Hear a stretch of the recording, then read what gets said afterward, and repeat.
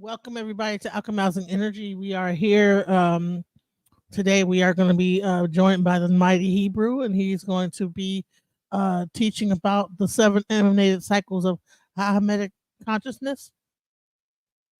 So I guess we'll start the show now. Alchemize your energy, darling. Let your spirit be free. Don't give up. Keep on pushing through. Now is the time. It's all up to you.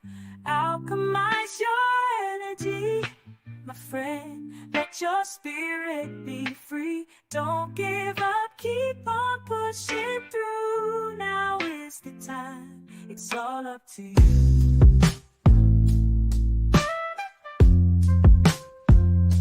No matter the storm,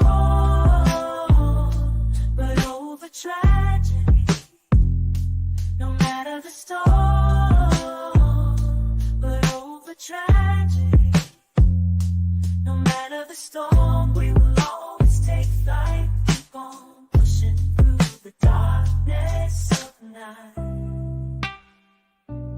There's no limit, let's reach for the sky. Shine so bright, from darkness to light.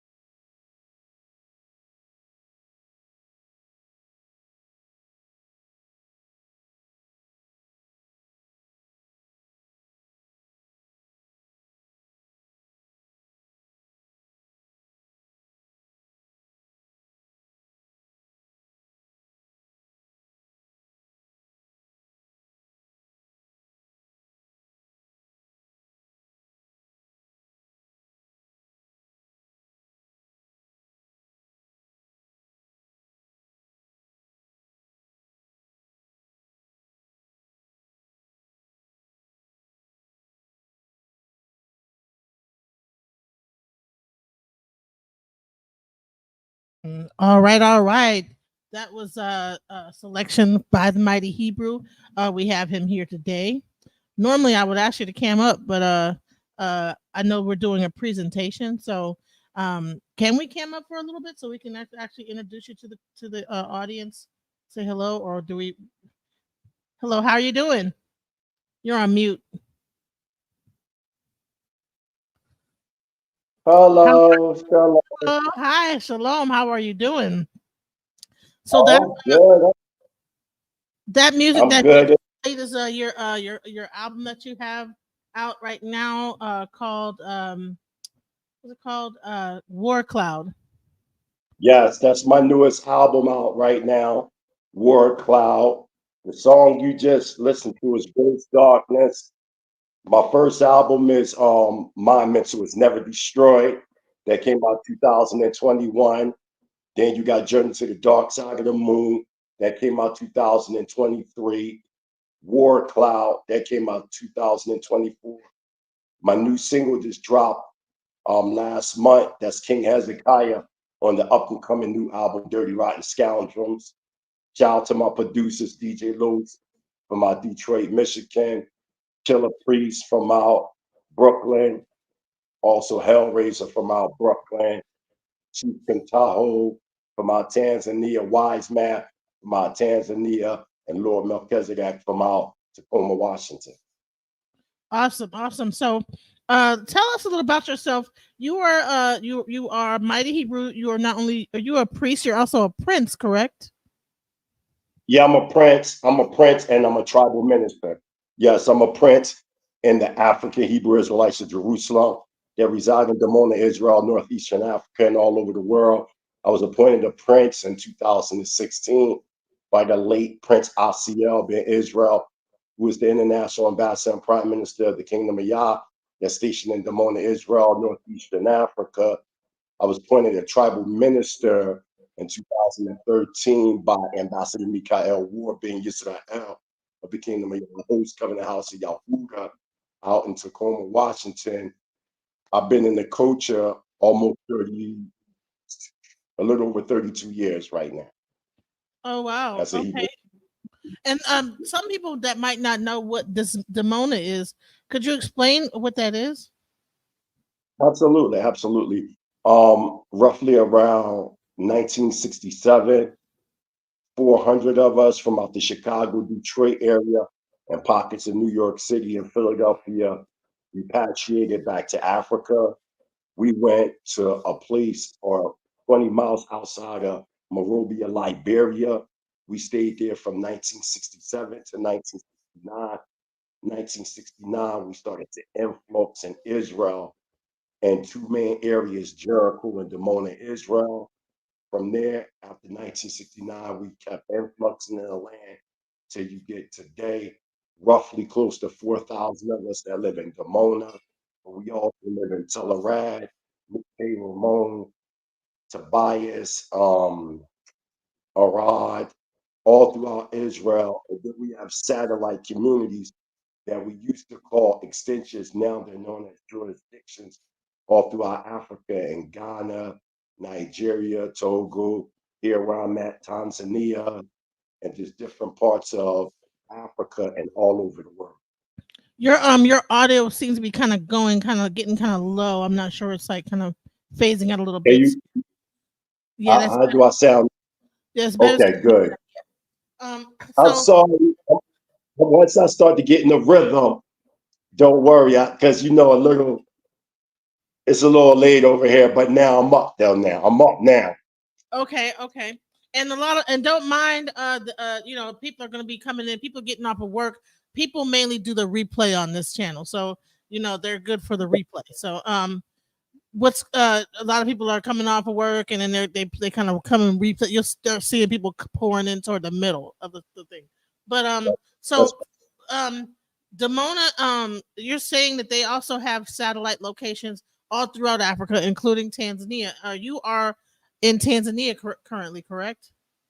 Yes, yes. I'm the chief prince over here in Tanzania that has the Hebrew Israelite Sovereign National Community over here. I oversee most of East Africa. Wow. So do you have do you guys have your own land? Yes, we have land here where I'm in Moshi, Tanzania. We also have land in Arusha. We also have land in Tonga, and we also have land in Morogoro here in Tanzania. Yes. Toward the end of this, I know you have a video where you talk about that. Do you have that video available? Yes. You talking about the video of us in Dimona? Yes, I would like to show that to the audience. Yes, yes, yes. I can like while we're doing this presentation, I can slide that in your inbox. Yes, no problem. Okay, awesome. So let's get into the presentation. This is called the understanding the seven emanated cycles of Adamic consciousness. Yes, understanding the seven emanated cycles of our Adamic consciousness. I know y'all heard the word Adam before. In the ancient Hebrew or Hebrew, it's Adam. So we're gonna get into this presentation. It looks good. Yeah, Okay, yeah. I see you know how to. I see you know how to move this around pretty good. yeah. So I like to make it big so people can read it. So Absolutely, that's perfect. That's perfect because I can even see. I mean, I have my PowerPoint presentation in front of me on my laptop, but I can actually see it real perfect, real clear on your screen as well. right. Okay. So, so whenever you're ready, I can start the presentation. I'm ready. Let's We go. can we get it. Hallelujah. First and foremost, I give all praise and honor to Yahuwah, the supreme, intelligent, powerful one of our forefathers. Of the Ham, Yiskak, and Yaakov, those striving for righteousness' sake. I tell to the family, Shalom Aleichem. It's definitely an honor and a privilege to be here. My name is NASIK, Prince LAN'DIIN, Benami MATAZARYAM, Ben YASHAR'AHLA Senior. I'm known worldwide as the Mighty Hebrew. I'm the founder of Hebrew Cosmogenesis and Hebrew Anthropogenesis, along with Hebrew Israelite sovereign nationalism and archaic Hebraic symbolism. I'm also the co-founder of Mighty Hebrew University, along with co-founder Yoel Ben YISRA'EL, also co-founder of the Hebrew Hype magazine, along with Princess Rakia, also known as Princess Itana Benefiasha. So let's get it in. Hebrew cosmogenesis, Hebrew anthropogenesis. What is that? For a long time, mainly on social media, I've seen, a lot of misconduct when it came to understanding the Hebrew Israelite sovereign nationalistic culture. So, what I wanted to do is remove the religiosity from out of the Hebrew Israelite culture and thought slash heritage because there was like a gross misunderstanding of the culture. So, I'm definitely a connoisseur when it comes to reading books. So one day I ran across a book known as The Secret Doctrine, Volume 1 and 2, by a woman by the name of Helen Blavatsky or Madam H.P. Blavatsky. And inside the book, she was given the understanding from her vantage point, cosmology and anthropology. So I'm reading it, I'm ingesting it. I mean, I didn't agree with everything that I was reading, but a lot of information she was bringing was true. So after I read that, I started to study social anthropology, and I started to see the similarities or the foundational basis of all culture was defined in two ways. They all had a cosmogenesis, which was their understanding or their particular understanding of cosmology and cosmology. And then they also had an anthropogenesis, the study of their arts, their culture, their history, their language, from the perspective of how they seen it. So then I started to study up on the different school of thoughts as it pertains to cosmology and cosmology of the Hebrew culture, whether we talking about inside the Tanakh, Kabbalistic thought or Kabbalistic thought. Then I started to do the ground foot research throughout Africa and throughout Asia, where different Israelite clans were scattered. And I started to study on each of their cosmogenesis, which helped me to develop Hebrew cosmogenesis along with Hebrew anthropogenesis. Also, a wise man that was amongst us who made transition was a man by the name of Prince Dr. Shaliach ben Yehuda. He was the original founder and dean of the School of Prophets Institute in Dimona, Israel, Northeastern Africa. So he set the foundation. He set the stage, so to say, to give me that grassroots or catharsis to start the process to develop Hebrew cosmogenesis and Hebrew anthropogenesis. So you can take the screen away from me and put it on my PowerPoint. And one of the things that I said was the realization of truth is the ultimate weapon to manifest one's reality. So what is that? And many schools of thought, not to point at any school of thought, but as a collective body politic in the wilderness of North America, I seen that there was either too much anthropogenesis without the balance of cosmogenesis, or there was too much cosmogenesis without the balance of anthropogenesis. And what happens when one starts to dominate one over another, it causes a dysfunction and it causes a stagnation of movement when it comes to the people. But when you have cosmogenesis and anthropogenesis hand in hand, now the thought processes become materialized in physical form. This is where Hebrew cosmogenesis and Hebrew anthropogenesis comes in that. So here's an image of a man.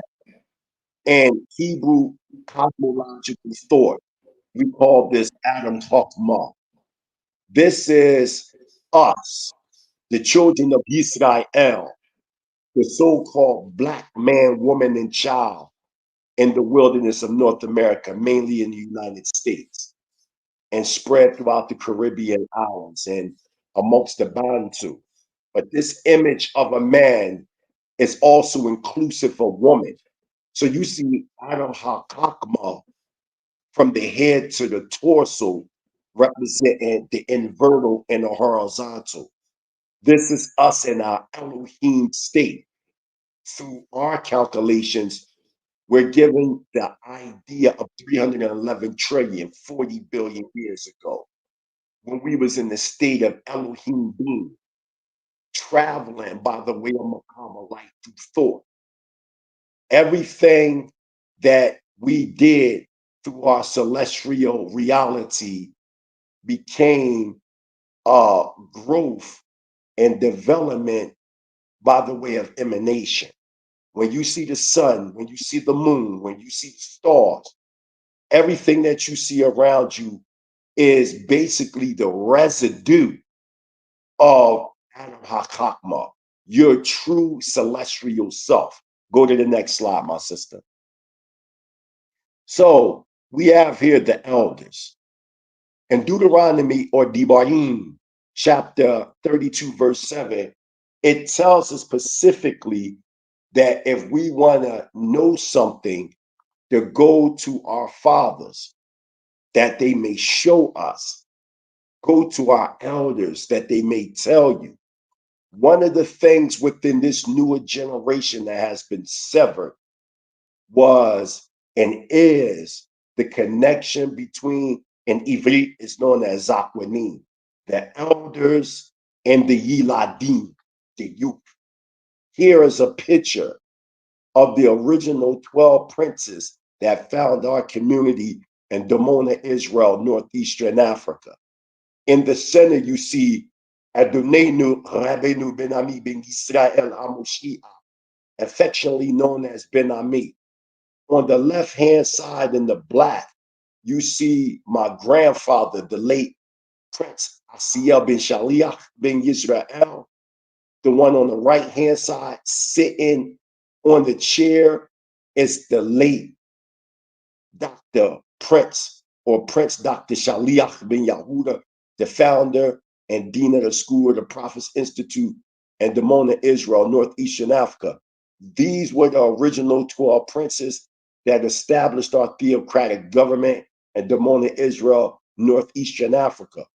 All these princes made transition back to the osmoletic world of existence and pure will. There's only one that's alive, the one on the left-hand side, standing next to my grandfather, Prince Asiel. That's Prince Gavrayah or Gabriel Hagador. He's the one that wrote the book, The Impregnable People, which breaks down our whole repatriation from America to Liberia, back to Israel, Northeastern Africa. So all of these princes or Nasikim made transition.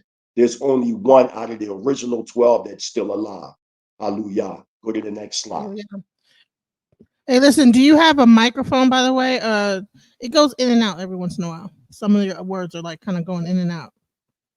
No, I don't have a microphone in my. Oh, I see the problem. Now, can you hear me now? Yeah, I can hear you. Because I'm not at my phone. Okay. Okay. But you can hear me though now, correct? Yeah, I can hear you. It was like every other word, it was like going down, like up and down. That's what it was doing. Oh, okay. Okay, it's not doing that no more, right? Right. It's better now. Okay, okay. Okay. So it says the elders continue. So a lot of times when you see different movements and manifestation, sometimes they come in threes. So we got here the Ruach Kodishim, or the set apart three. So on the far left-hand side, you see the late Prince Dr. Shaliach bin YEHUDA. And then on the far right, the upper right, you see the late Prince Asiel bin Shaliach bin YISRA'EL. And then you see the beam of light going down like in the center, and you see in yellow the late AHDONE Rabbeinu ben Ami ben YISRAEL HaMoshiach, also known as Ben Ami. So these were the three right here that established our community in Dimona, Israel. You have here the one that on the left-hand side, he's the one that gave us the curriculum and understanding in blueprint form, our culture as Hebrew Israelite sovereign national. On the right, the far right-hand side, Prince Asiel, he was the international ambassador that went all over North America and all over the world, gathering up Israel and repatriating them back into Africa, where we was at in Dimona, Israel. He's the one that brought celebrities over like Stevie Wonder, Whitney Houston, and Bobby Brown, the Neville brothers, Winnie Mandela. I mean, the list goes on. Myself, the list goes on and on and on. And Ben Ami was like the glue of the community that, okay, excuse me, y'all, that came and glued everything together. So these are the three men that gave what we're going to show later on video. Next slide.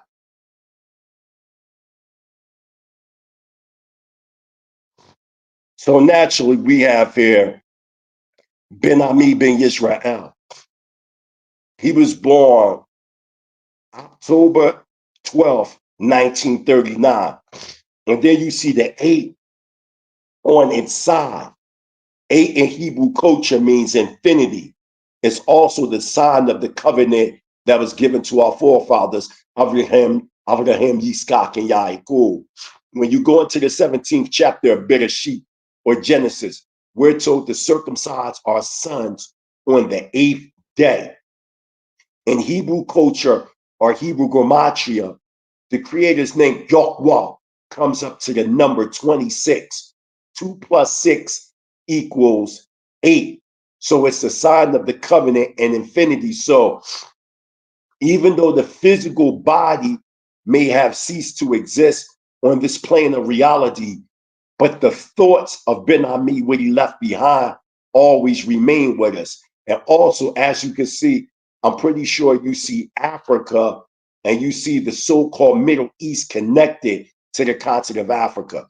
We, the African Hebrew Israelite nation, we acknowledge the so-called Middle East as Northeastern Africa. Prior to the excavation of the Suez Canal, which was a 10-year period from 1859 to 1869, all this was landlocked to the greater body of Africa. The term Middle East didn't come into World War II correspondence in 1945. And if you go into the land of Israel and go through our sacred visitation tours with Dr. SHAR, Elakim ben YEHUDA, he will take you to where the African tectonic plate sits, and you will see directly that it actually sits on the land of Israel sits right on the African tectonic plate. And we will show that too briefly today as well. Next slide. So now we in the 7 root races of the terrestrial cosmic era. Now one might say, man, what is this that you have here? They'll say, well, what is this that you have here? Well, if one understands the number 7, that is a very significant and powerful number within many different schools of thought. In the Hebrew Israelite culture, 7 is symbolic to Elohim. You have 7 candlesticks, as in the menorah, 7 days of the week. You have the Shabbat, even when you go into the nation gods and earth. In the supreme mathematics, we see that 7 is symbolic to God. So this concept of 7 is known all over the world as having a God-like power, so to say, amongst many different schools of thought or walks of life. So 7 is very significant. So when we go into the first pages of Genesis, in the Ivrit, it's known as Bereshit or Bereshit, which means in beginnings. So you had many beginnings in the Hebrew culture. Now I know within the Christian world or the biblical believers, they look at Genesis chapter 1, verse 1 as 7 days or 7 literal days of creation. This is not so within Hebrew cosmogenesis. Within Hebrew cosmogenesis, these are known as 7 emanated cycles. When you hear Madam H.P. Blavatsky and many others talk about the 7 root races, if you go into Hinduism, you hear about the 7 chakras, all these different schools of thought that deal with this 7. They're talking about the emanation of Adam HaKachma, or this cosmic being from celestial to terrestrial, starting at 311 trillion, 40 billion years ago to 100,000 BCE. This is only understood when one understands that the original Hebrews came from out of the Indus Valley, from a group known as the Yadavas, who were a group of Black people, if you want to define Black by the way of skin color, that lived in an area known as Tamar Nadu. And they used the Yuga cycles as an understanding of how to define time and space. When you deal with the academia world, so to say, they tell history by the way of a lineal understanding.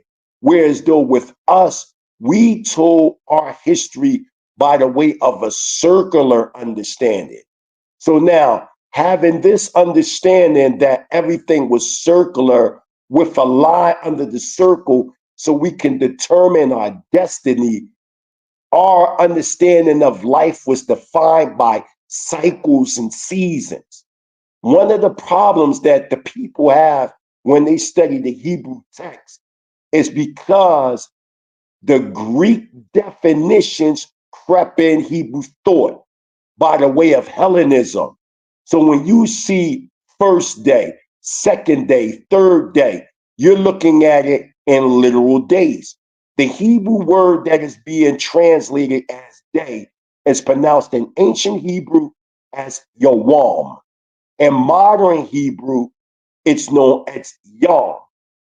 In the abstract, it's known as day.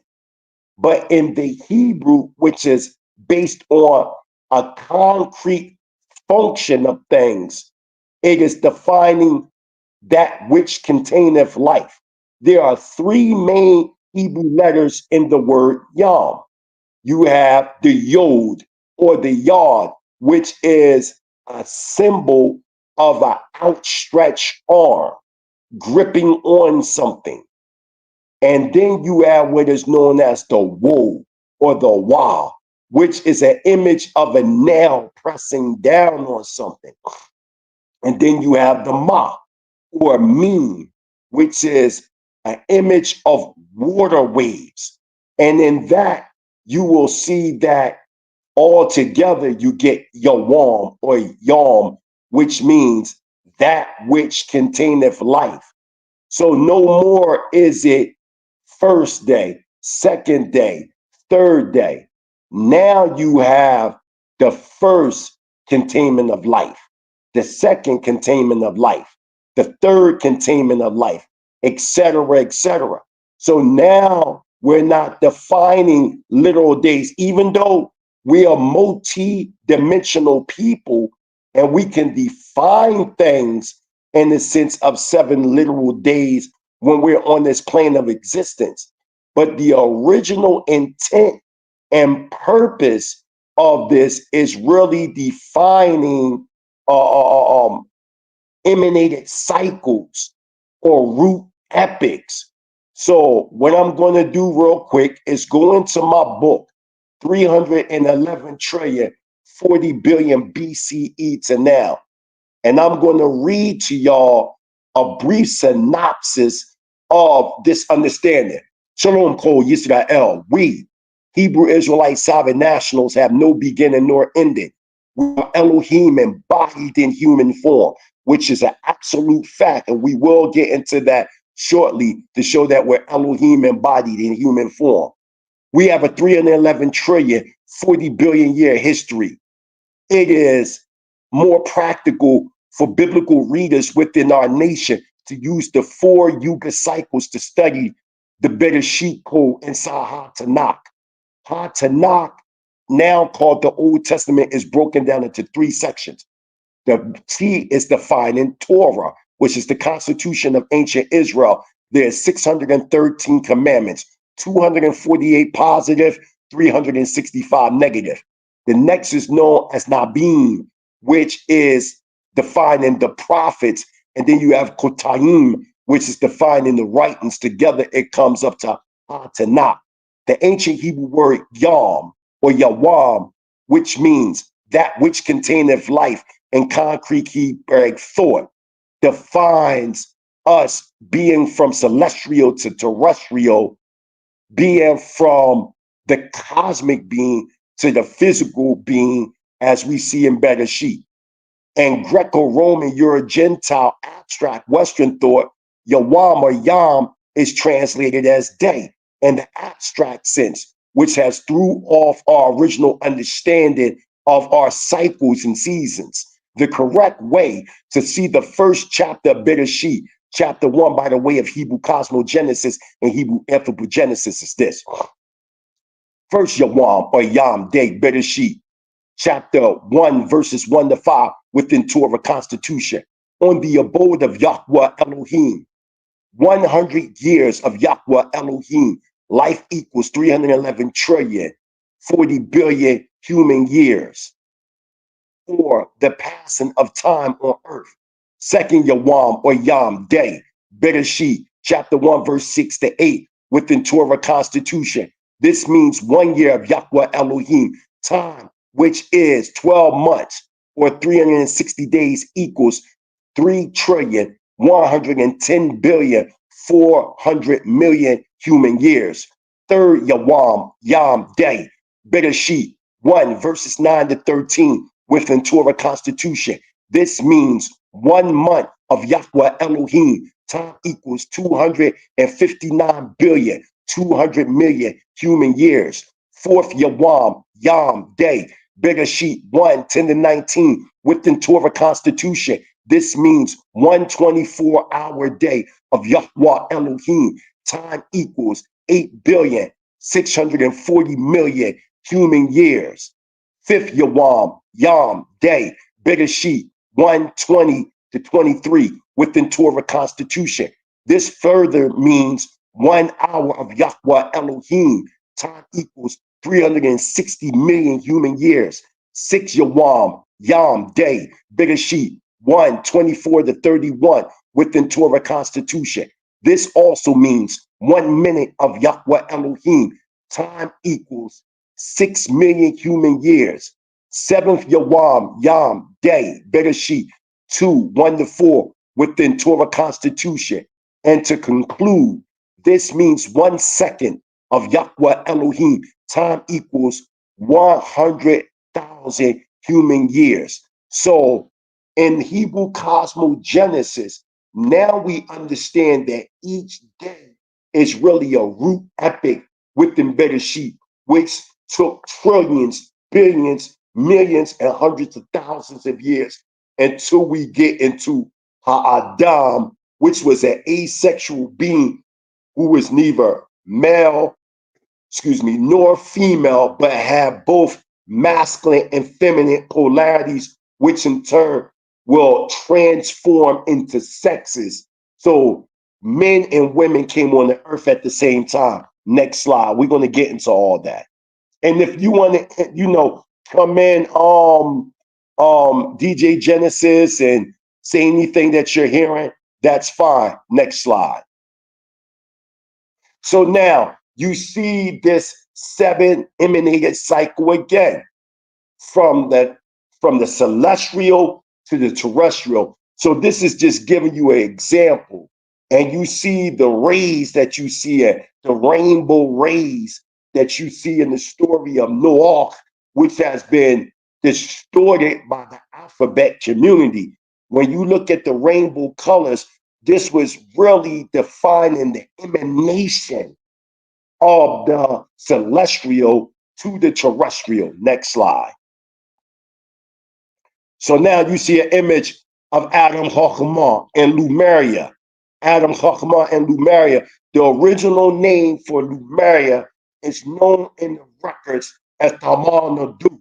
Now, I know for a long time we've been under the impression that Lemuria is a myth, along with Atala, which you know as the Atlantean root epic. We're going to get into this as we develop within the discussion. But in reality, we know that this isn't a myth, but this is an actualization. Next slide. So now you got here an image of the 7 root races and sub-races. And what do everybody see here? You see 3. You see the Lemurian, 4 Atlantean, 5 Aryan, and 6 and 7 is blank. Y'all see that it's blank. Now, the reason that these areas are blank because the last 2 didn't transpire just yet. So that's why it's blank. Now, the first 2, the first 2.5, the reason why you see them being blank is because these 2 already happened. When you talk about what is known as the Polarian is when we was in state of Elohim form. So our bodies were made with the book of Tehillim, or Psalms, would define as glorious light, so to say. So We was on the plane of existence, or the earth plane of existence, for millions and millions and millions of years at astral body light before we crystallized into material form.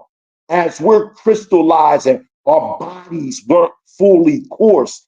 So that's why you don't see the first root epic, the second root epic, and half of the root epic you don't see. When you look at Lemuria 3, you see that 4 is blank. Why? Because our bodies weren't fully coursed. When you get the 3.5 or the third root, fifth sub, you see the word there, Negro. And then 6, you see Negro again. And then 7 is blank. Why? Because what started to happen, you see a group known as the Ramorhos. The Ramorhos pushed over from 3.7 in the Lemurian root epic, pushing over to 4.1, developing the Atlantean root epic. Originally, these Ramorhos came from the Tanzanian / Madagascar area, and they migrated into what you know as West Africa, roughly around 5.5 million BCE. And they started to develop Patala, or the Atlantean root epic. It became fully developed roughly 4.5 million BCE. So it stretched from West Africa all the way to the island known as Ruta, or the city of the Golden Gate, which we now know as South America. This was roughly around 4.5 million BCE.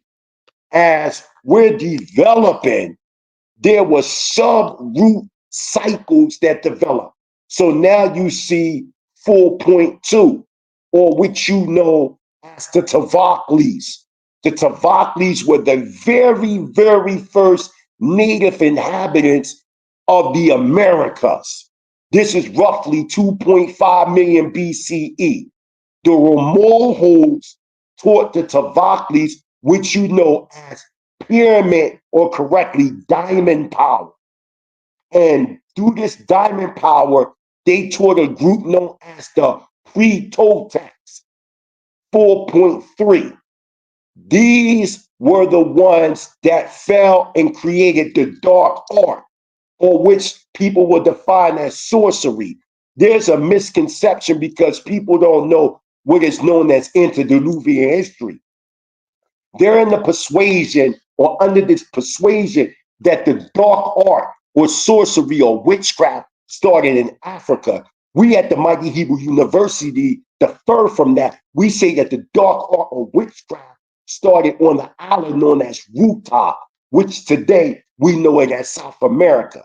When you go to 4.4, now you're talking about the Preto-Turanians, which gave birth to your original Indo-Chinese.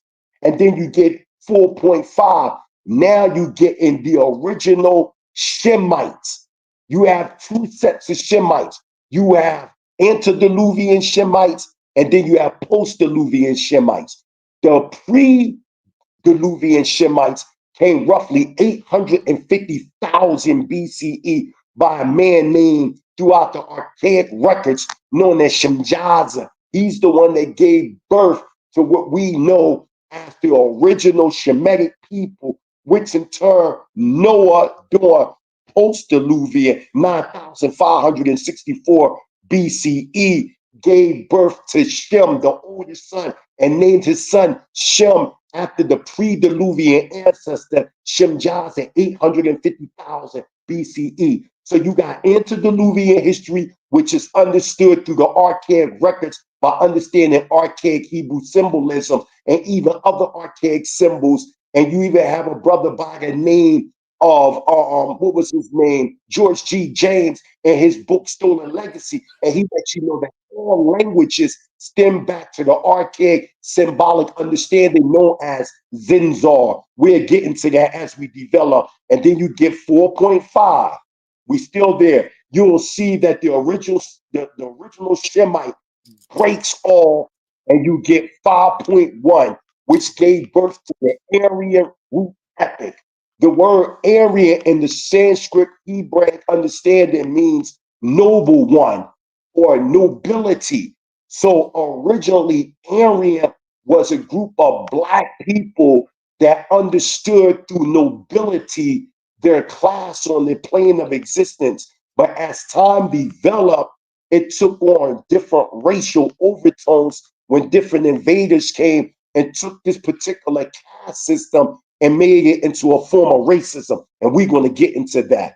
So as you see, 5.1, you see the original Hindu / Egyptian.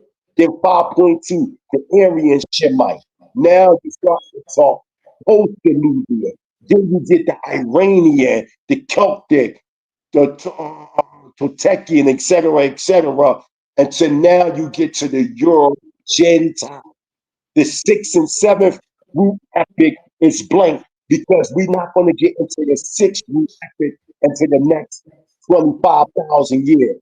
Next slide. All right. And like I said, I have a question from the yes. audience.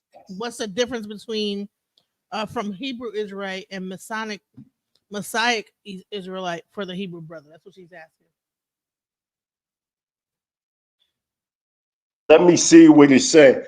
He said, I have a question. What's the difference from Hebrew Israelites?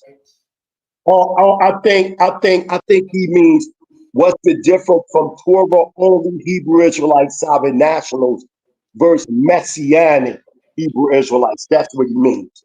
Not Masonic. I think he meant Messianic. I understand.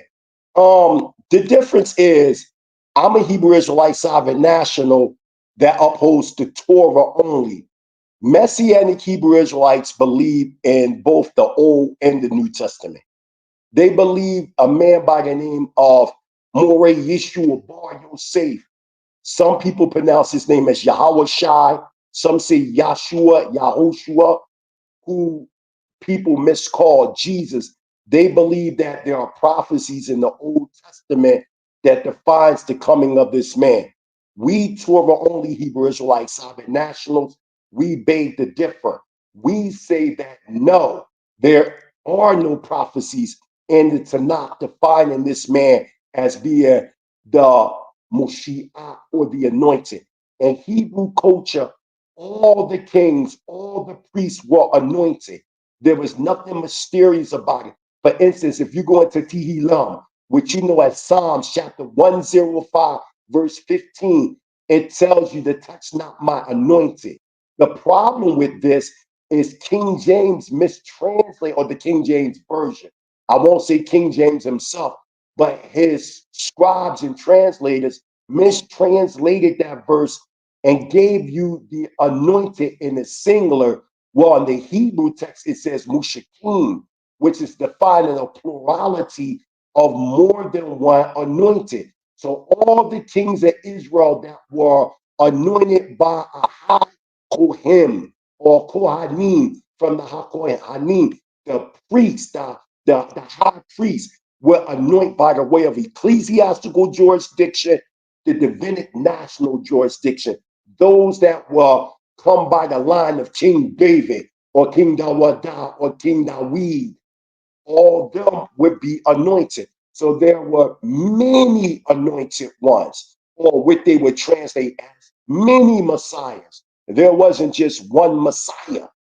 That is Christian based to give you a spooky connotation that something mysterious would crack the sky and come save us, versus the anointed coming directly from out of the lawns. And to give you proof of that is COINTELPRO, the counterintelligence program that J. Edgar Hoover put together in 1958, which would stop the rise of a Black Messiah who would electrify the nationalistic aims of Black America. So this is why he murked Malcolm, he murked King, he murked Huey, all those charismatic leaders that came in the midst of foundational Black Americans, he murdered. Why? Because in the prognostication, or in Deuteronomy chapter 28, verse 36 and 37, it said, I will make you an object of horror or I will send you and your king into a strange land which neither you nor your fathers have known, and there you will worship wood and stone,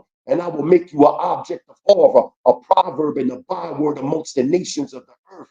So even those that sat in the White House understood that anointed will come from out of the midst of foundational Black Americans, or FBA. This is why the so-called Black man has always been the central target within the United States government to destroy, because they knew in the midst of us would come that anointed. Hallelujah.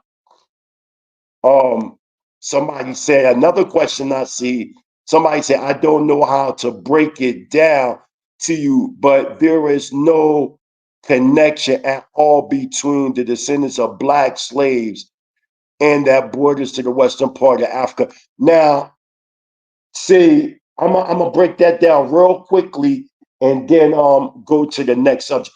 That's not true. That's not true at all. Okay.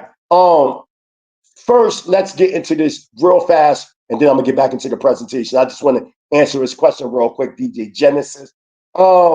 There was a man by the name of Dr. Rabbi Yaakov Kleiman. Dr. Rabbi Yaakov Kleiman, he is the one that created the YASHAR'AHLA group in 1997. And what he did was he took modern day Jewry, or DNA from modern day Jews, and defined to the world what determines a Jew. This is the same thing he did when he set up the state of Israel in 1948 with the Sanhedrin. When we, the children of YISRA'EL, were influxing back into the land of YISRA'EL, northeastern Africa, in 1967, we was coming in by the drones. So what did they do in 1971? They changed what was known as Aliyah, or the law of return. If you believed in your heart that you was a descendant of Abraham, Yitzchak, and Yaakov, what did they do? They let you come into the land. But because there was so many brothers and sisters that was influxing from the United States back into the land, the Sanhedrin changed the law of return from believing in your heart that you was a descendant of Abraham, Isaac, and Jacob, to either converting by the way of halakha to Judaism, which is a Eurocentric interpretation of Hebrew Israelite thought by the way of Talmud, or European Talmudic code, to your mother being Jewish. When we have in Mitzvah or in Numbers chapter 118, it defines to us that we tell the determination of our nation by the seed of our fathers, not the seed of our mothers. Now, when you talk West Africa, one must understand and have ground foot research understanding by the way of the frankincense and myrrh trade from northeastern Africa to West Africa. I give you a good, well, two good books I recommend. One, Israelites and Jews, The Significant Difference by Kohen Mikael ben Levi, which defines the difference from an Israelite versus Jew. I also ask the brothers and sisters to read Dr. Yosef A. ben Yochanayan's book, known as African Origins of the Major Western Religions. On page 76, you will see the late Dr. Yosef A. ben Yochanayan breaking down the migrational pattern of the children of Israel, or the Hebrews, around or roughly 115 ACE during the Saracen War, us exiling through Roman invasion from Israel, northeastern Africa to West Africa. This is why when you go to West Africa today, you're seeing Israelite clans amongst the Yoruba, amongst the Akan, amongst the Igbo. You're seeing this rise of Hebrew Israelite sovereign nationalism all throughout West Africa, all throughout South Africa, all throughout Central and East Africa. There are tribes that you can see in Africa that's been here for thousands of years upholding the Hebrew culture. Another person you can get as a source of reference is Adad the Danite of the 9th century ACE, who in his travels went to East and West Africa and identified Israelite tribes in these areas. The areas that Adad the Danite said that these Israelites were stationed at in East Africa, you can find them today. such as in northern Tanzania. You can go to the Noyombo people who have been in northern Tanzania or the Horn of Africa before the Somalians even came. And in their oral tradition, they teach that during the Assyrian occupation, roughly 722 BCE, you see Israelites influxing from northeastern Africa into East Africa. You can also go to Kenya in an area known as Mount Kenya and see a people called the Kukuna people who say that they are descendants of Asher. You can go into southern Nigeria amongst a group known as the Beni Ephraim, who still have imparts in Aramaic the Torah scrolls. They are known in the Yoruba vernacular as Imo Yon Karum, which means the strange people. You can go amongst the so-called Falasha, also known as the Beta YISRA'EL, who trace their lineage back to King Solomon and Makeda, the Queen of Sheba. You can go amongst the Ashanti, the Akan. You can go to the sons of Moses and Mozambique, all the way to Zimbabwe. There are Israelites all over Africa. Even amongst the Igbos, there are millions of Igbos that saying they're Israelites. 68% of so-called African Americans are Igbo descent by the way of E1B1A-M2. They out their own mouths saying that they're Israelites. So there's Israelites all over the world. Next slide. Let's get it. Are you there, my sister?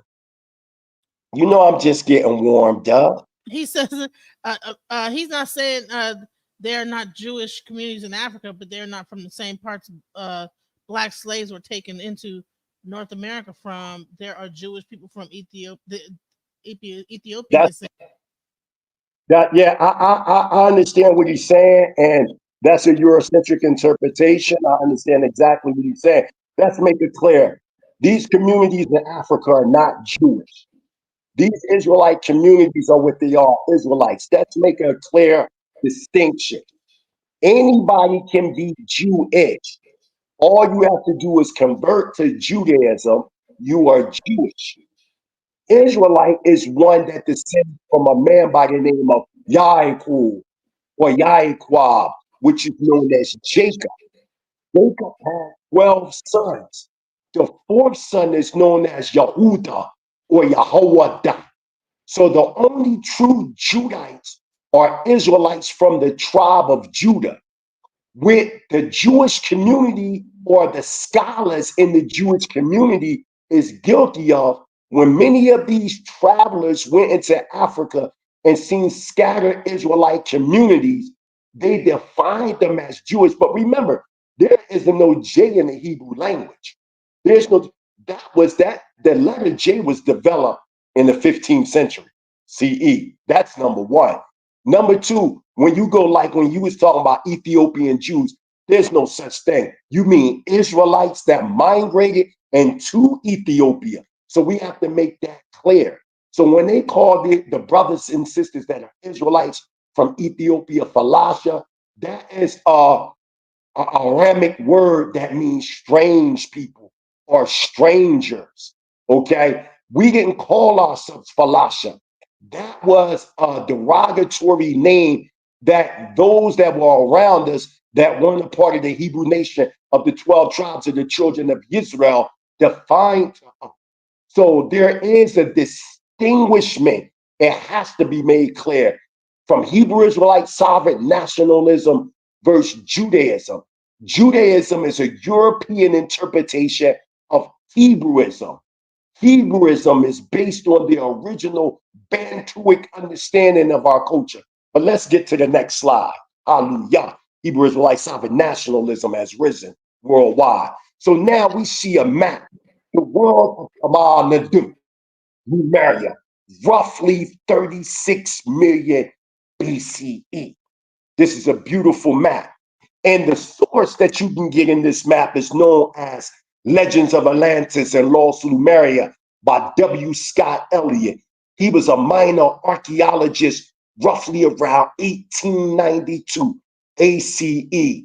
And he even gives a description, and I'm going to read it right now, of the moleholes. Because remember, I broke down that Tamal Nadu or the Lemurian root epic 3.7 was a break off from the Tamana-Du root epic that will form the Patalian or the Atlantean root epic. So let's read the description of how the remore holes look on pages 28 to 29 in Legends of Atlantis and Lost Lemuria. The remore race came into existence between 4 and 5 million years ago, at which period large portions of the great southern continent of Lemuria still existed, while the continent of Atlantis had not assumed the proportions it ultimately attained. It was upon the spur of this Lemurian land that the remore race was born. Roughly, it may be located at latitude 7 north and longitude 5 west, which a reference to any modern atlas will show to lie on the Ashanti coast of today. So they saying like around the Ghana, West Africa, all the way to Northwest Africa, where they found what is known as the Eye of the Sahara. Let's continue on.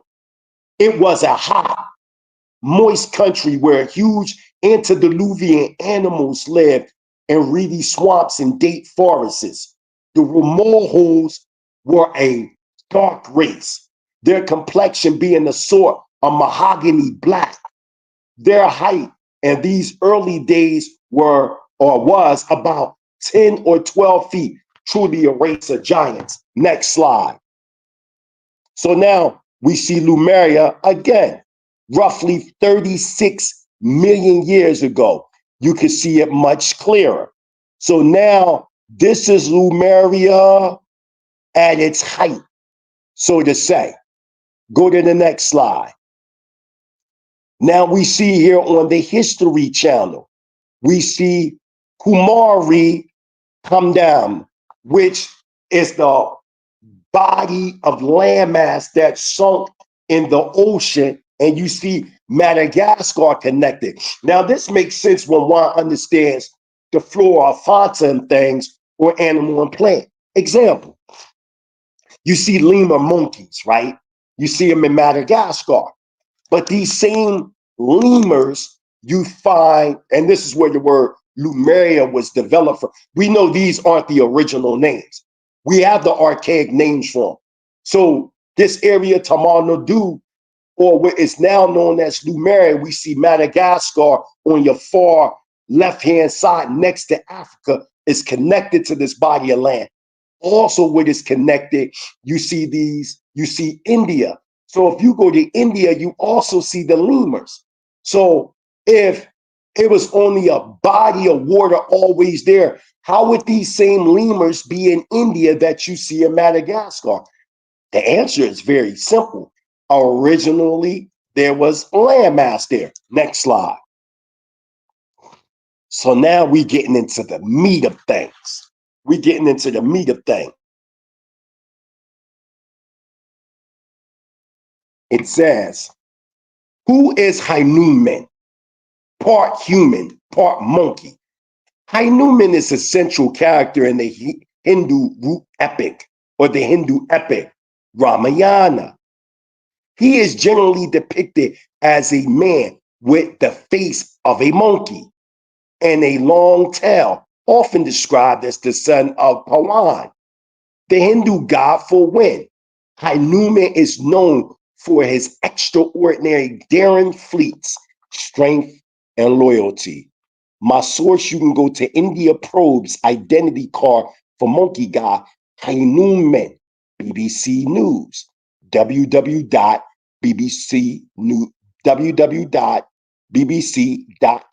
news. Now, one might say, well, why are you bringing this up, Mighty Hebrew? Simple. Charles Darwin tells us that both man and ape have a common ancestor. We hear this all the time. And we hear it by the way of what is known as evolution. But here at the Mighty Hebrew University, we teach what is known as devolution. So instead of the common ancestor being some type of primate that disappeared and came into existence 7 million BCE, that's defined by the way of paleontology, right? We're saying that the common ancestor you're going to see is really the mind crystallizing down into physical forms that makes two distinct lines. And you're going to see it through the Ramayanian tale of Hanuman. Next slide. Let's keep going. So now we see the image of Hanuman once again. And you can see this story very clear in the classic movie Planet of the Apes. You're going to see this as a develop. So one like, damn, why are you bringing up, classical ancient mythology stories? Well, the word myth doesn't define something that is fictional, but myth is predicated and based on true historical events, but it's shrouded within the mythos or the mystery system. Let's continue on to the next slide. So now, what do we have here? Go to the next slide, my sister. What do we have here? We have an image of what is known as Ramapithecus and Shivapithecus. Now, Ramapithecus is bones that were discovered in the Indian subcontinent along in Tanzania, roughly 15 million BCE. Now, what's very interesting about the Ramapithecus is the name itself. When paleontologists found these human-like or humanoidic bones, human ape-like bones, they named this Ramapithecus after the Hindu god Rama, right?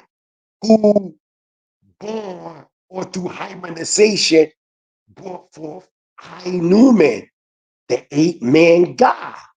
And then they got Shivapithecus for Shiva. So these are human ape bones that these Indian paleontologists found. And they're naming these bones after these Hindu deities as a reminder of the stories that they seen in the Ramayana. Go to the next slide. This is very interesting. So why is it called Ramapithecus, right?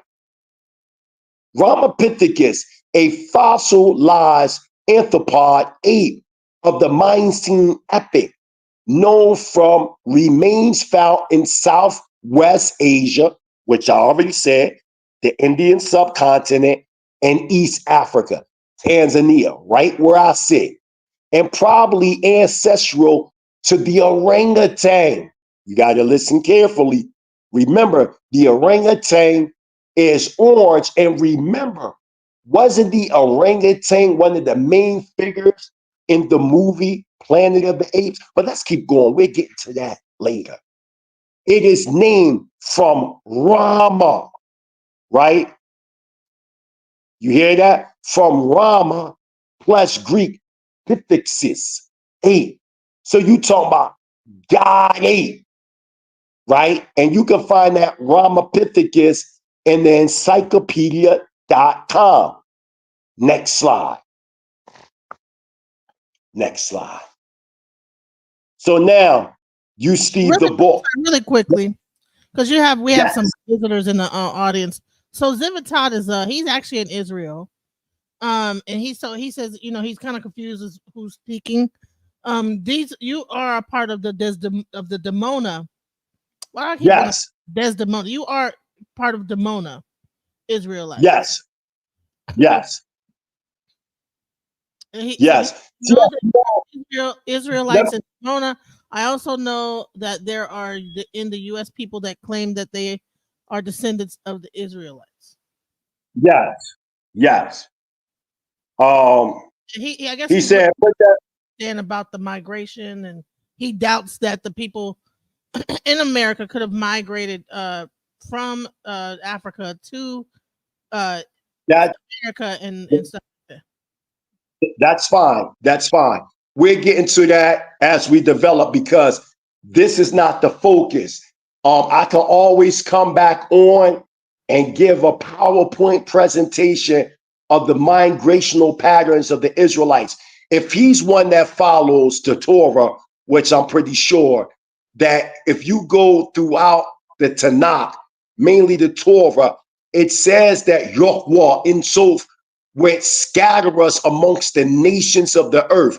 So you're going to have Israelites in Africa. You're going to have Israelites in China. You're going to have Israelites in Japan. You're going to have Israelites all over the earth. This is why you see this resurrection. Now, let me explain about the different Israelite communities that you see in the United States. Excuse me, in Israel. The very first community of Israelites that you see coming from the States is the community that I come from, which is known as the Kingdom of Yah. Our village is known as KEFAR'YEEM, or the Village of Peace. It was founded by the late Ben Ami, my grandfather, the late Prince Asiel ben Israel, and Prince Dr. Shaliach ben YEHUDA. Out of the Dimona community, you had certain splinter groups that off branch as you get Hoshua Mariel and Telerad, his community. And then you got other communities that's in Tiberias or Tobias, excuse me, and Tobias. You can go to Telerad, you can go to Arad, you can go to Mitzpeh Ramon. In these areas, you'll see communities. And then you have another wave of Black Americans that came from the United States into Israel that converted to Judaism and start going to the yeshivas in Jerusalem. And then you got other waves of Black Israelites that might have came from under the Israelite board of rabbis by Michelle Obama's first cousin, Rabbi Capers Funye, in the southwest side of Chicago that has the Ethiopian Hebrew congregation. So you're seeing different Israelites coming from different directions that live in Israel. So yes, the brother, he said I live in Israel too. I live in two locations. I live in Dimona, Israel, northeastern Africa, and I also live in Tanzania, East Africa, but I'm originally from Philly. So you have different waves and movements of Israelites influxing in the land. You also have Israelites that is from America that live in Israel that may not have any connection with our community. But it is a known fact that our community in Dimona, Israel, amongst Black Americans, is the oldest community in the land of Israel and the largest community in Israel. So we have community. Remember, Dimona, that's the central base of our Pacific community.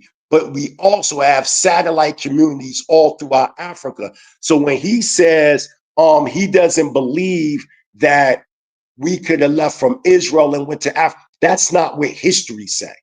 And as a social anthropologist, I am a social anthropologist and a historian. I travel into 17 different African countries, and there are Israelites all throughout Africa, and they have oral traditions out of their own mouth that they're telling you how they got from what is now known today as the Levant to West Africa, East Africa, Central Africa. As a matter of fact, you can go on for the brother, you can go to something called FOPE Israel. Interviews Israelite family in Dimona, Israel. And what we have every May, we have something known as the New World Passover, where Israelites all over Africa, all throughout the world, come to this annual New World Passover, which represents the return of Israelites after the 400-year captivity into the land. And there I'm interviewing tribal chiefs and royal families from out of West Africa and Central Africa, Southern Africa, Eastern Africa that visited us during New World Passover in 2023. And it's roughly close to 3 hours long. And they give you their whole oral traditions about who they are as being Israelites. You can also go get a book known as Revelation, the Akan people, or the movement of the Akan people from Canaan to Ghana. It was written by an Akan prince known as Akimba. And in his 600 plus page book, he breaks down the oral traditions of the Akan and other West African tribes that break down that they're Israelites. Now, let me make it clear. All African tribes are not Israelites. Let's make it clear. But we do have Israelites all throughout Africa.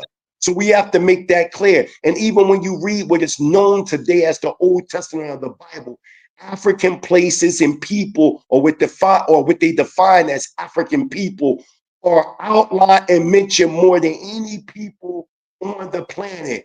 You got African plants, flora and fauna, locations, tribes, languages, nations. These people were dark-skinned nations before the Europeans invaded, which you know as the European Jews, they did not come into the land of Israel until 1948.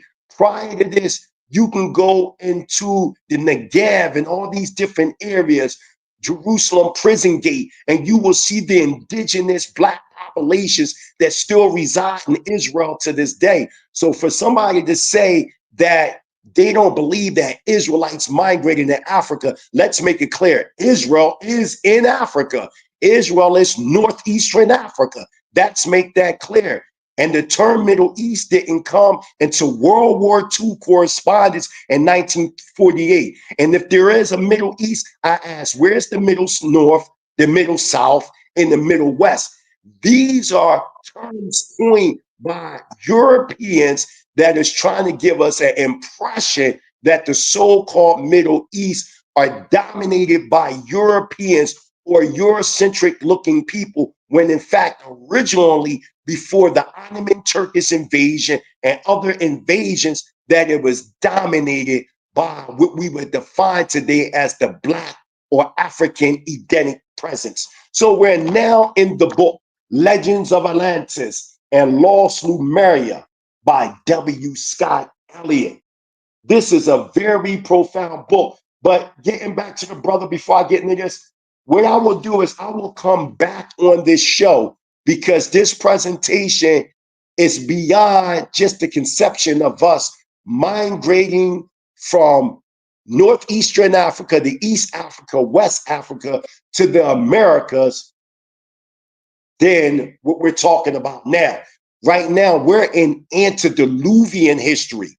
So when we're talking about antediluvian history, we're talking about before the 4 major floods. The first flood, 800,000 BCE. The second flood, 200,000 BCE. The third flood, 80,000 BCE. The last and final flood, what we know as Noah's flood, 9,564 BCE. So right now, we're not even in pre-diluvian history.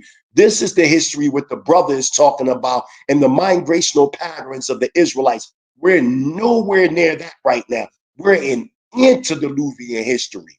This is way before the sons of Noah. So we're going to continue. So now we're in Legends of Atlantis, Lost Lemuria. Go to the next slide. You're going to see something known as the sin of the mindless. Now, what is this sin of the mindless? Simple. The sin of the mindless is at a time when we went from, before the sin of the mindless, we went from asexual beings to beings that have both separate male and female. So roughly around 60 million BCE, you see AHDONE, which doesn't mean man, by the way. The word man is a Sanskrit word that goes back to the Sanskrit word manu, which means to think.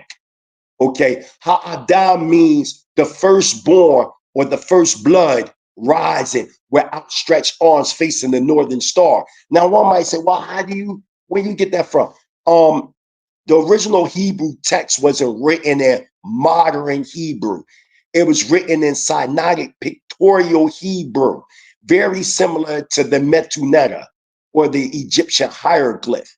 And each symbol defined a concrete thought or a story. So when you see Ha'adam, you see the Hey, which is an image of a man, also inclusive of a woman with outstretched arms facing the northern star. Then you see the Aleph, which is an image of an ox, defining first in rank, strength, power. Then you see the Daleth, which is an image of a doorway that you walk in by the way of a path. Then you see the Meme, which is a symbol of water waves. When you put that Daleth and that Meme together, you get Dam, which is blood, as in the blood of grapes. And then you remember that Aleph, which is the ox here, or the first in rank. Now it's Adam, which is the firstborn or the first blood. Then that Hey, defining a definite article in the Ivrit or the Hebrew language. Now you get Ha'adam, which is the firstborn of the first blood, rising with outstretched arms. So when you looking at this Bereshit emanation or process, you're not talking about a man, so to say. You're really talking about an ecological condition being born from the earth's surface, which is known as Adamah. So you got Ha'adam and then you got the Adamah. The beginning letter of the word Ha'adam is a Hey. And the ending of the word Adamah is Hey. So now we get the understanding of the Alpha and the Omega, the first and the last. So we was there in the beginning, we're going to be there in the end. So when you read the sin of the mindless, something takes place within the emanation.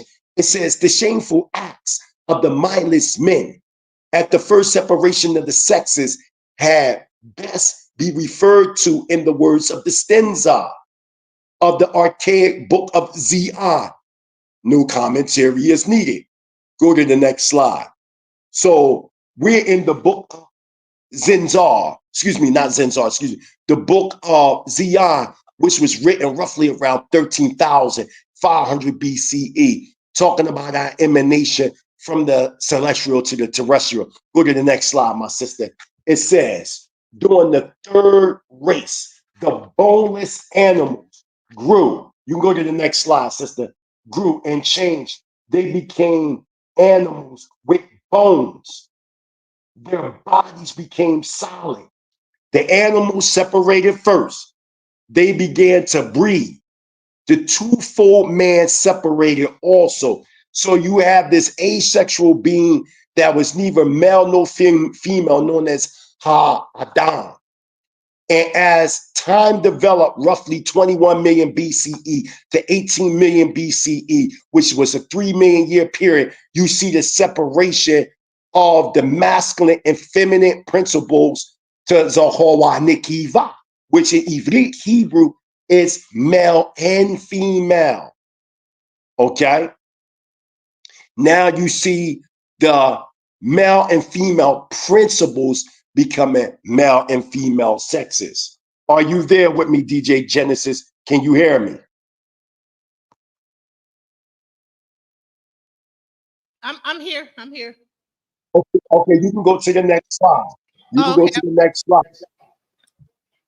The twofold man separated also. He said, let us as they, let us unite and make creatures. They did.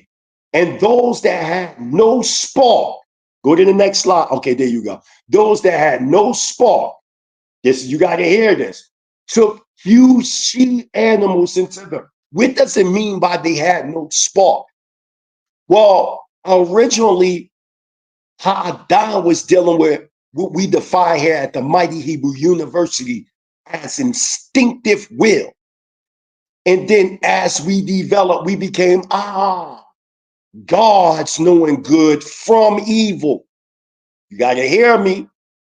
They have become as gods, Elohim. They become Manu, conscious, aware, right? Because originally they had no spark, right? And they took huge she animals unto them, and they begot upon them dumb races. Dumb they were themselves, but their tongues untied. The tongues of their progeny remained still. Monsters they bred, a race of crooked, red-head covered monsters going on all fours. Stop. Stop. So now, we already seen earlier about the Ramapithecus, who they said that gave birth to the orangutan. And then we just seen in the archaic record right there from the historical, right? This same red-headed monster. Remember, scientists today, and I'm going to show this, scientists today are saying that we're one of many species that is now called hominins that existed on the earth. There were species that exist on the planet that don't exist no more, that we bred with, and we born Ramapithecus. We born this orangutan and these ape-like primates, the Australopithecus, the Homo erectus. Why you think the Neanderthalians of 800,000 BCE or 850,000 BCE got RH, rhesus monkey DNA in them? Why do you think you got what is known as ghost gene DNA? There are species on the planet that existed that don't exist today. Next slide. Let's get it. Let's get it. So the anatomical resemblance between man and the higher ape, so frequently cited by Darwinists as pointing to some ancestral or ancestor common to both, presents an interesting problem. The proper solution of which is to be sought for in the esoteric explanation of the genesis of the pithecoid stocks. Now, we gather here that the descendants of these semi-human monsters described as originating in the sin of the mindless, having through long centuries dwindled insides and became more densely physical, accumulating in a race of apes at the time of the Miocene period, from which in their turn are descended the pithecoids of today.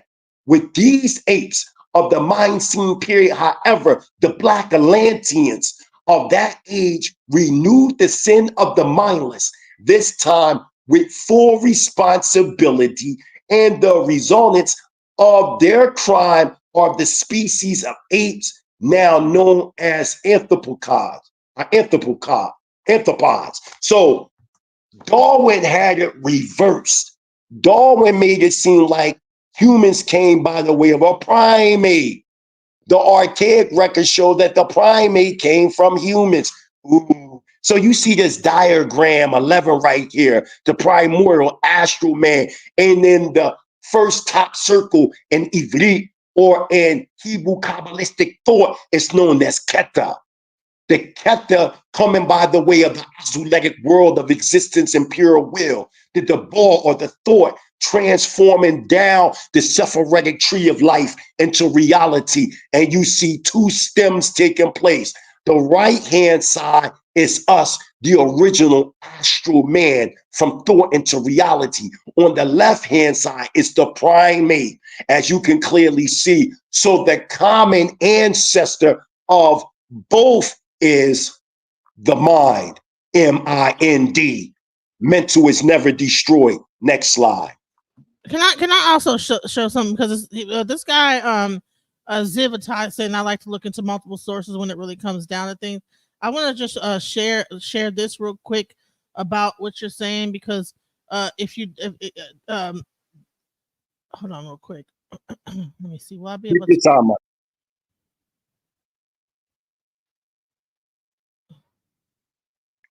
But we're not going to focus. We don't want to only focus on him. There's other people in the audience.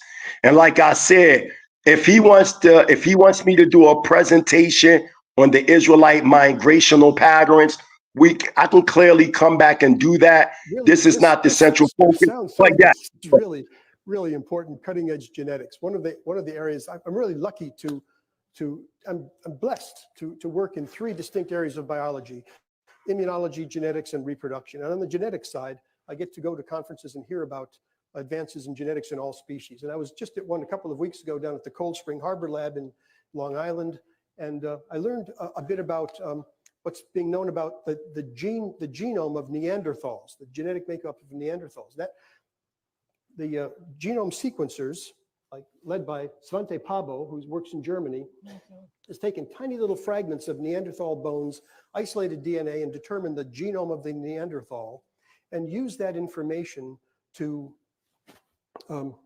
determine, using genetic methods, how long ago Neanderthals and humans were a single species, where the common ancestor was. They've also been able to compare human genomes and ask the question of whether there's any evidence of Neanderthal genes in the human genome. And they found that there is. And the amount is quite significant, upwards of 5 to 7%. Neanderthals used to live in the Neander Valley. It's, you could have called it the Cayuga Lake Basin, but that's where they lived. It's only going to be like a And couple out minutes. of Africa Like came the modern I'm going to humans, speed it up. and the word Stop it for a minute. Stop it for 1 second. Just stop it for 1 second. Stop it for 1 second. Right. Now, I'm glad that you brought this presentation up, because this man, and I've seen this, and I've seen his work, and I read his work, and he himself tells you out of his own mouth that we are the only ones that don't have the RH rhesus DNA in us. He's going to break down the only ones that have this is the so-called white race. Continue on, my sister. And they all used to live in caves in those days like this. Came out of Africa, had mixed with the Neanderthals. This was Neanderthal territory. There was another group of Neanderthal-like creatures called the Denisovans. They lived up here in Siberia, and they have their genome has been sequenced. They were distinct from the Neanderthals. And so you can find in people of European and Asian ancestry evidence of about 7%, 5 to 10% of your genome is common with that of Neanderthals. We've been separated from them for 30,000 years or so. And in some of the tribes in Papua New Guinea and those islands out there, there's evidence for a different kind of genome, which is probably the Denisovan genome. And they might have 7% Neanderthal and 5% Denisovan. So they might be 12 or 15% different from us. And in fact, the Africans who came out from Africa have no evidence of any Neanderthal genes in them, no evidence of admixture.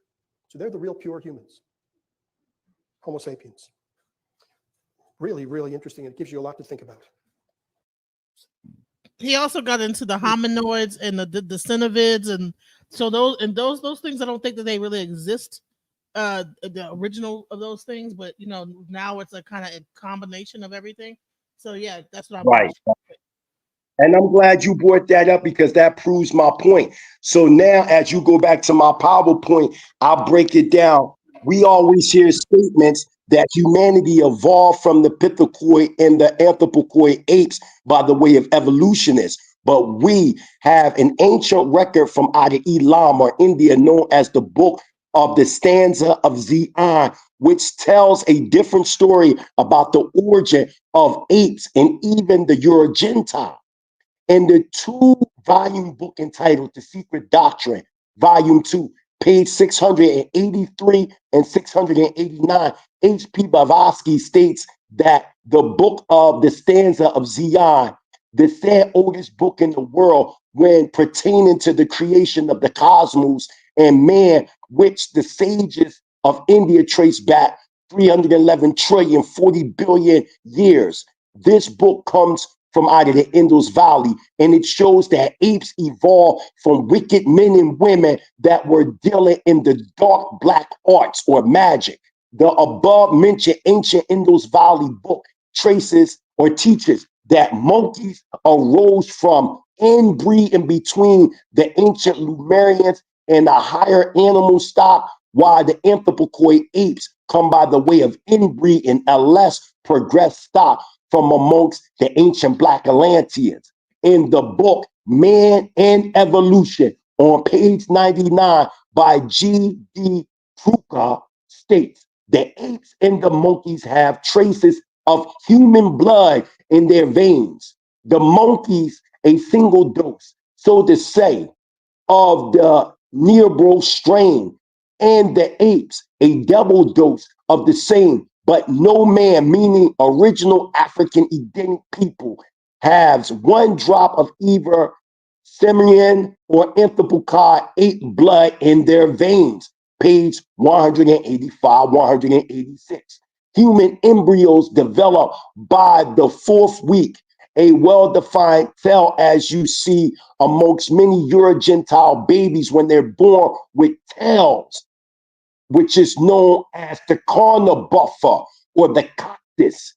It teaches its maximum length in the 6th week, when it may have as many as 12 vertebrae, after which it begins to regress, becoming a cactus tailbone. The cactus in humans and apes therefore represent the vaginal tail. However, this does not require a belief in the simian ancestry, for theosophy, for theosophy says that the ethereal or the Elohim human forms in the 3rd round were ape-like and had a short tail. The 6th week of embryonic development also corresponds to the mid-2nd and early 3rd root cycle of the present round. The loss of a tail has actually reached a more advanced stage in the gorilla than in man, because the gorilla's cactus consists of only 3 vertebrae, whereas in humans it generally consists of 4 and 5. This was said to have happened during the Miocene period, from which in their turn are descended the pithecoids of today. The ancient Black Lemurians, Black Lemurians, it states the episode of inbreeding. The stanza of ZAQEN states that those who had no spark, non-self-conscious humans, took huge she creatures unto them, which belonged to several species and were quite different from any known today, and begot upon them dumb races. The offspring are described as a race of crooked, red-headed, covered monsters going on all fours, as we see with your Gentiles being in the caves of Europe, right? A truly pithecoid species now extinct. And the commentary also states red-headed. My question is, who has red hair? Swarthy men going on all fours, who bend and unbend, stand erect and fall on their hands. Again, who speak as their forefathers and run on their hands as their giant foremothers. The secret doctrine to gas 689 to 720. Now, if you think I'm lying, right? Real quick, DJ Genesis, I want you to go on YouTube and type up 60 minutes. Humans walk on all fours. Can you do that for me, my sister? I can't play 60 minutes. That'll give me a copyright strike. Okay, then never mind. Then. Also, for the listener audience, type in on YouTube 60 minutes special, right? 60 minutes special, walking on all fours. And there are people in Europe right now to this day that through their said evolution stage, they haven't developed. It's a tribe of them, my sister, and they all walk on all fours. This is a historical fact. Yeah, this is a historical fact. You've seen that one, right? Were they in the Middle East or were they in No, they was like close. If I'm not mistaken, they was close to like Istanbul, like around Turkey area, somewhere around there, right? And then it says, and the commentary states, and I read that part, while the ancient Black Atlanteans, this is out of my book, Our True History of Diaspora and Our Freedom. I say, while the ancient Black Lemurians brought forth the anthropoid apes and ape-like creatures, the Euro Gentiles today this was said to have happened around 16 million years ago. In the book, Studies in Occult Philosophy, right? On page 223, it states, the most humans of these apes died out, probably because the Atlanteans, realizing the sin of their own less evolved men, made vigorous war upon them, wars of extermination, and also because of the surroundings were not conducive to the continuance of this partly human, partly animal race. Could this be the deep, dark, hidden story behind the origin of the Euro-Gentile? Could it be that the Euro-Gentile may not be a descendant of none of Noah's sons? Only the least progressed of the apes were allowed to live by the Atlanteans. This could be the reason why the Euro-Gentile attached themselves to the story of Atlantis, because it was the original Black Atlanteans that cared for them when the Black Lemurians did, but wanted to exterminate them. And the apes today are the descendants of those who were allowed. Okay, you can go to the next slide. I was trying to find. I saw this article about the people that walked on all fours. So I was just Oh, you wanted to get the order? Yeah, you can type in 60 minutes. People walk on all fours in your Google, and the article will come up. Matter of fact, I can do it real quick. Let me see. Well, yeah, you can keep it right there. That's from my book. That's the cover of my book, Our True History of the Diaspora and Our Freedom. Let me just type in 60 minutes and see if it'll come up. 60 minutes. I have it. Okay. Right. Oh, you got it. You got it, my sister? Yeah, hold on like this. Good, good. This is my first book that I wrote in 2017, Our True History of Diaspora and Our Freedom. That's me that you see there. My new book that I'm working on, 311 trillion, 40 billion BCE and now. That's over 1,000 pages. Okay, oh, you got it. I see it. Oh, Yup. They were from Turkey. Yeah, that's what I said. Turkey. Yup. They were from Turkey. Read to us what you got. They have the walk with a previously unreported quadruped gait. Basically, they call it Unter-Tan syndrome. They think it might be a genetic throwback to pre-bipedal humanoid locomotion. Stop that one more time. Say that. Stop, my sister. Read that part one more time. It comes from what? The bipedal? Say it again. They said the controversial speculation in the form of Unter-Tan syndrome that it may be a genetic throwback to bipedal humanoid locomotion. So does that mean now?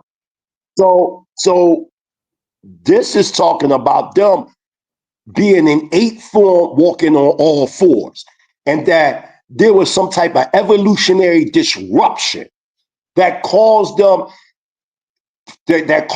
to be arrested in their development. Isn't that what that's saying, sister, right there? It's like it's basically a example of reverse evolution. Devolution. Yes. So this is not something I'm making up from out of my own mind. We just getting warmed up. We just getting warmed up in the PowerPoint presentation. That's why I'm saying when the brother is asking the question doesn't really align with the presentation, even though I took my time to expound on that. But for the sake of the good brother and my family all throughout the world, that are Israelites, Hebrew Israelites, sovereign nationals, and even my brothers and sisters that are Israelites that follow Judaism, I will, in fact, come back on here with permission from DJ Genesis and do a PowerPoint presentation specifically on the migrational patterns of the children of Yisrael. Real quick, you see something else before I want you to show this piece real quick. Yeah, so if you go ahead, my sister. This is them walking. I'm not sure if you guys can see this. Can you see that? Let's see if I can zoom in. Yeah, see if you can zoom it in. We can see it a little bit. Yeah, zoom in a little bit more. Now bring it up some. Now bring it up some. Up a little bit. Stop right there. Now zoom in a little bit more. Now zoom in a little bit more. That's far. There you go, right there. Now that is crystal clear. Go ahead, say what you're saying, DJ Genesis. We listening to you. Basically, so it's not a hoax. You know what I'm saying? These are people are really that's how they walk. And that you know, normally you would think that their hands would be destroyed, but I guess I mean they got calluses on their hands that show that this is what how they operate, how they get around. You know what I'm saying? And I guess what they're saying is that they have a form of cerebellar ataxia, which affects balance and coordination. So it's basically Very so thus far, isn't this aligning? See, what I'm doing is I'm taking the archaic records of the ancients and aligning it with the scientific data. So now, before you continue on to the next slide, could you go, as a matter of fact, go to the next slide of my PowerPoint presentation. Go there real quick, because watch this, because it's going to align with what you're showing. So go back to my PowerPoint presentation. Now go to the next slide. Watch this. Bang. So now we are at the Smithsonian.com. Oh, and I see Elder Zadokia. I see some of my Hebrew elders. They're actually watching right now. There you go. With Zadokia, Elder Zadokia, I say. He's saying this family from Turkey. The Ulas Read family. that. The Ulas family from Turkey has intrigued scientists with their unique ability to walk on all fours, challenging non-human evolution. I think, and then Zivatev said that he's seen a similar thing about an isolated tribe in Africa that their feet looks like they fit prehistorical times from climbing trees and living in nature. I'll try to look it up. So, and to that brother that said that, Zav, that's absolutely correct. That's absolutely correct. Yeah. And we're going to get into that. Why? Because it's right here. Look at the source that is up there on my PowerPoint presentation. Isn't this source going to Smithsonian.com? What does it say? Modern humans once mated with other species. Stop. I'm dealing with the scientific data. You know what I'm saying? Doesn't it say genetic studies reveal some modern humans carry DNA from extinct hominoid species, evidence of ancient inbreeding? Humanity has a filthy secret. Our ancestors used to have sex with members of other species. Stop. So I can say this. That's what the scientists are saying. That the finding of a new piece of research which suggests ancient people used to rump with a ghost gene species of proto-human. We are just one of a number of species known as hominins. Members of this family include Neanderthals and Denisovans, which are no longer found on Earth. It seems that inbreeding between different early human species is not the exception, it is the norm, said Umar Gukeman, assistant professor of biological sciences at the University of Buffalo.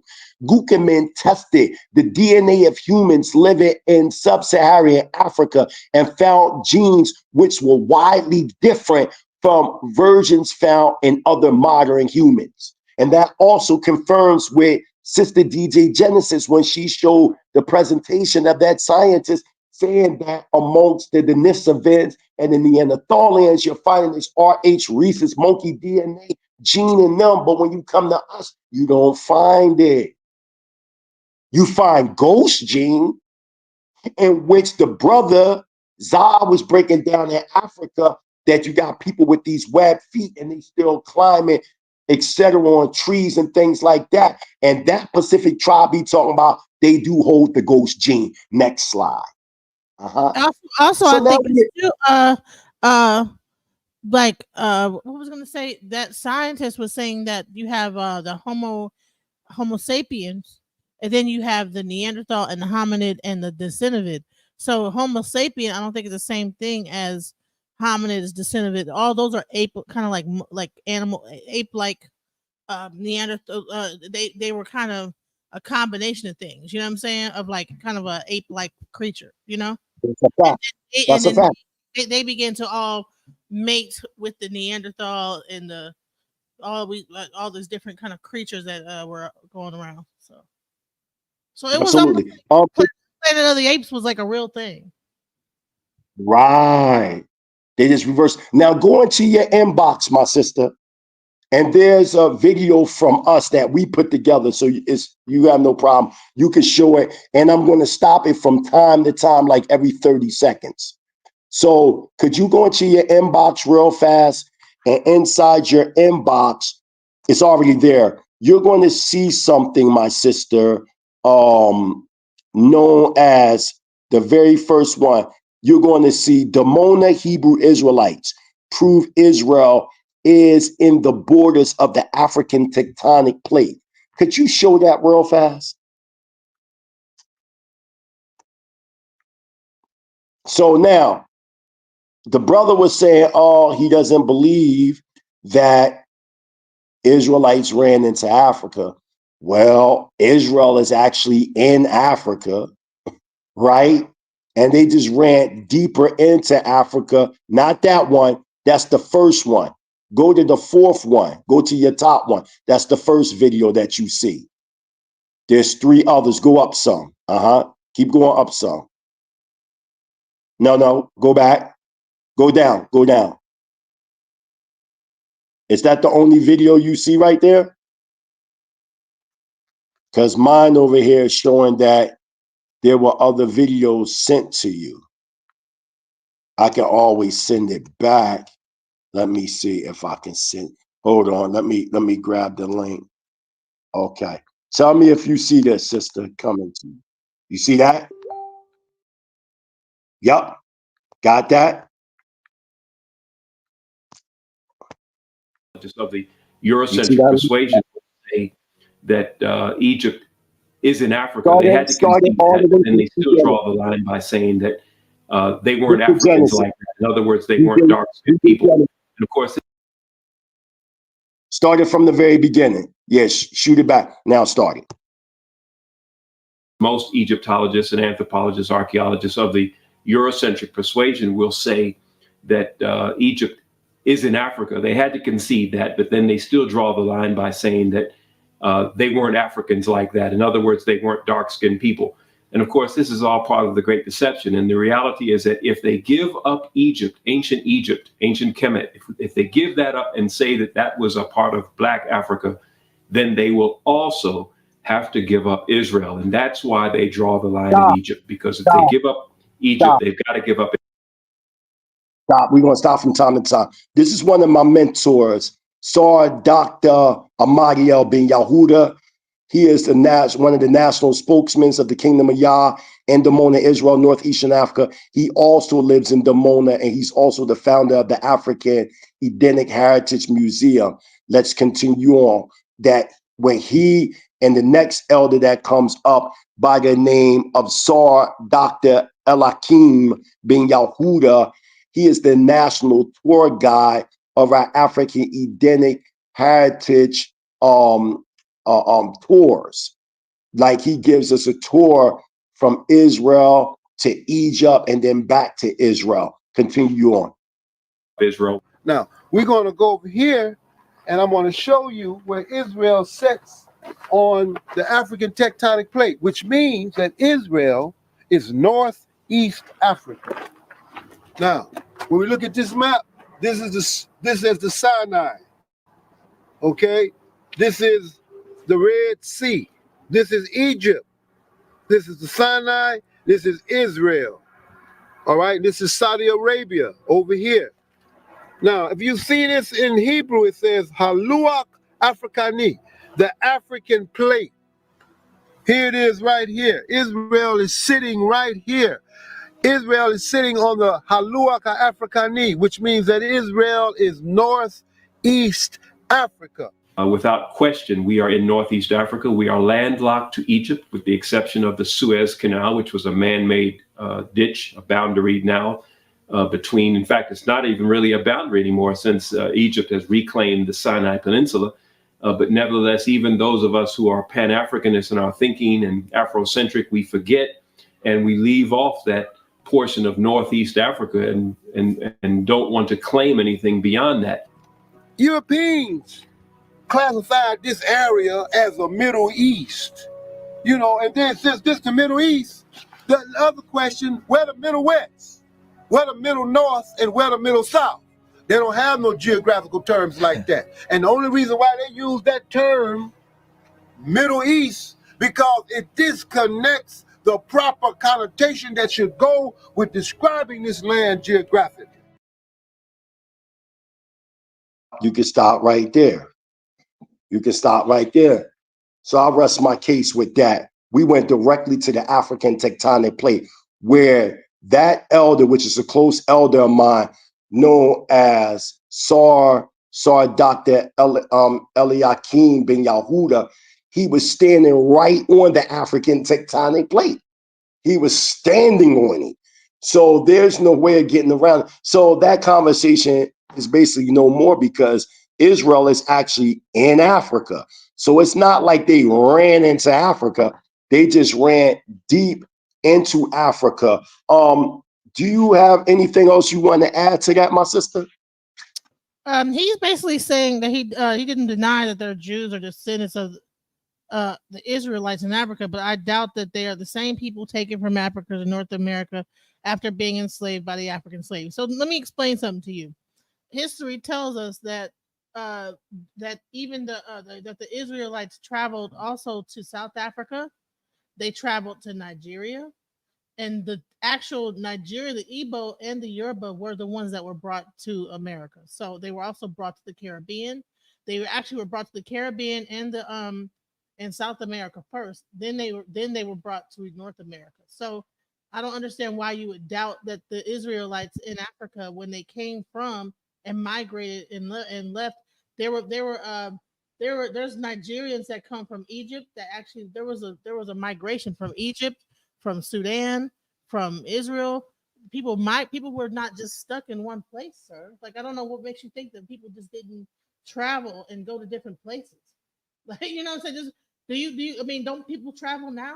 People travel all the time, sir. So yeah, there's groups of people that leave and go to different locations all the time, you know, and it was happening back then. There's actually a story in Yoruba that talks about how the Yoruba had this one road that they traveled, that they would be able to go back and forth and trade with Sudan. So you don't think that that one side of Africa was trading with the other? You're sadly mistaken, sir. We not only traveled across Africa, we also traveled. We did have ships that came to South America as well. There's actually archaeological evidence of that. They was going all over the place. You know what I'm saying? Okay, Sugar Love said they was running from the Romans, but I think they were traveling back and forth before the Romans. Facts. They were That's trading. a fact. It was like trading going on, because you actually see some of the herbs and things like that being used that come from a whole nother side of the country. You know what I'm saying? That doesn't exist over there. Not only that, let's back that up real quick with historical facts, my sister. Before I go back to the next part of my PowerPoint, could you real fast go inside your inbox? There's two more things I want to show. One is coming from an encyclopedia. As you can see, are you in your inbox? Because we're gonna actually finish this right now. Even though I will still do a PowerPoint presentation, but the sources that I'm about to show is just going to crush all that, believing that it is impossible for us to have traveled to West Africa, right, and then go to the Americas. Could you read to us what you're reading right now, my sister, in front of your eyes that I sent you?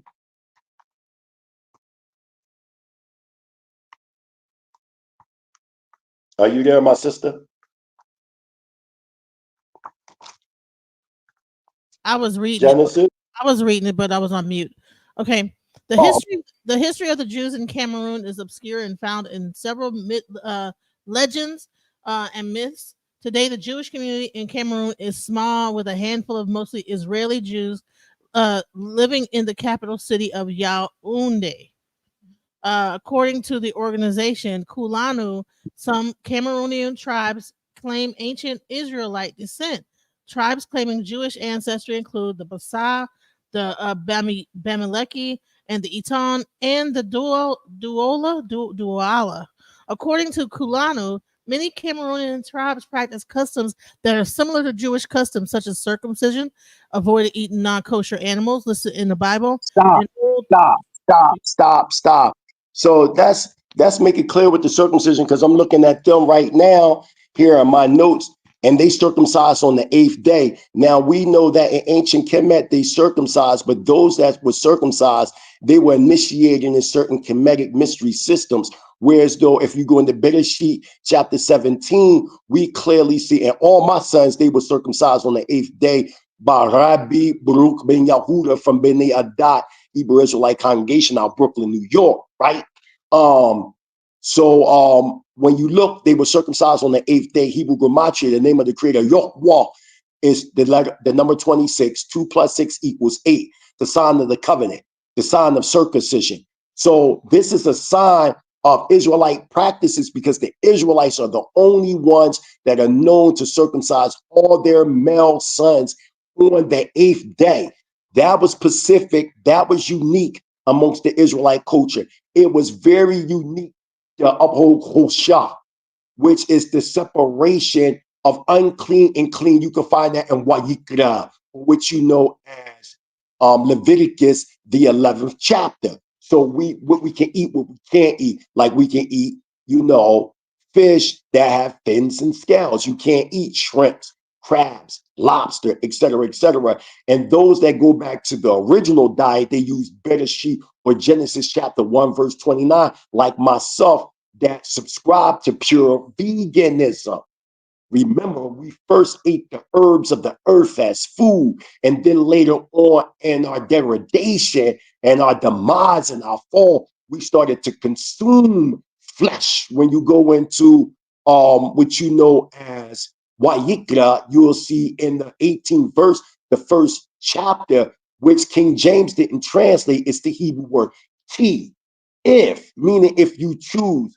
Now you're dealing with the sacrificial requirements, because you had those in the Israelite circle that had elevated minds, that understood that righteousness was their sacrifice, as you see in the book of Micah, chapter 6, verse 1 to 8. You see what I'm saying? And then you still had those that was eating from the flesh pots of Kamata or Kemet, right? And they wanted to eat the flesh. Okay, but that's still also to back that up with that sister saying, let's read in Dr. John Hember Clark in the introduction to Alfred J. Butler's book, The Arab Conquest of Egypt in the last 30 years of the Roman dominion. We see Roman exploitation, taxation, and ruthlessness caused a lot of the original Africans in North Africa to move further into the body of Africa. The question is often asked, what happened to North Africa's Black population? This is part of the answer. So we got Dr. John Henry Clark, the late grandfather of Pan-Africanism. We're going to scholars, my brother. We're going to actual scholars.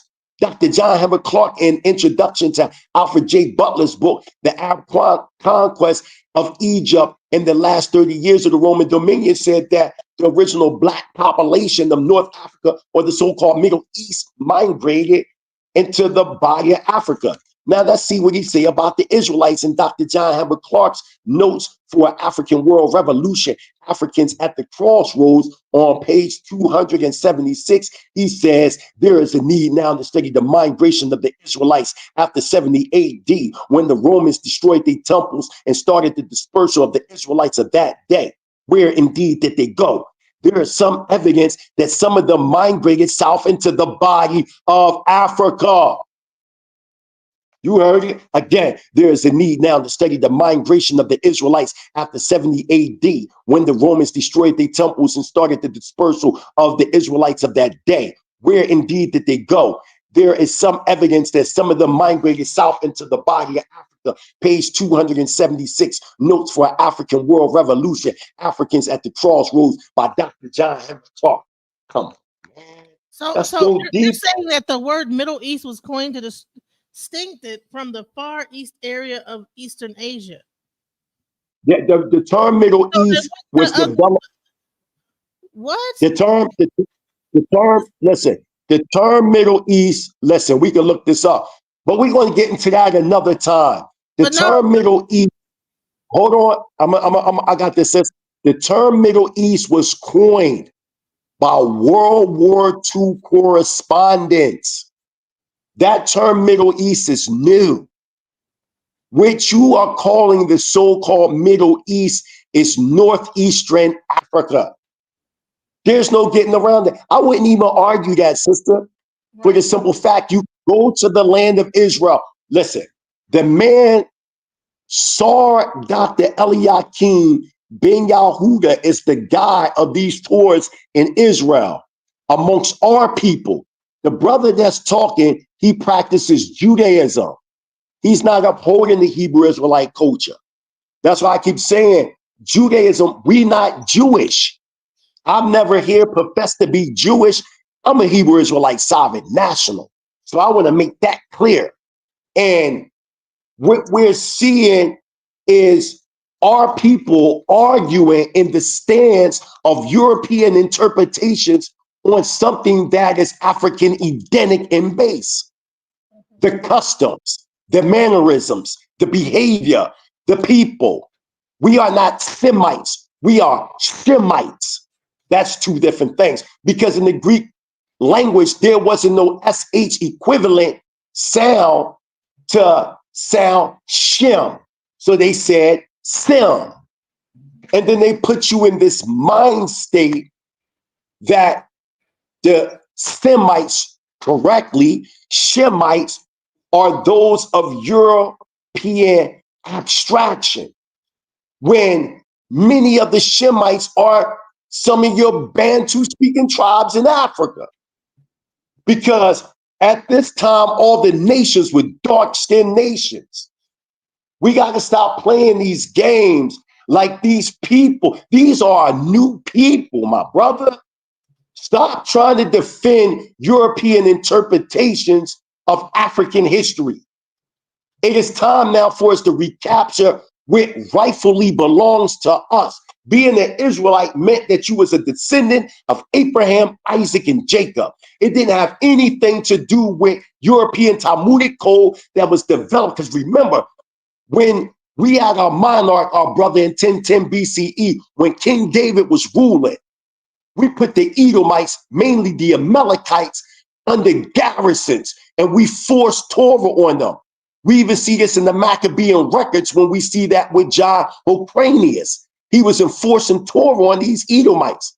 The Babylonian Talmud was developed by the children of Edom, not the children of YISRA'EL. When we was in the Babylonian captivity, our subjects was in the Babylonian captivity also. And they was enforced Babylonian customs. This is how the Babylonian Talmud developed. And then in the 10th century ACE and a little bit beforehand, you're seeing the Masoretic Hebrew text being imposed by those that follow the Jerusalem or Palestinian Talmud that was developed in Tobias. You know this history. Your Jewish rabbis know this history. Most Jews know that they're not Israelites. They know that. But what they do is, my sister, is they try to intermix the word Jew with Israelite or Israeli to confuse the masses of people that the Jewish people are the Israelites, when in fact the Jewish people are not the Israelites. They are the ones that converted by the way of Edom. When you read in the book of Obadiah, what do we see? It talks about an ambassador going up into the cliffs of the rocks to incorporate Talmud to these people. You see in the book of Ezekiel, you see Edom was in garrisons now to the Babylonians. And they took them Babylon. They show you this. The rabbis write this in a book called the Jewish Book of Y, volumes 1 and 2. We know the history of this, brother. I've been walking this walk close to going. almost 33 years. And I'm telling you, through the ground footwork research, there are tribes in Africa that uphold Torah constitution, right? You even have, rabbis from the Congo, such as Chief Rab and all them from the Congo. You got Rabbi Prince. Everybody think you're yelling. I said, no, he from Philly. That's how they talk in Philly.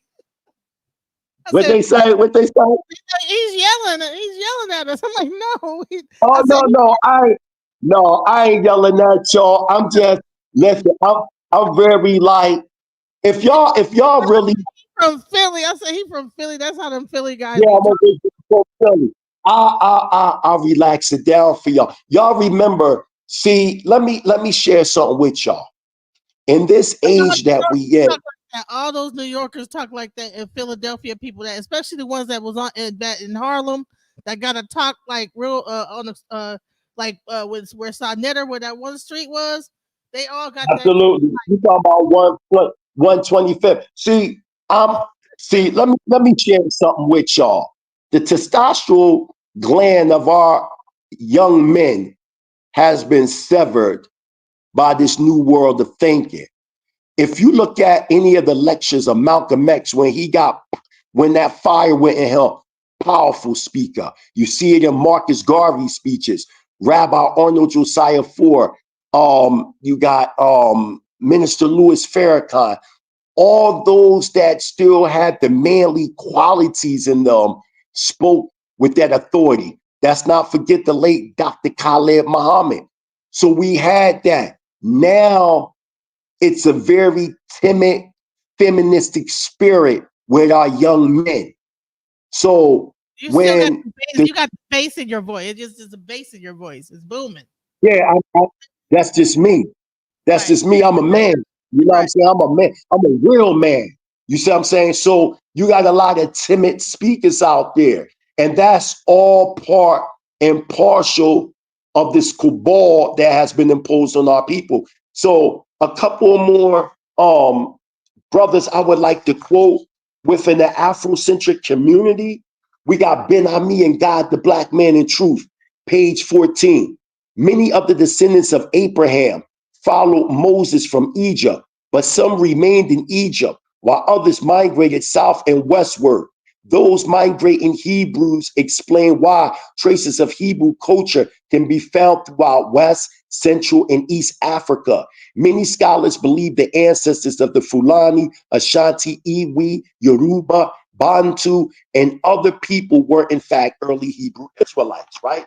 So then I start going even deeper. I didn't just, stop there. In Joseph J. Williams' book, Hebrewisms of West Africa, From Now to Niger with the Jews, on page 355, he says, somewhere in the dim past, a wave, or more probably a series of waves of Hebraic influence swept over Negro Africa, leaving unmistakably traces among the various tribes, whether they have endured or even to the present day, right? So then I wanted to get some like updated scholars, even that go back, after him. So who did I go to? I went to Sheikh Anta Diop, right? And pre-colonial Black Africa on page 233. He says, according to Tariq El-Fatah. Now you got to remember, Tariq El-Fatah, he the one that wrote the history of the Sudan in Arabic. Why was the West African information written in Arabic? This is an easy answer, because at the time during the Dark Ages, from the 5th century ACE to the 16th century or the 15th century ACE, Arabic was the language of diplomacy. So it makes sense that the scribes at that time during the Dark Ages wrote in Arabic. According to Tariq El-Fatah, an Israelite minority also lived in the bed of the Nidra region of Timdarma and had made a speciality cultivating vegetables, water with fresh well water instead of river water. That's in Sheikh Anta Diop's book, pre-colonial Black Africa on page 233. Let's go to Rudolph R. Windsor, From Babylon to Timbuktu, page 127, which reads, in the country called the Goban near the Congo, there were Black Israelites known as the Barumbu. In appearance, these Black Israelites are hardly distinguishable from the other Africans. Let's go into the book, The Valley of the Dry Bones, page 62, by Professor Rudolph R. Windsor, that says King John II of Portugal deported many of his Judeans to West Africa in an area known as Angola. Let's go into the book by Mary Benson, Nelson Mandela, The Man in the Movement, on page 17, which reads, at his home, Nelson Mandela, as a child, heard of more recent events not taught in history lessons of how in 1921, General Smuts, the prime minister, had sent an army which massacred 163 men, women, and children at nearby Barnhart in the Eastern Cape. Members of an Israelite sect, they had refused to move from the common ground on which they were camping. And then to back that up, I got another source by Robert Egger called Because They Chose the Plan of God, on page 1, which reads, on May 24th, 1921, a force of 800 white policemen and army troops gathered at a place called Barnhart, 5 kilometers southwest of Queenstown in the Eastern Cape. The government had instructed them to confront an African Hebrew prophet, Enoch M. Gojomo, and his spiritual group called the Israelites. When the battle was over, nearly 200 Israelites lay dead and many others wounded. We know this battle as the Barnhart Massacre, Bulhoek Massacre. Now this is in a book known as White and Black in East Africa, on page 248 by Herman Noyden. And what does he say? Speaking of Uganda, to the west of Lake Victoria and northeast of the Virgin Congo, it has an organized native government with a tradition of 33 kings and a legendary line that traces back to King David. Man, this is beyond, I'm overloading you, right? And real fast, before we go right back to my PowerPoint, could you go real fast to your inbox? I send you the one that you see right there. Hit that right there. Come on, let's get it. Let's get it, my sister. They say I sound hard. Yeah, that's, I'm from Philly, so that's how we get down. You there, my sister? Am I supposed to be playing the it's like a blue thing, that the very last one you sent me? Let me see you. It should say YouTube, right? It's underneath the one that you just had, the history of the Jews in Cameroon. The link is under that. It's the last link. Is it this one? Let me see. Yes. Now this right here, we're not playing the whole thing at all. Just a couple little clippings. Now, this woman is from West Africa. Let's hear what these, and she's interviewing different chiefs and different people and going into their oral tradition. Let's see what she say out of her own mouth about their history. Go ahead, my sister. Oh, we thank Yah for a lot that He have done for us. We are the awakening remnants. Yah have called us to be able to wake up from our long sleep. Shabbat Shalom, everyone. Shalom, Shalom. I want to welcome everyone to the West African Hebrew Israelites, the hidden identity. Thank you so much for joining today's teachings. I know your life will never be the same. Stop. So this is in West Africa right here.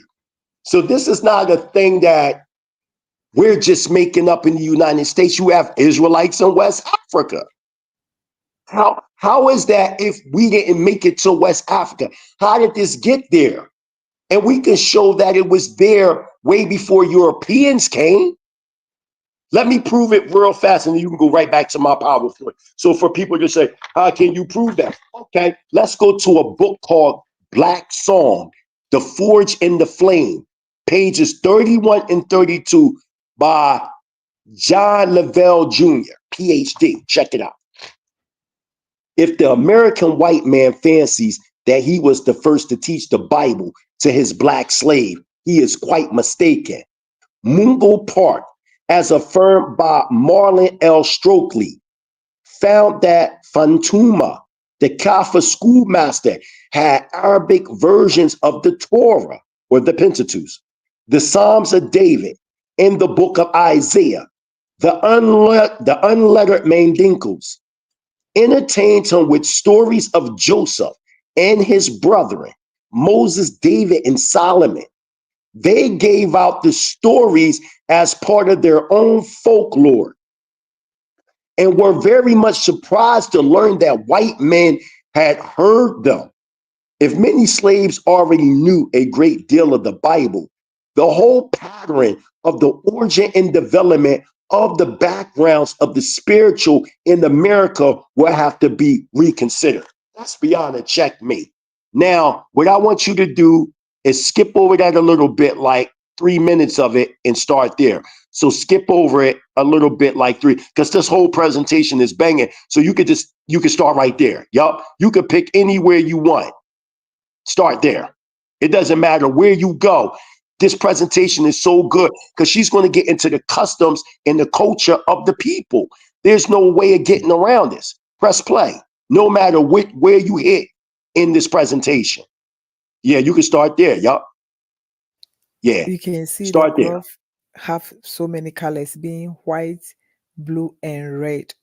Both the men, all the 5 men have the same colors going on, and the cloth on the bottom too have the same colors going on. So these are their traditional cloth, as we show earlier on, being the bride and bridegroom outfit. Let's bring the next chart. We have the next chart on the screen right now. The cloth, brown and black cloth on the bottom. It is a cloth with different alphabet or different alphabet or chart written or design written on it. Then we have Hebrew chart on top. So you can see we Now, have look, but now circle stop I. it right there. So what she's showing, how is it if they not the people that they got this cloth that they wear with ancient Hebrew letters all in their cloth, and they've been doing this for thousands of years. You see what she's doing? What she's doing is showing you the anthropological understanding of how they're Israelites through their culture within itself. See, you have Israelites that migrated throughout Africa that's upholding Hebrew Israelite culture as a way of life that's being defined as Bantu, right?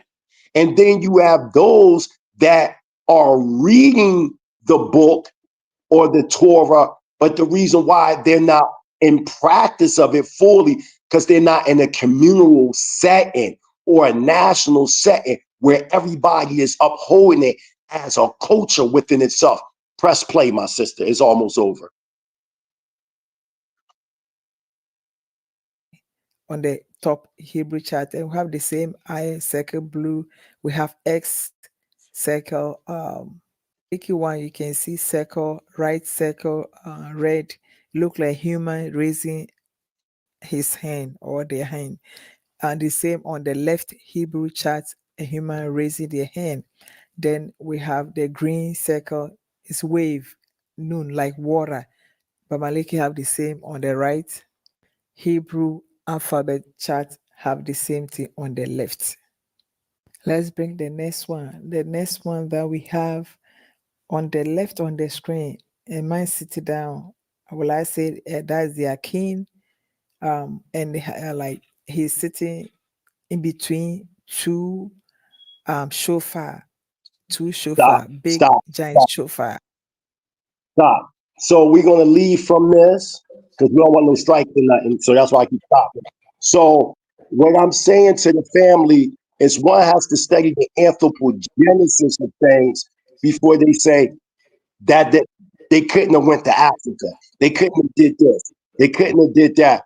But through the anthropogenesis or through anthropology, we're clearly showing that is not the case. So now go back to my PowerPoint. Let's go back to my PowerPoint. So we in the book, The Hidden History of the Human Race, Forbidden Archaeology by Michael A. Creamer and Richard L. Thompson. They are both archaeologists, okay? Now, Michael Creamer is a very controversial archaeologist because wait, we have to have a better segue into that because so in that little segment we like kind of veered off because we had someone talking about the African origins of the Hebrew Israelites and was questioning that and kept saying stuff in the chat, so we kind of addressed it. The original discussion is about the connection to we're going past current day, situations. We went into the actual darn near the Planet of the Apes that was going on before Adam and Eve and all this other stuff, right? yes, Okay, so just to catch up, or as what we know, as the Eurocentric Adam and Eve story, because the original Adam and Eve story is known as Ha'adam wa Hawa, but they transformed it from a 311 trillion, 40 billion year history to the Adam and Eve story of 6,000 years ago. Continue on. We listening, my sister. So basically, that was what we were originally talking about. That there was damn near a Planet of the Apes going on. there was like some kind of different creatures and stuff like that. Different kind of Species. Ape-like species that were going on, and they were all mixing with each other. And you had the kind of the human, the Homo sapien, that was there before, but I guess all these other things came out, these other kind of creatures came out, and then we had mixed with them, and now we came up with these kind of other strange things with orange hair. It was a bunch of different things going on out here. So that's kind of what we're talking about now. So that's what we went into Atlantis. We went to Lemuria. We were talking about a bunch of land masses that don't exist now that existed back then. So we're going back before we're talking about, what I'm saying, that stuff. We were way in the ancient times. So Facts. So we're in this book, Forbidden Archaeology. It reads, Ramapithecus first came to the attention of scientists in the 1930s. This creature, initially regarded as a fossil ape, was named after Rama, an incarnation of God described in the Vedas. Now, these are archaeologists telling you where they got the name Ramapithecus from. And did I not, my sister, go into the Ramayana records? And it's funny that you're saying Ramayana. And if we understand the Mayan culture and the Mayan art with the serpents and their little pyramids, and then we go to Cambodia and we go to Vietnam, we can see the connection, which gave birth, by the way, coming from out of the Indus Valley, because them serpents that you're seeing on these monuments are images of something known as the Nagas. Nagas is the Sanskrit word that means serpent people. You even see this word in the Hebrew text. When it talks about the serpent, it says Nakash. Nagas and Nakash goes back to the same origin, which is whisperer, a soothsayer, enchanter. When you go into ancient Kemet, with it in the suit, or the said pharaohs put on their head the image of a cobra. Why? Because they were reminding themselves that they went back to pre-dynastic Kemet during the time of the divine dynasties, the first, second, and third divine dynasties, that they were going back to like the god human serpentine beings known as the Nagas. That's why they put the cobras on their head, and the cobra is indigenous to the Indus Valley. What does it say? It says Ramapithecus first came to the attention of scientists in the 1930s. This creature, initially regarded as a fossil ape, was named after Rama, an incarnation of God described in the Vedas.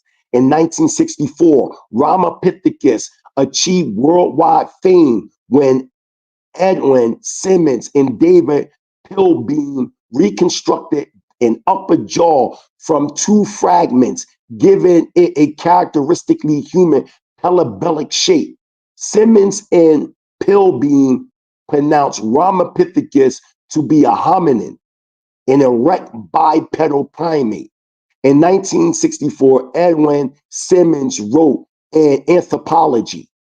Ramapithecus Punjabius is almost certainly man's forerunner of 15 million years ago. This determination increases tenfold the approximate time period during which human origins can now be traced with some confidence. Now, I teach here at the Mighty Hebrew University. I'm the dean of the Mighty Hebrew University. I teach that there was the separation of the sexes from an asexual being to two separate sexes from 21 million BCE to 18 million BCE. Then around 17.5 million BCE, you get the sin of the mindless. And through the sin of the mindless, you have our hominin species, which we were gigantic in nature at that time, mixing with species that weren't of our family, and we produced what is known as Ramapithecus and all these hybrid species. So the so-called white race is an outgrowth of the of the black race through hybridization. Let me finish reading this part because I'm still on forbidden archaeology. But you wanted to say something, DJ Genesis? Ziv is saying if humans didn't come from apes, there's no reason for humans having a tailbone. So, but from what I understood is that the Homo erectus is not the same thing as the Decennivids, the Neanderthals, and the hominoid. Those are separate kind of creatures. That's a fact. Yes. So yes. the tailbone happened when the admixture happened, when we started to mix with those things. There was That's a fact. So we still at forbidden archaeology. You and a couple of PowerPoint presentations up. Yeah, we still there. So I say this was a bit of an overstatement because between Australopithecus and Ramapithecus, there was and still is a gap of several million years in the hominin fossil record. In any case, Ramapithecus quickly received acclaim in textbooks, in journal articles as the earliest human ancestor, as Richard Linke and Roger Lewin wrote in 1977. Ramapithecus, as far as one can say at the moment, is the first representative of the human family, the hominins. I didn't say it, they said it. Next slide. I didn't say it, they said it. So now we're in human. You say something, my sister? So we're in human. Human beings are not related to apes. I'm sorry, sir. Human beings are not related to apes. No, we're not related to. Like, yeah, if you want to say Neanderthals, if you want to say, yeah, I'm just saying, my sister, if he wants to say related in the sense that we have a common ancestor, I'm gonna say yes, we have a common ancestor in the sense of the mind, but not a common ancestor in the sense of an ape. Because let me explain what I'm saying. I have the book right here in my hand. I thought I had it in my hand. Oh, I got to go get it. But I just want to read a portion from out of this book, Forbidden Archaeology, where. Sorry. No, go ahead. What you say? No, go ahead, sister. We have 98% the same genes as chimpanzee. Neanderthals, but as you saw when I played that professor earlier, he said that you don't see the same DNA in the African that had that admixture with the Neanderthal, which is the closest thing to an ape. That's why when you actually have a baby with a person that's mixed with Neanderthal, especially if you are kind of like have more, like if you're not Neanderthal, you will begin to have this thing called bilirubin, where your body begins to fight against the baby. And because my blood type is an O blood type, and my child's blood type is AB. Now she has something within that caused Billy Rubin to kick in, and she had to be put underneath a lamp and everything. You know what I'm saying? When she was born, because my body was thought that she was a foreign substance. You know what I'm saying? So they thought that something was, they didn't know what it was, and it tried to kill me and tried to kill her at the same time. So that's that kind of when those two blood types. So same thing happens when you have RH blood, Rhesus. I think it's Rhesus. I think it's negative or positive. If you have that RH level or something like that, then you a person will have to do the same thing. They will have to sometimes take shots or do certain things during their pregnancy to keep valid, because when you it'll keep to keep it valid. Otherwise, your body will try to kill the baby. You know what I'm saying? So, and that happens a lot when you have a certain mixture of two different types of species having a baby. So yeah, you have humans, and then you have humanoid. That's a fact. Humanoid are closer to apes. That's a fact. It sounds like you understand exactly what I'm saying, crystal clear, and you're an outsider listening to what I'm saying, and everything you just ran down, that's exactly what I'm saying. You know what I mean? That you had our species, known as hominin, was mixing with other species and subspecies, and we developed hybrids like Ramapithecus, Australopithecus, Neanderthalians, apes, orangutans, all them. They are what happened. Those apes, they became arrested within their development. That's why when you even look in Hinduism, in their beliefs, they believe that apes are one day going to become humans, because in reality, they was talking about the hybridization of beings that were arrested within their development. Even in the Quran, remember when they talk about how the Israelites violated the Shabbat and they turned into a group of apes. That was all metaphorically speaking, talking about going into a state of kuf. Now, in the Hebrew alphabet, the Q is called kuf, and it's in the image of a monkey. So when you take the dollar in the hay away, you be a state of monkey. But if you put that dish there or dosh, now you become set apart from ape-like or the lesser sciences of the world that are around you. You are now not what you would consider within an animalistic nature. Now we're here in the book Human Devolution, a Vedic art and native to Darwin's theory. And what does it say? In my first book, Forbidden Archaeology. Now y'all got to hear this.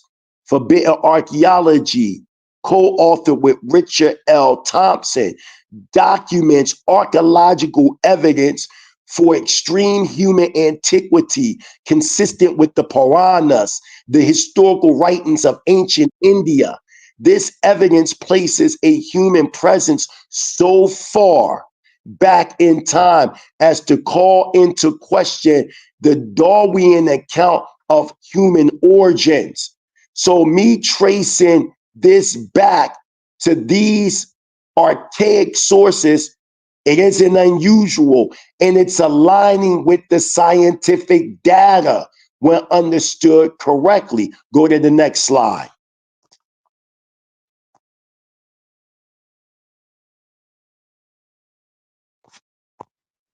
Okay. So now we are here in mystery or bone mystery. The ancient humans have sex with other species than the Neanderthalian. We have the sources right here. It says the knowledge. Let me blow this up so I can see it.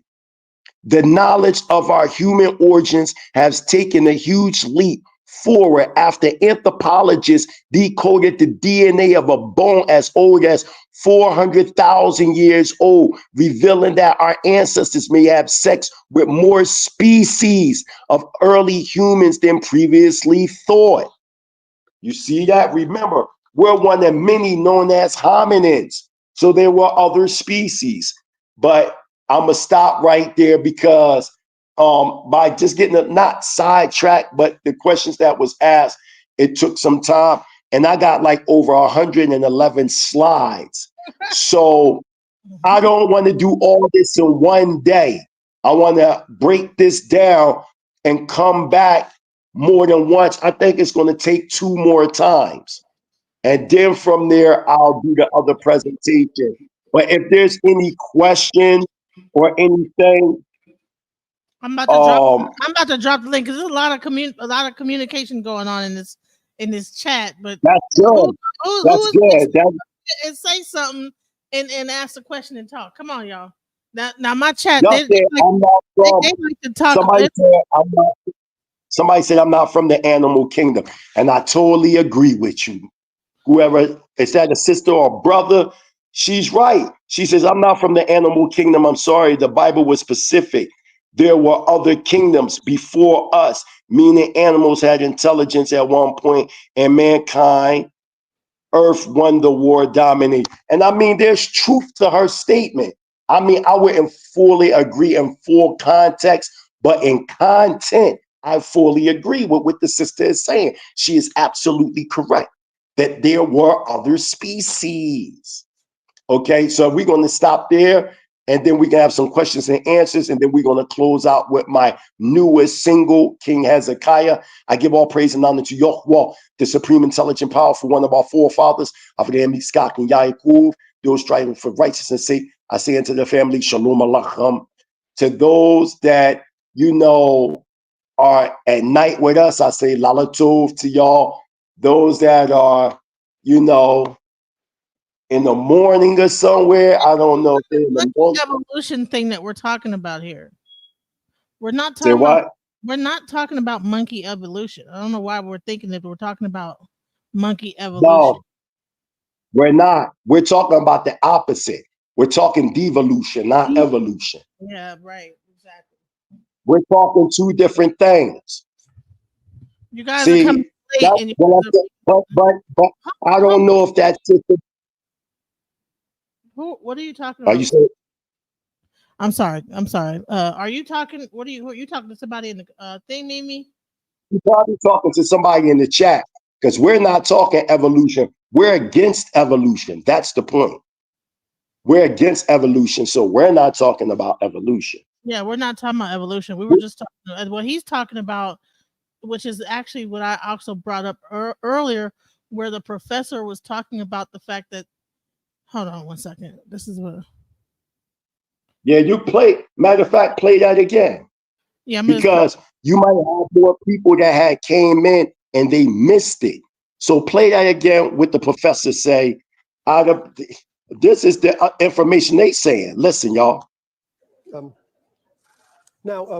Really, this is going to sound silly, but this is really, really important. Cutting edge genetics. One of the areas I'm really lucky I'm blessed to work in 3 distinct areas of biology: immunology, genetics, and reproduction. And on the genetics side, I get to go to conferences and hear about advances in genetics in all species. And I was just at one a couple of weeks ago down at the Cold Spring Harbor Lab in Long Island, and I learned a bit about what's being known about the genome of Neanderthals, the genetic makeup of Neanderthals. That the genome sequencers, led by Svante Pabo, who works in Germany, has taken tiny little fragments of Neanderthal bones, isolated DNA, and determined the genome of the Neanderthal, and use that information to determine, using genetic methods, how long ago Neanderthals and humans were a single species, where the common ancestor was. They've also been able to compare human genomes and ask the question of whether there's any evidence of Neanderthal genes in the human genome. And they found that there is. And the amount is quite significant, upwards of 5 to 7%. Neanderthals used to live in the Neander Valley. You could have called it the Cayuga Lake Basin, but that's where they lived. And out of Africa came the modern humans, and the word the geneticists use is admixed. They admixed with the Neanderthals. And they all used to live in caves in those days like this.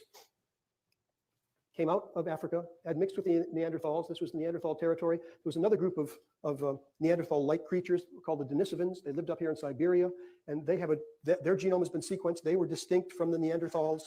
And so you can find in people of European and Asian ancestry evidence of about 7%, 5 to 10% of your genome is common with that of Neanderthals. We've been separated from them for 30,000 years or so. And in some of the tribes in Papua New Guinea and those islands out there, there's evidence for a different kind of genome, which is probably the Denisovan genome. And they might have 7% Neanderthal and 5% Denisovan. So they might be 12 or 15% different from us. And in fact, the Africans who came out from Africa have no evidence of any Neanderthal genes in them. See, no evidence of Neanderthal genes. So, and this thing is that the Africans are the only 100% pure humans. That means there is no evidence of monkey in our blood or DNA. You know what I'm saying? Now, this is actually from the DNA from a genealogist. You know what I'm saying? That studies genealogy. So we don't have any monkey in our thing. However, he is saying that there was a mixture. So they're saying us humans was fooling around with monkeys. You know what I'm saying? Or whatever these creatures were. These Neanderthals. And humans, quite frankly, are still fooling around with these creatures.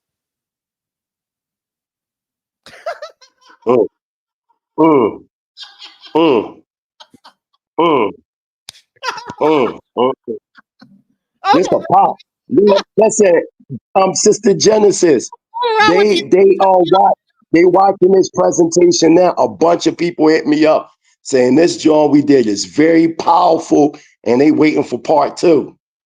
Listen, we still fooling around with these creatures. Let me tell you why we're fooling around with these creatures. Like I said, there would not be no need for a lamp to be put on a baby because they got jaundice, because the blood or whatever. Because like I said, there's been an admixture and it has happened, and you know what I'm saying, that there's no way that I could be with a person, have a baby, and have to get specific things done so that the pregnancy is viable, and that happens more than you know. If you know any nurses, any go to any maternity ward, and they will tell you that there's times when you have these mixtures with these other creatures, there are babies that have to you have to go through a certain thing to keep the pregnancy viable.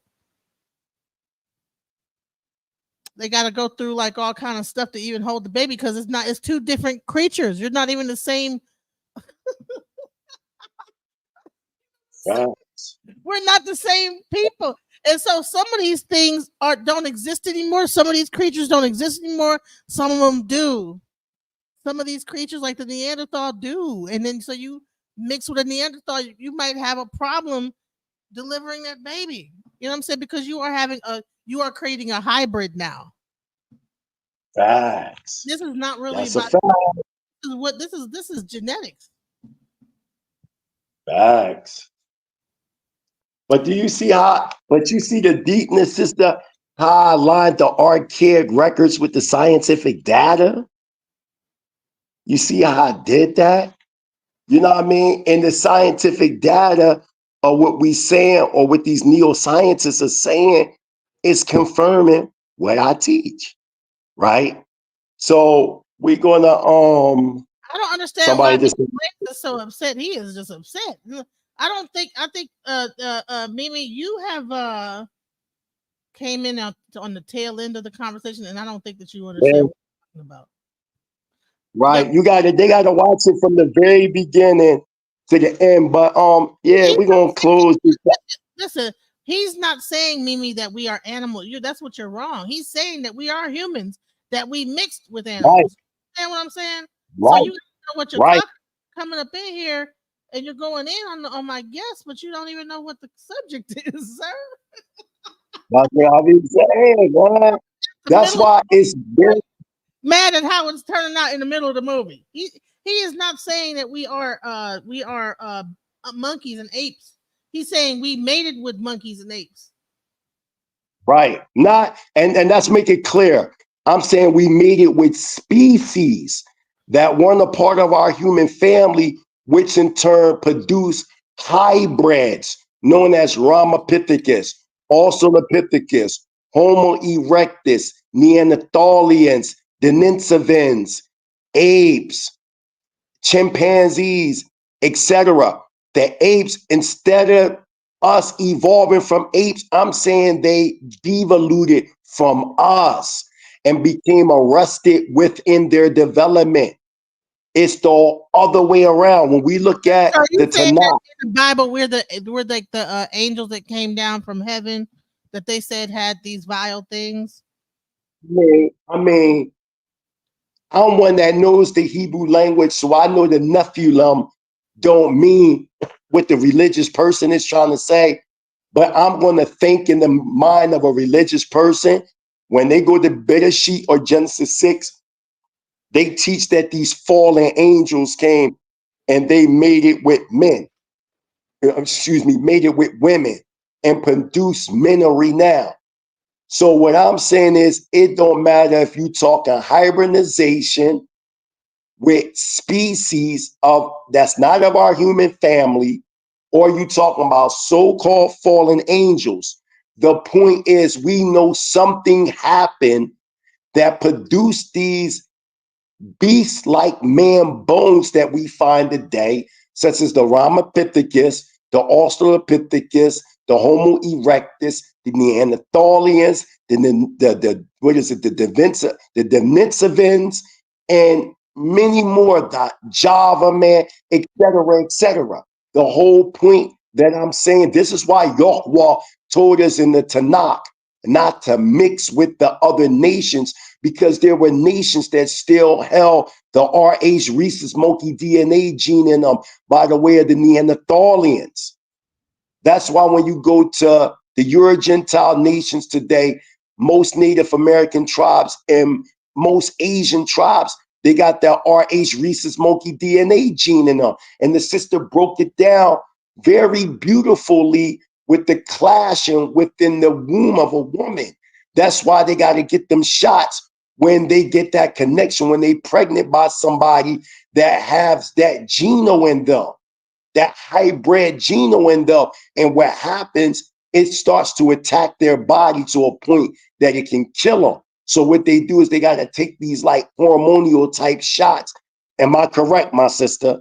Yeah. This is, and then I want to. People are finding that it's very difficult to say that humans were having sex with animals, and right here I'm gonna show you. Boom, 2 or 3 of our major STIs come from animals. Okay, so if we were not mating with some kind of creatures and different kind of creatures, come on now. If people was mating with cattle. That's how gonorrhea came. Syphilis came from sheep. You know what I'm saying? and, and also, why you think you got the verse that tell us that it's an abomination to mix with beasts? You want to know why? Because there were people in the past that was doing that. That's why we got a law in the Torah that tell us if you have sex with an animal, you get put to death. Why? Because in the Diluvian times, our humanoid family or hominin family was mixing with other species that were looked at within our culture as the beast of the field. Chlamydia comes from So we frogs. got, see Frog. what? Chlamydia comes from frogs. Oh, okay, yeah, absolutely. So They telling you. Notice they talk about all these diseases come from some type of other creature outside of us. what are we talking So about? how? Okay, I think you guys are just in a goofy mood because anyways, I'm just trying. I mean, I see what you're talking about because bottom line is that it's. I mean, you can look right online and you see. I mean, these people acting like people ain't hooking up with animals. I'm like they are. So the Yeah. human, they're doing it to frogs and stuff, and all kind of weird animals. You think they're not going to do it to like a humanoid thing that looks kind of like a humanish kind of whatever creature, whatever? Right. That they Right. doing that. They was hooking up with these things. They were, liking it, whatever. They probably, it wasn't like they were like monkeys, apes, climbing around on trees. These were like just creatures that almost like the Hobbit. You know how where they show those movies like the Lord of the Rings, and you had those different kinds of creatures that was back in the day. I believe that there was a time when that stuff was probably even true, where they had the hobbits, they had the fairies, they had all these weird creatures. You know what I'm saying? Well, you got books written by paleontologists and other people that say that the hobbits existed. Now, I'm not saying it's true or false. I'm just saying that there are books out, and you could type it up right now, and you could just type in books that say the hobbits existed, and all the books are going to come up. So let's not, when people are like, oh, that didn't exist, you have a genre of books and people that's writing about this stuff. Oh, this is another level. That's what I'm saying. A lot of people not ready for this type of research. See, you showing them a little bit of my PowerPoint. To the next part, don't show them no more. You know what I'm saying? But I see what you're doing. What is this? What the fuck is that? You think that that's a regular human being? I'm sorry, is that a human person? What is that's a combination of some shit. That's a combination of things right there. That's not just one thing. What? Come on now. That's a combination there, guys. You're giving them too much. You're giving them too much. Slow down. I'm sorry. That's play. Don't give them no more. So it was an honor and a privilege. If we could. Before we go into playing your music, I want to talk about where you're from, where you come from. Dimona. Let's talk about the Hebrew Israelite, what they've done there, how they started.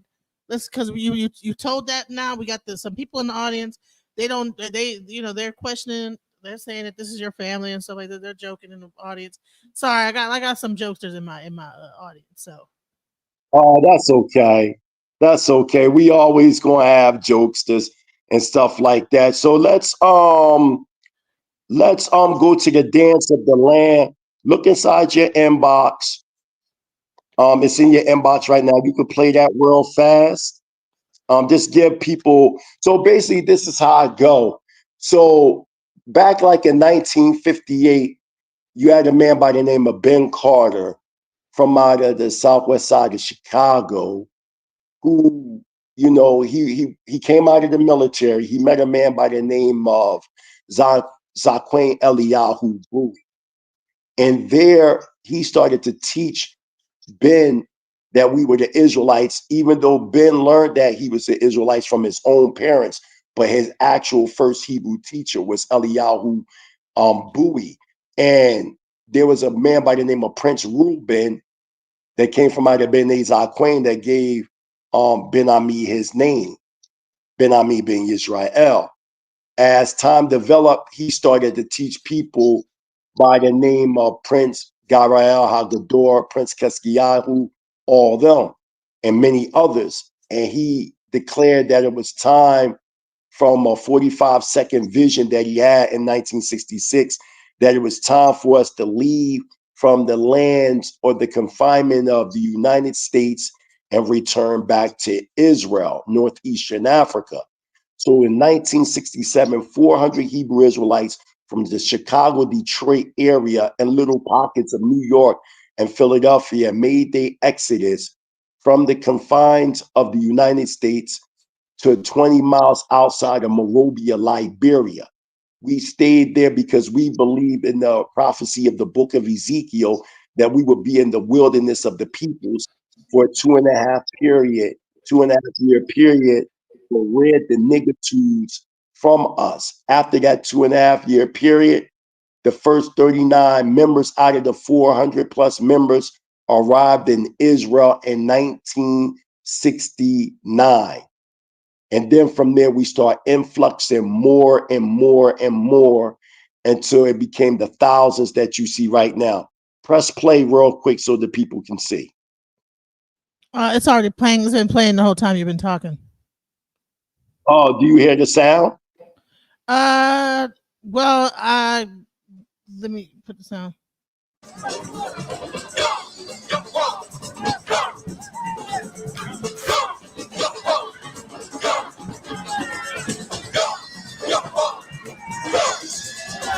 I don't want to get a music strike. So, but I yeah, understand. I understand. So this is us called the dance for the land.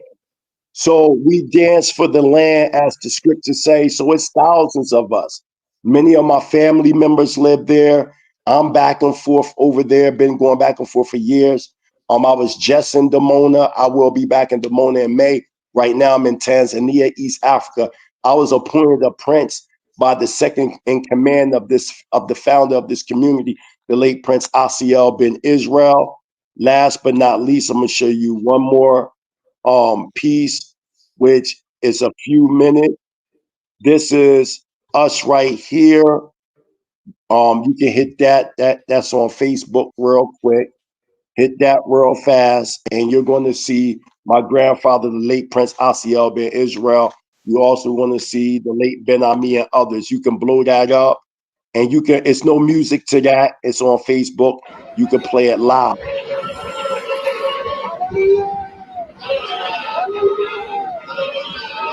Try to blow it up. Like blow it up. Stop it for me. Stop it for me.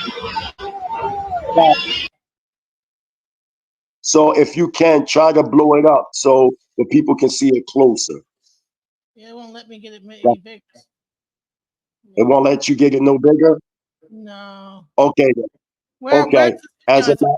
a, don't worry about that. I'm gonna just take you to another one because I want the people to see. This right here is the National Elder Celebration. Okay. So you're gonna see something. You see that just came to you. So you can hit that one. That's fine. And we have our elders in our community known as the ZAQEN, and you're going to see our elders. So skip over it and go into like the middle. We're going to skip over that and go into the middle so you can see the people.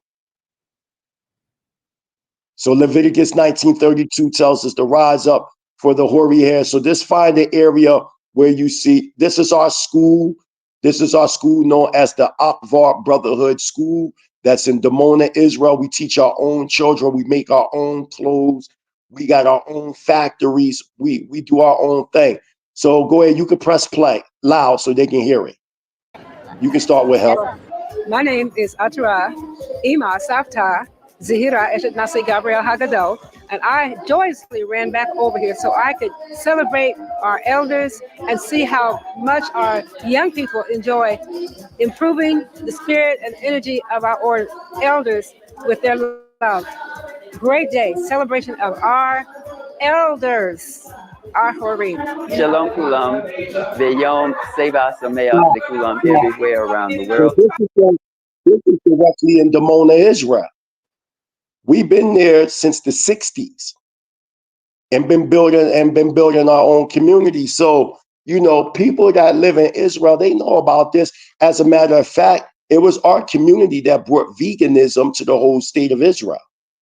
That is a historical fact. If you type up right now, matter of fact, my sister, if you can type up briefly in your Google, you could type up African Hebrew Israelites of Jerusalem and veganism. And it all come up because we created something called the Soul Vegetarian restaurants and the Everlasting Life complexes, which spread it all over the United States and all over the world.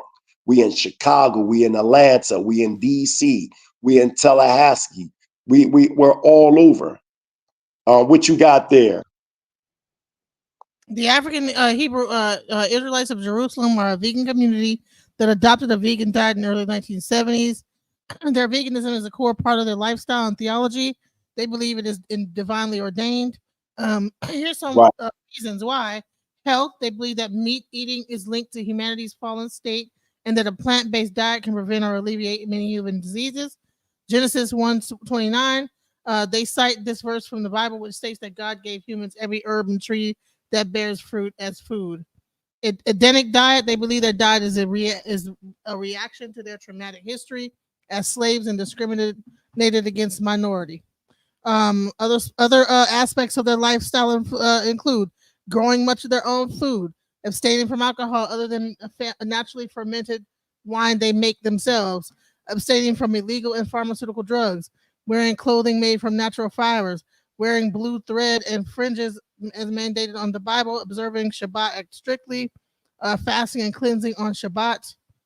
So then you have Ben Ami's adaptation of veganism and the theology, and if you go to Brill, there's like, so basically the village in Israel, Dimona has been vegan for over 50 years. So there you go. So this ain't something I'm just up here making up. Okay, so let's make that clear. You know what I'm saying? But you're actually doing a powerful, wait, go back. I see something, my sister. Go back down. Let me see. Dimona, yeah, hit that one. Dimona Hebrew, yup, hit that one. Hit that one right there. Watch this, y'all. Uh-oh, it's got music. Right, you can cut that out. That's fine. Just skip over that. Start there. So I guess this is them in their with their different cloth that they make there. You can press play. I think the music's gone now. No, it's going. Oh no. Oh, it's still going. Okay. But this is our community. People all over the world come see us. So the sit back, that's the master jewel right there. That's a close comrade of mine.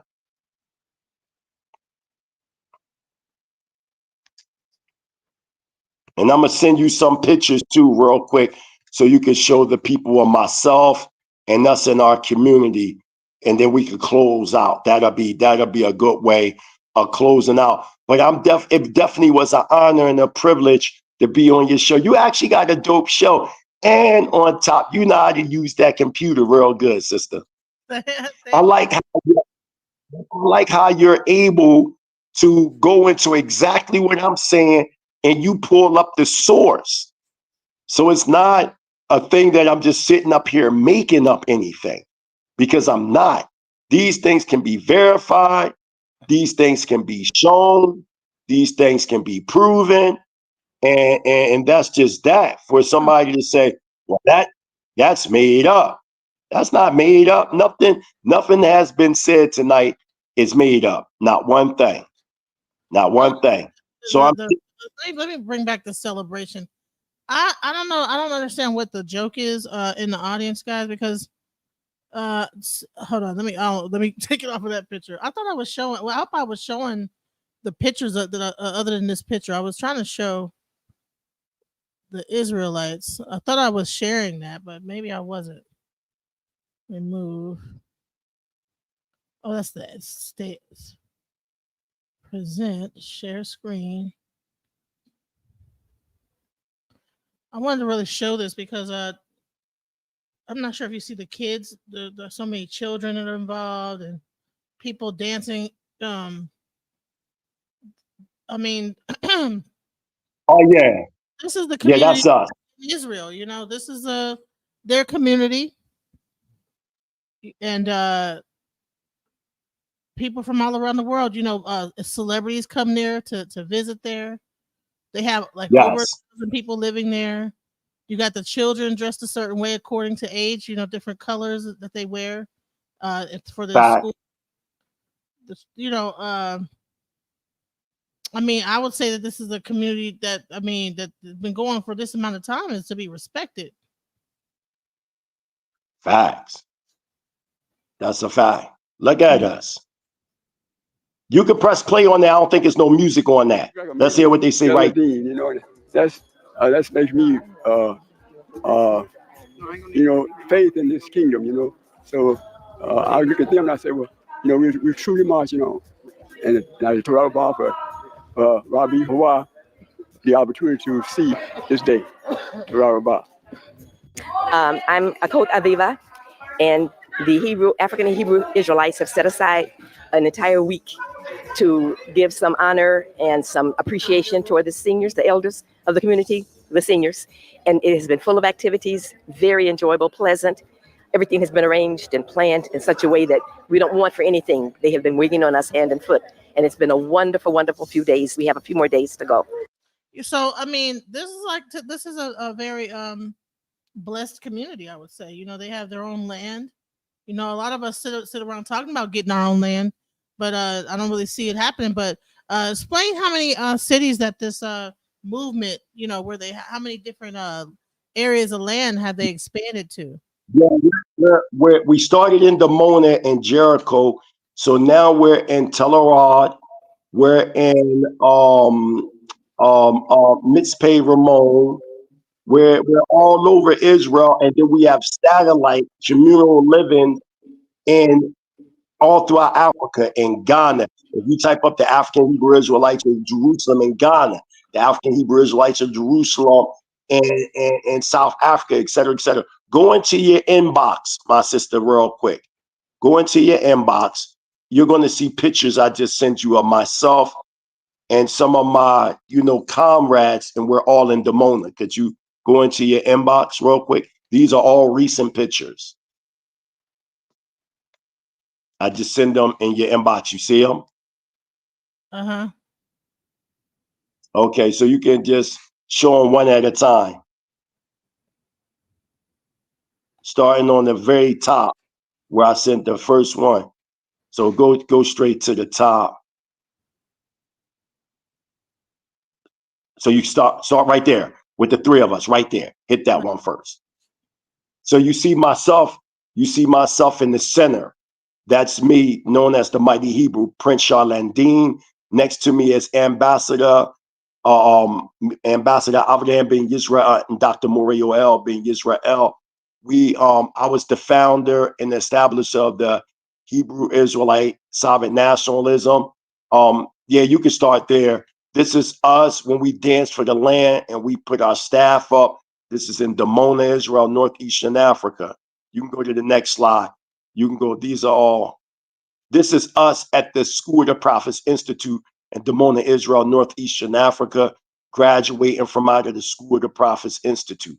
This is all in Dimona. This is Israel. Or this is us dancing for the land. You know what I mean? It's thousands of us over there. Again, we're dancing for the land. It is called the KEFAR'YEEM, the Village of Peace. This is the Akbar Brotherhood School. As Sister DJ Genesis was saying, we define age difference by colors.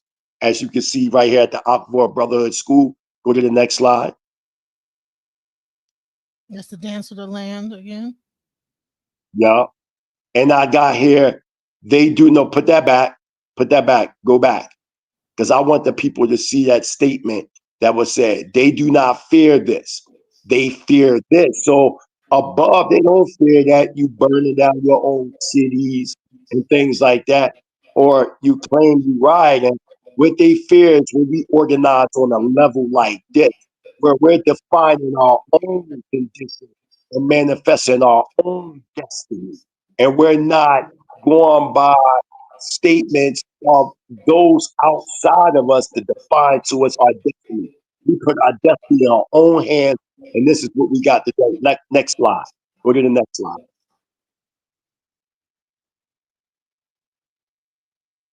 Hold on. Let me deal with my people in this goddamn chat. This is really getting on my nerves. Listen, Mimi, we're not talking about that anymore. We're not talking about de-evolution anymore. So why the hell are you still bringing up silverbacks and all this other stuff? You're acting real childish. Are you drunk? Are you all right, Mimi? You been drinking or something? Because you tripping. We ain't talking about that. We're showing Dimona. Now you want to make outfits? Okay, that's funny. But like that, but they got their own land though. Over 50 years. Yeah, go to the next slide. The country in Israel and get your own land. Go to a whole other country, get your own land, and convince 1,000 people to come over there and join them in creating your own space. Come on now. We gotta have some respect. Respect. You gotta have some respect now. These are some of our children. When classes start, like the way we do it, we have ceremonies on the new school year, and these are just examples of some of the class pictures that we take. We make, as you can see, we make our own clothes. As a matter of fact, this is our own modeling crew. It's called Edenic model sites and things of that nature. There are nature of light. This is us making prayer to Yahweh in soul towards Jerusalem, Solomon's temple. We make our own clothes. We do everything. This is us.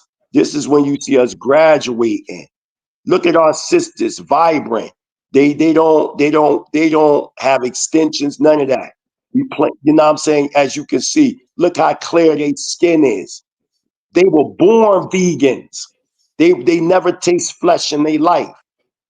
Okay, this is us dancing for the land. Shabaouk. Look at us. We got our own. This is me right here. This is me right here in Dimona, with YISRA'EL being Israel national spokesman in the kingdom of Yah. This is our prophetic priesthood, our prophetic Levitical priesthood in Dimona, Israel, northeastern Africa. Continue on. This is me again in Dimona, Israel, with a known, respected tribal chief, from Ghana, West Africa, who teaches that his people are the Israelites. And behind, you have of the royal family amongst the Ashanti right behind me. She's in red, Empress Patrice from Ghana, West Africa. And she also, and I interviewed her too. She also is of the royal family amongst the Ashanti, an actual princess, and she teaches that they people are also Israelites. Next slide. This right here again is, our divine priesthood, the younger generation come being risen up into this walk of life. Continue on as Hebrew Israelite Sovereign National. This is me right here. I have my master's degree in African Middle Eastern Studies at the School of the Prophets Institute, along with Divine Hebrew Fundamentalism. This is me standing there last year at the School of the Prophets Institute in Dimona, Israel, northeastern Africa, where I did a powerful presentation with SHAR Kazriel ben Yehuda, Dr. SHAR Kazriel ben Yehuda. And this in the middle is my grandfather, the late Prince Asiel ben YISRAEL, who was second in command and the international ambassador of the kingdom of Yah. And next to him is both of his sons holding him up. So these are just some pictures that I wanted to show what we're doing in our land, what we're doing in our community. We're not just, lip servicing and just talking. We're also manifesting actualization. But I think I covered everything for this PowerPoint presentation so far, but we will schedule a part two. A part two is a must. Yes, it definitely a part two definitely is.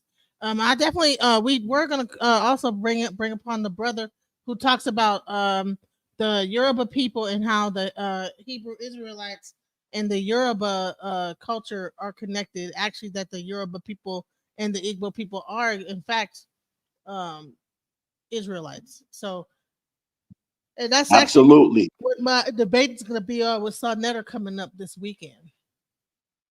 Ooh, that's going to be a nice debate right there, because there's a lot of information that proves the connection of the Yoruba and the Israelites. So that's going to be, I'm going to be there. I'm going to watch it. I can't wait.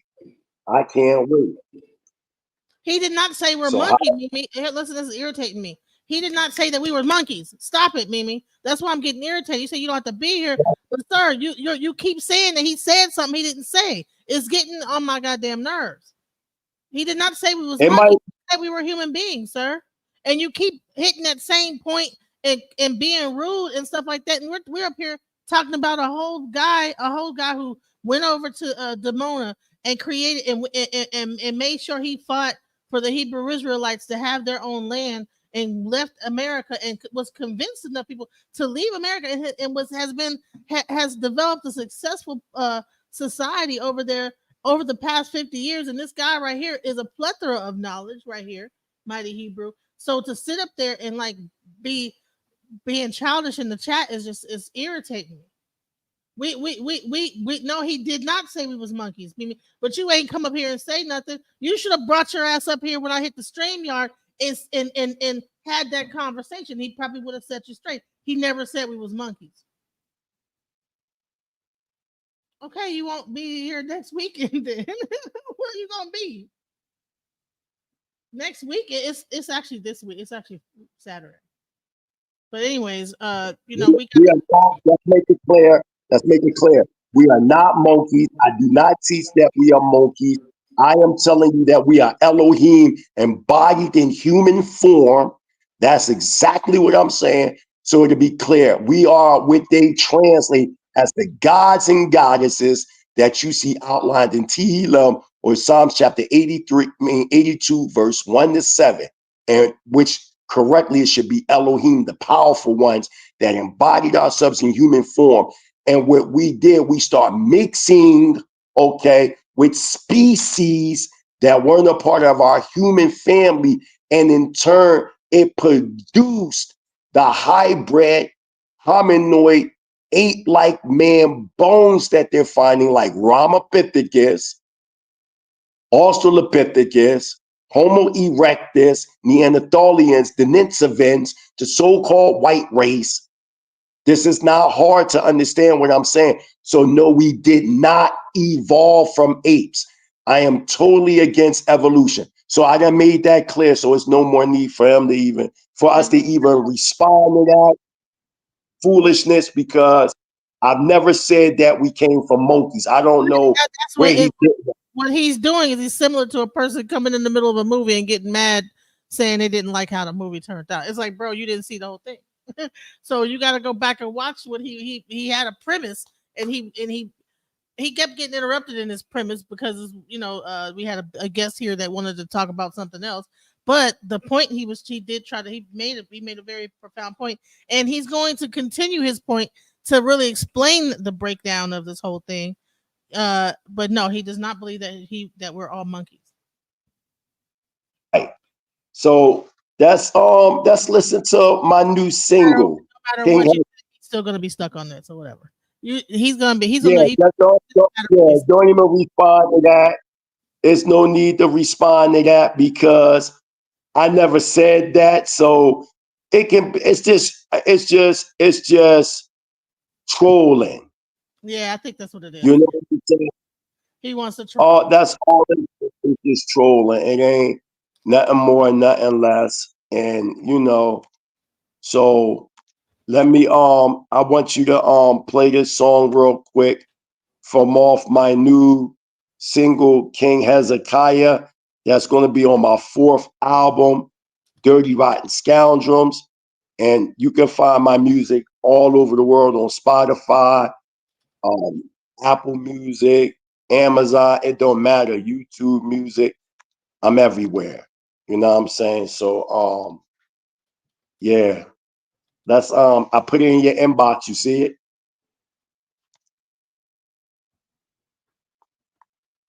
Let's check that out. Let's see this real quick.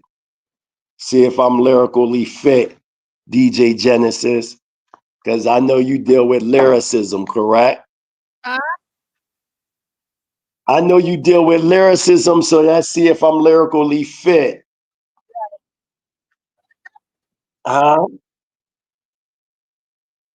You see the link? Yep, you see it.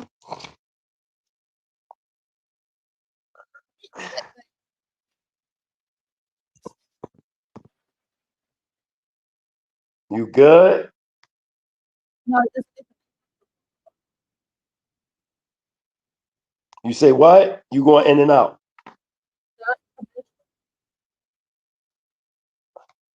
I can't hear you. What you say?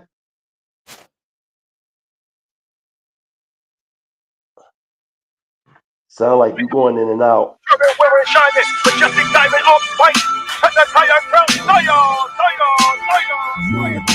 Welcome to the new age. I see you through the eyes. Hezekiah, King Zion, war lion, shine onyx, radiate your diamonds. YASHAR'AHLA, now rising. 12 tribes, praise Yahweh supreme, sovereign power. Welcome to the new age. I see through the eyes. Hezekiah, King Zion, war lion, shine onyx, radiate your diamonds. YASHAR'AHLA, now rising. 12 tribes, praise Yahweh supreme, sovereign power. Israel, we be the missing link, like the news of the Sphinx, watching the fall of Phoenix. Worshippers of Venus and Osiris penis. Wicked seeds breeding demons. Apollo's creed under legion. Send a 6-pointed double jointed. Scribing ancient Hebrew on the pavement with a flame. Bodies fossilized under concrete cemented. Medusa's visions descended in the garden. Ayashah, Nakasha's talking. Saw the Adam as divine sovereign. This is world's hardest heart and like Pharaoh. Man looking in the mirror, drinking Bloody Mary, having orgies. 4 horsemen, apocalypse now becoming 1/3. From this land start running to Dimona. Sun flares, burn Amalek with judgment.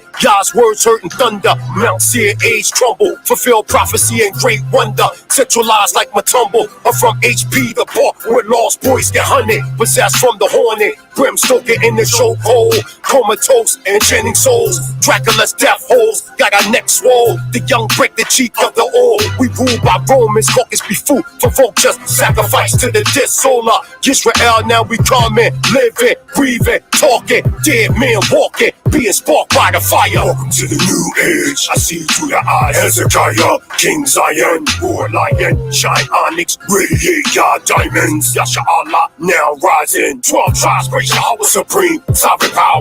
Welcome to the new age. I see through the eyes. Hezekiah, King Zion, war lion, shine onyx, radiate your diamonds. YASHAR'AHLA, now rising. 12 tribes, praise Yahweh supreme, sovereign power. My mind penetrates time zones, attack clones, unlock truth. Mystery, Sherlock Holmes. My throne's barrel above metallic domes. Eyes amber, body onyx, stronger than diamond. My short's a lion, voice melodic. Allahayim, electronic. Thoughts faster than sonic. Celestial Zion, I'm lodging. Worship Yah, burn fire. Gateway as a shield. 6-point triangle, untangle anger that became mangle. A fucking bangle for physical from sinning against innocent as the chosen. My mind's open, I'm focused from being frozen to time. Kept the suffering, Egypt's bondage. My thoughts move mountains. Watch evil do his ways like x-rays. Faults with decays as the ancients reign. The multiverses, material terrain verses. Urbans became legends in the mind heavens. Consciousness transparent. Bill, Sephiroth, Torah, geometric Tetris. Examine the labyrinth using Jacob's ladder.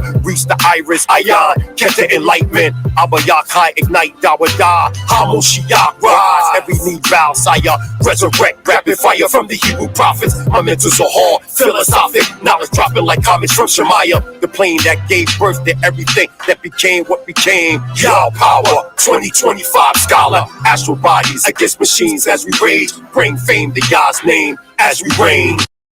New age, I see.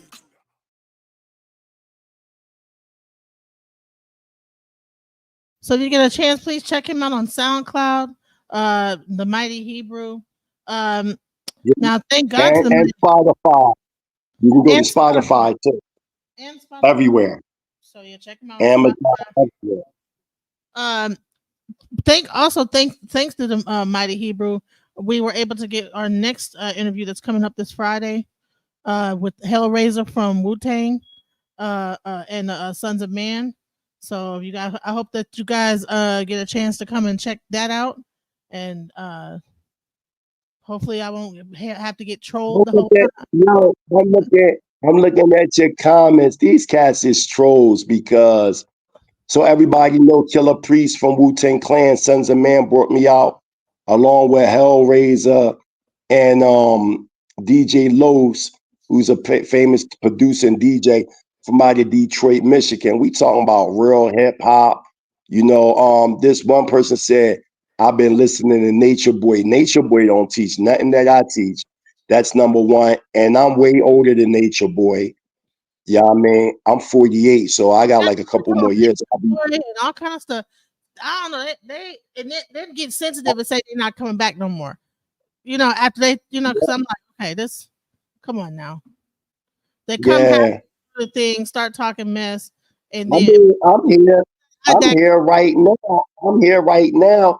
Usually I have my students talk to people like this, but because I'm here and I'm on the show, then naturally I'm going to respond. So you'll know that's on my new that image that you showed. That was War Cloud.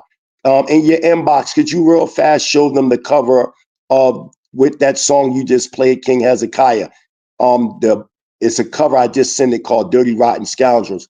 This is the 4th album. My first album is known as MIND, which is an acronym that means mental is never destroyed. That came out in 2021. 2023, you get Journey to the Dark Side of the Moon. 2024, you got War Cloud. And now 2025 coming up. I love Nicole.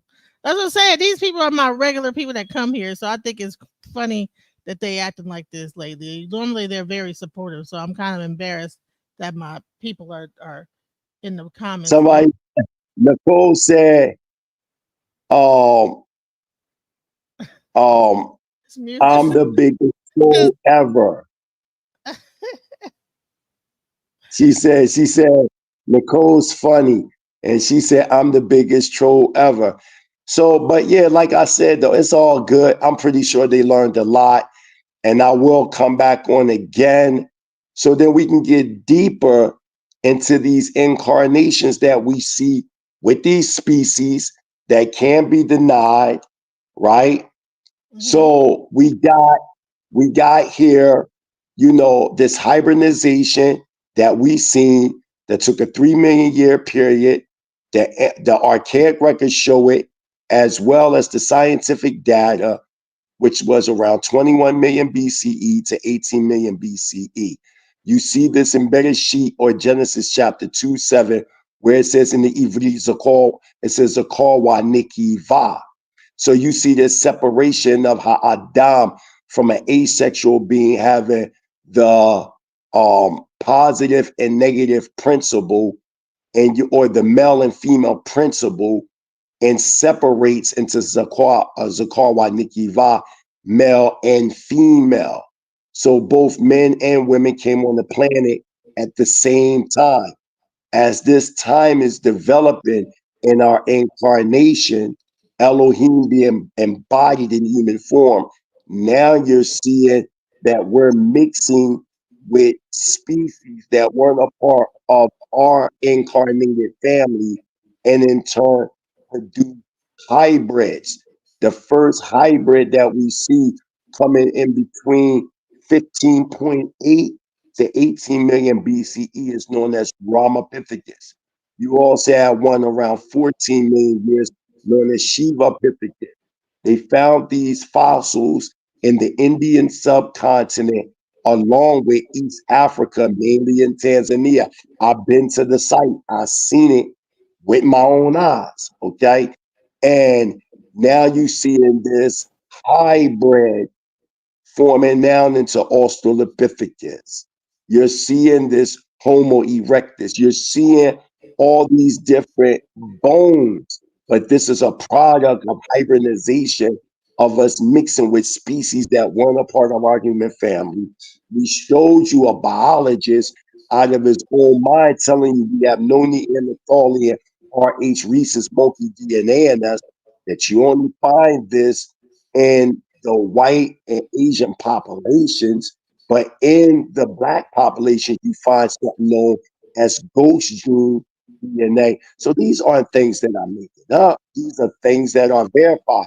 The difference is I'm showing that there was a devolution, not an evolution. That's two different things. Okay. So, no, but the only thing I say that I don't agree with is Homo erectus is separate from those other hybrids, because if you do the genetics on the Homo erectus, they were not admixed. The Homo erectus don't have anything to do with the Neanderthalian, but the Homo erectus do have what is known as a ghost gene in them. That they don't have the RH rhesus DNA in them. They have the ghost gene. So there was a species that upheld RH rhesus monkey DNA, and then you have what is known as ghost gene DNA. That's why you're finding ghost gene DNA in black populations, and then in the European or the Euro-Gentile and the Asian populations, you're finding RH rhesus monkey Which is DNA. monkey. Well, The if is a monkey gene. yeah, So that's the yeah, combination. it's a monkey gene. Yes, yes, you're correct. That's not Absolutely. to be clear is that the Homo erectus which was the one found in Africa did not have monkey genes in it. That's a fact. The Homo, the Neanderthal and the hominid and the Dravidians, they had monkey admixture, and then they all began to mix with each other and created like some hybrid species amongst that. And then you have like the Africans that admixed with them and created hybrids. Right. Right. That's just it's only it's only I'm looking at your comment. It's only just two people, man. It ain't nobody else that's saying these things. It's just two of them. So you always but let me say this. Let me say this. You know what? Since you're no longer a part of the channel, I'm gonna drop the link and I want you to explain what is wrong. What do you find that is incorrect information? Since you're talking about Google, that this guy he got more books memorized than you could think of. This guy's been he's been debating on Sonetta for years. So he has a whole library. And I wrote my own books, and I do ground foot rate. I'm a social. Let's make it clear. I'm a social anthropologist, a historian, and a researcher. I have my master's degree in African Middle Eastern Studies. I studied at the School of the Prophets Institute in Dimona, Israel, Northeastern Africa. I wrote my first book in 2017, known as Our True History, the Diaspora and Our Freedom. That's over 586 pages. And then I wrote my newest book, which is 1,200 pages. Yeah, I mean, you gotta one thing I understand, you're always gonna have. Well, no, the only thing that bothers me is that he's actually like a regular that normally comes. So I'm actually disappointed to see that he's up here. Right. So he should just come on. No, I just got rid of him. Sorry, Mimi. You know what I'm saying? You out of line.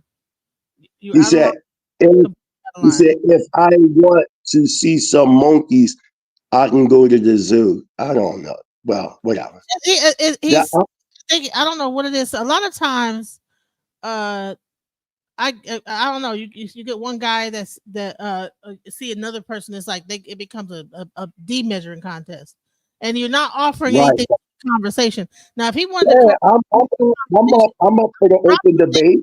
I dropped the link. Yeah, I'm open for the debate. That's nothing. Books and fuck them books and this, that, the other. Okay, so what is the so if you're gonna argue something, argue the contrary. Don't fucking sit up there. Why are they bringing up? Who's this guy? Who is Nature Boy? Who is that? Nature Boy is the cult, the guy that had the people in the cult. See, all of them are just leaving another live that was talking about Nature Boy. So I think a lot of people are already triggered. So they're coming over here and they're listening to what this. Are you talking about that weird guy that took them people to like Belize, and then they became something? I'm looking them up. Something called carbonation. Yeah, that's pretty much what it sounded like. Like that. I think that they're already triggered. That guy was a pseudo. His information was pseudo. Right. He wasn't. But maybe he was what he just got finished saying was very pseudo, but he'd rather argue with you, and you got books out. Not well, F them books. Well, where's your book at, sir? Where's your book at, Mimi? Like, bro, and then get emotional, and I'm not a part of the channel no more. Okay, but listen, though, I want to say something positive on a positive note. Sorry, you're always no. I'm gonna come on this. Listen. It's good to have opposition. Now, why do I think? I know, but check me out, DJ Genesis. Check me out. I was just answering Nicole. She said, "Try and messing with your job." I'm just joking. Nicole said, "I'm just joking, having fun." Listen, This is what I see. I just want everybody to hear me. it's good to have opposition, because without opposition, there's no growth and development. When just as imagine if everybody just totally agreed with you all day, every day, then what's the point? It's like a diamond going into the rough. Like for a diamond to be a diamond, there has to be pressure. So this type of behavior, the reason why it doesn't bother me, because I see this all the time. You know what I mean? And before I knew who I was a street dude, you know, running the streets, wilding. I didn't care about anything. You know what I'm saying? But once I found out I was YISRA'EL, I'm talking about over 3 decades ago. I'm older than a lot of people that's even on here talking. Well, the only So what he's doing is that you can't be cursing and saying all that in the comments, because it'll make YouTube take my monetization off my video. You can't have all that that's BS. right. And why put that on somebody? That the thing that is kind of insulting is they know what you bring forth, and to put that on there, like a lot of guests or white professors or whatever, you don't see them doing that on their shows. So why do we do that to our own people, especially our own people that's making an impact in our community to, you know, self-govern ourselves? So, you know, when I hear these comments, these aren't comments that the Nature Boy thing, that's me talking about watching Nature Boy. I've never learned anything from him. From what I'm seeing, he's very much younger than me, and I've been in the culture way more years. I think he came in by some guy by the name of Young Pharaoh. You know, I know of Young Pharaoh. You know what I'm saying? I've talked to him several times. So he's a cool young guy. You know what I'm saying? And I know something that he brought the brother around originally and then separated himself from that man. But no, I don't acknowledge nothing that man say. You know, I'm about the betterment of our people. I'm not into voting for Kamala Harris or Donald Trump or none. And even speaking on that, right? And even speaking on that, it's funny how the world amongst foundational Black Americans or FBA, we argue all day about a woman that's mixed with East Indian and Irish, right? And Donald Trump, and ain't nobody talking about Cornel West. Nobody's talking about Cornel West is running for president of the United States. So you Right. see the connection that our people have from their own people, that they worrying about two of the lesser evils, and they're not even looking vote out. Donald Trump in instead of getting Cornel West, and then they suck their teeth at Cornel West. That's so crazy. Facts. Yeah, that's a fact. That's a fact. So again, I'm very grateful and honored to have come on your show. I've been watching a lot of your shows, going back throughout the week and stuff, watching your shows, and you have a good, powerful content. And I advise everybody that's listening, subscribe to DJ Genesis Detroit. Subscribe, hit that like button, continuously support the cause, because it's only us that in turn that can determine our future destiny and what's going to happen for us to have a better day and a brighter tomorrow. For sure. Yeah. And we can find you at where can Somebody said Young Pharaoh done something with that nutcase. Something I don't really know. Like, I don't really be knowing like the social media beefs and stuff like that, because I'll be like doing a lot of anthropological research on the ground. So I don't really have time traveling to different countries in Africa and just doing research on the Bantu speaking tribes, being the children of Israel, the Israelites. So I really don't understand Sister Nicole Thompson's statement. She said something about young. Yeah, it's a whole, because I guess he's been going crazy and stuff like that, and a lot of crazy stories are going out about him. But we'll just all pray for our Pharaoh. I pray for him. I hope he gets.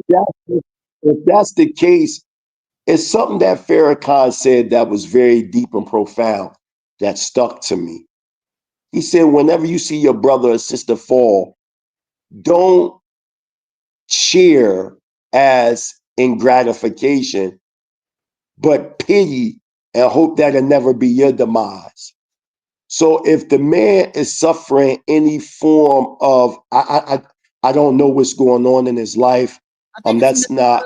someone slipped him something, and he hasn't been the same Yeah, since. see, I don't know what's going on, but what I will say is we have to pray for our young brother, and even if there's any helping hand that we can give to that brother, that's what we should be doing in the community, not sitting back on the sideline talking about the man if that's something psychological that he's dealing with.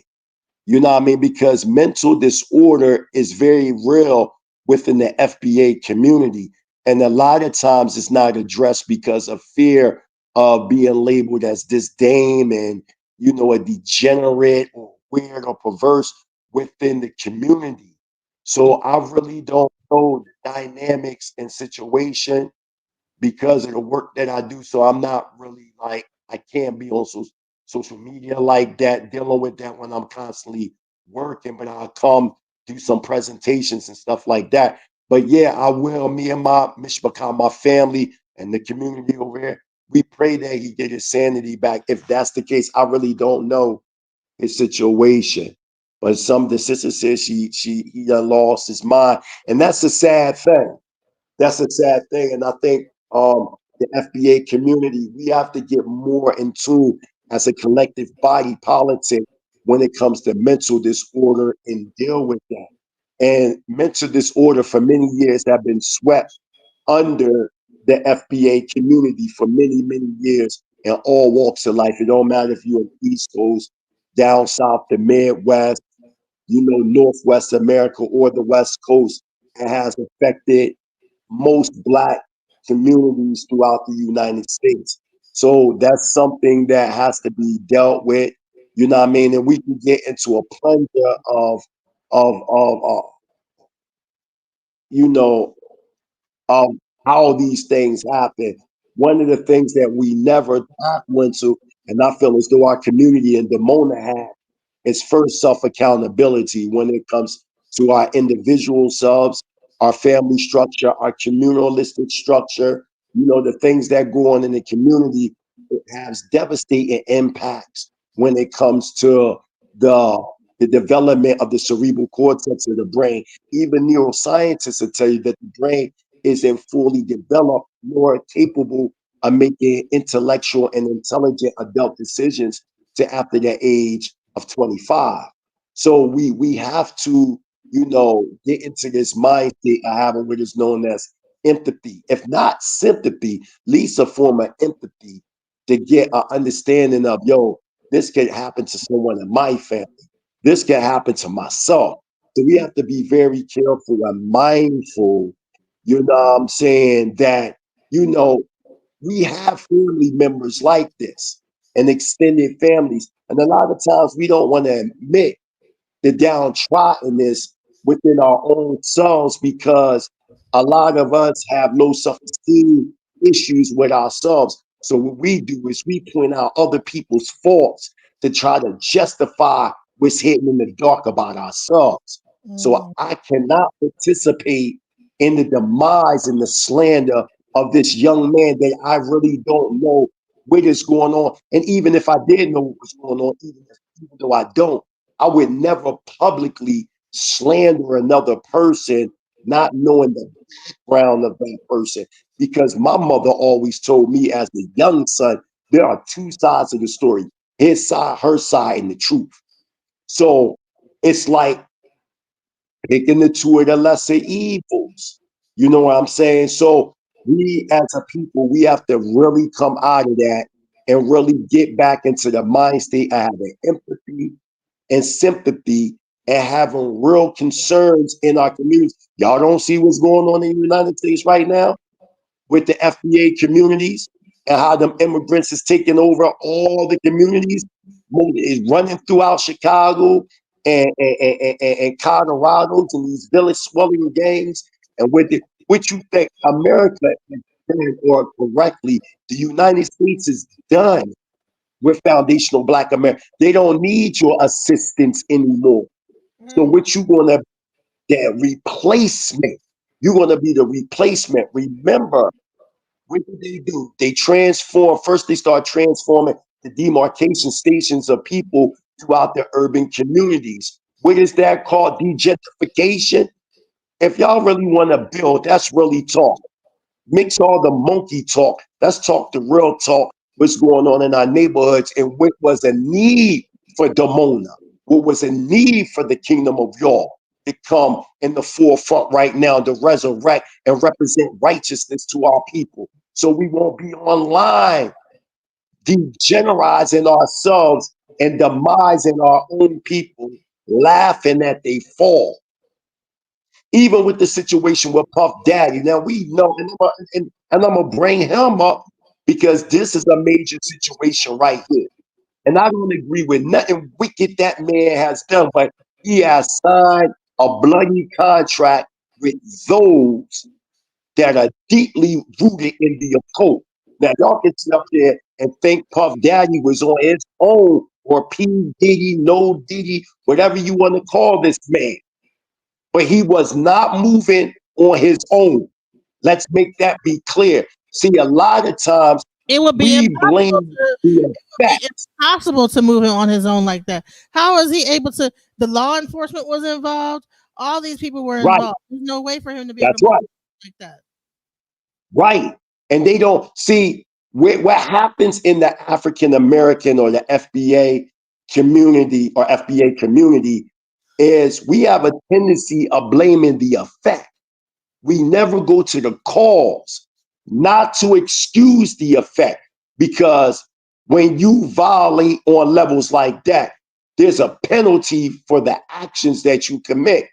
But the reason why these things can't get abolished is because we never deal with the cause. Let's think real quick. Because can you cam up? Because your logo wasn't there no more, so I'm just looking at this white box flashing. Can you cam up? You see my logo? You can't see my logo no more? No, it's just hold on. You know that? Just or cam up or do something. Yeah. All right, let me do that real quick. Can y'all see me? Yeah, okay, go ahead. Because you dropping gems. We want to see what you know what I'm saying? We want, okay, there you go. That's what you were saying. Okay, so I'll keep it like this. All right, so let's deal with this. Puff Daddy had a contract with that light. You got to see how yeah. There you go. Is that better? There you go. That's cool. Yeah, it was okay. Okay, there you go. Okay. So Puff Daddy, right? He was in contract with a group known as this organization known as SHAR, where he was running around with the liquor and doing whatever he was doing with these people. So a lot of cutthroat was going on. So what did he want to do? He wanted to sue them. And he splattered all over social media about the racism that they was making manifest. So you know what these people did? And I believe Puffs got tapes because remember he was doing these said freak offs. That's what they say, right? Okay, cool. But not cool. So he doing these freak offs, and I believe some of these high officials and executives were in some of these videos. So what they do? They knew somebody that knew somebody that knew somebody that knew somebody that said, send Homeland Security to that man's house. Let's deal with facts. Let's stop playing these games like it's not a hidden cabal that's involved in being the puppet master moving the strings of Puff. So now they send the Homeland Security to this man's house, right? And what did they first go to? They went straight to them tapes. This is what I believe to happen. Now, this is theoretical. So I'm letting everybody know this is theoretical, what I'm saying. But it makes the most logical sense. Puff Daddy pissed somebody off. Let's just make it clear. He pissed somebody off, so they ran in there, got them tapes. Whoever that was high officials on them tapes, they got rid of them. They got rid of that, and whatever was left on them tapes, they left that there. And now they charging him under RICO conspiracy. And anybody that know what the RICO Act is, that means it's going to be some people cased up. It ain't just Puffy. You're going to see a lot of celebrities go down. But what a lot of people are failing to understand when you're dealing with this type of gross ritualism, Masonic ritualism, you're seeing the fall of the black man, woman, and child in the sight of the world.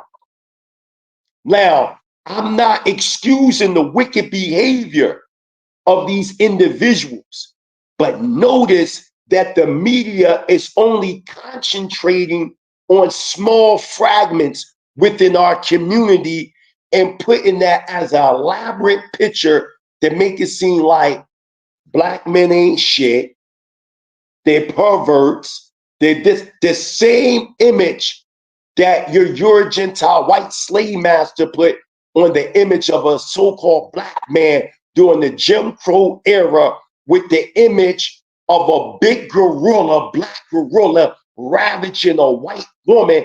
This is the same image that they put in on with your celebrities. Remember COINTELPRO, to stop the rise of a black messiah who had electrified the nationalistic aims of black America. And when you read that counterintelligence program, you have 5 key salient points. One of them points is to do what? And now you can pull that up, sister, so they can see. One of the salient points is that defame your leaders through the members of the organization.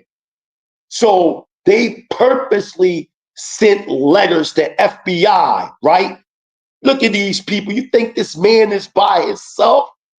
Y'all really think he by himself? Okay, we need to stop playing games. He's a puppet. Puff Daddy is a puppet, a boule puppet. Y'all think if this man doing internet, and I ain't in denial, I'm saying that there is evidence that this man is wicked. Because we see what you did to that sister. Well, I'm not going to say she's a sister. I don't know. She not our people. When I say sister, I mean us, FBA. But getting back to the point, this woman, right, was getting beat down in the hotel hallway by Puff. So we can't deny the things that is known. But what is not being, and like Sister Nicole said, they coming for Jay-Z next. He next on the list. See, they chopping them down one by one, one by one, one by one. Tupac. This is the CIA. I think it's the CIA. I think that they all work with the CIA, and then at some point when the CIA don't need you no more, they don't need you no more. Like you'll be at the time to be over with. It's over with. It's like, you know, they show it in the movies all the time. That when the CIA, we're looking at it literally, right? So a person could be an assassin and this, that, the other, right, for the CIA. But then once, or whatever organization, secret organization, right, could be up there. But once it's time for their duty to be over with, they send another person to get rid of them. That's a fact.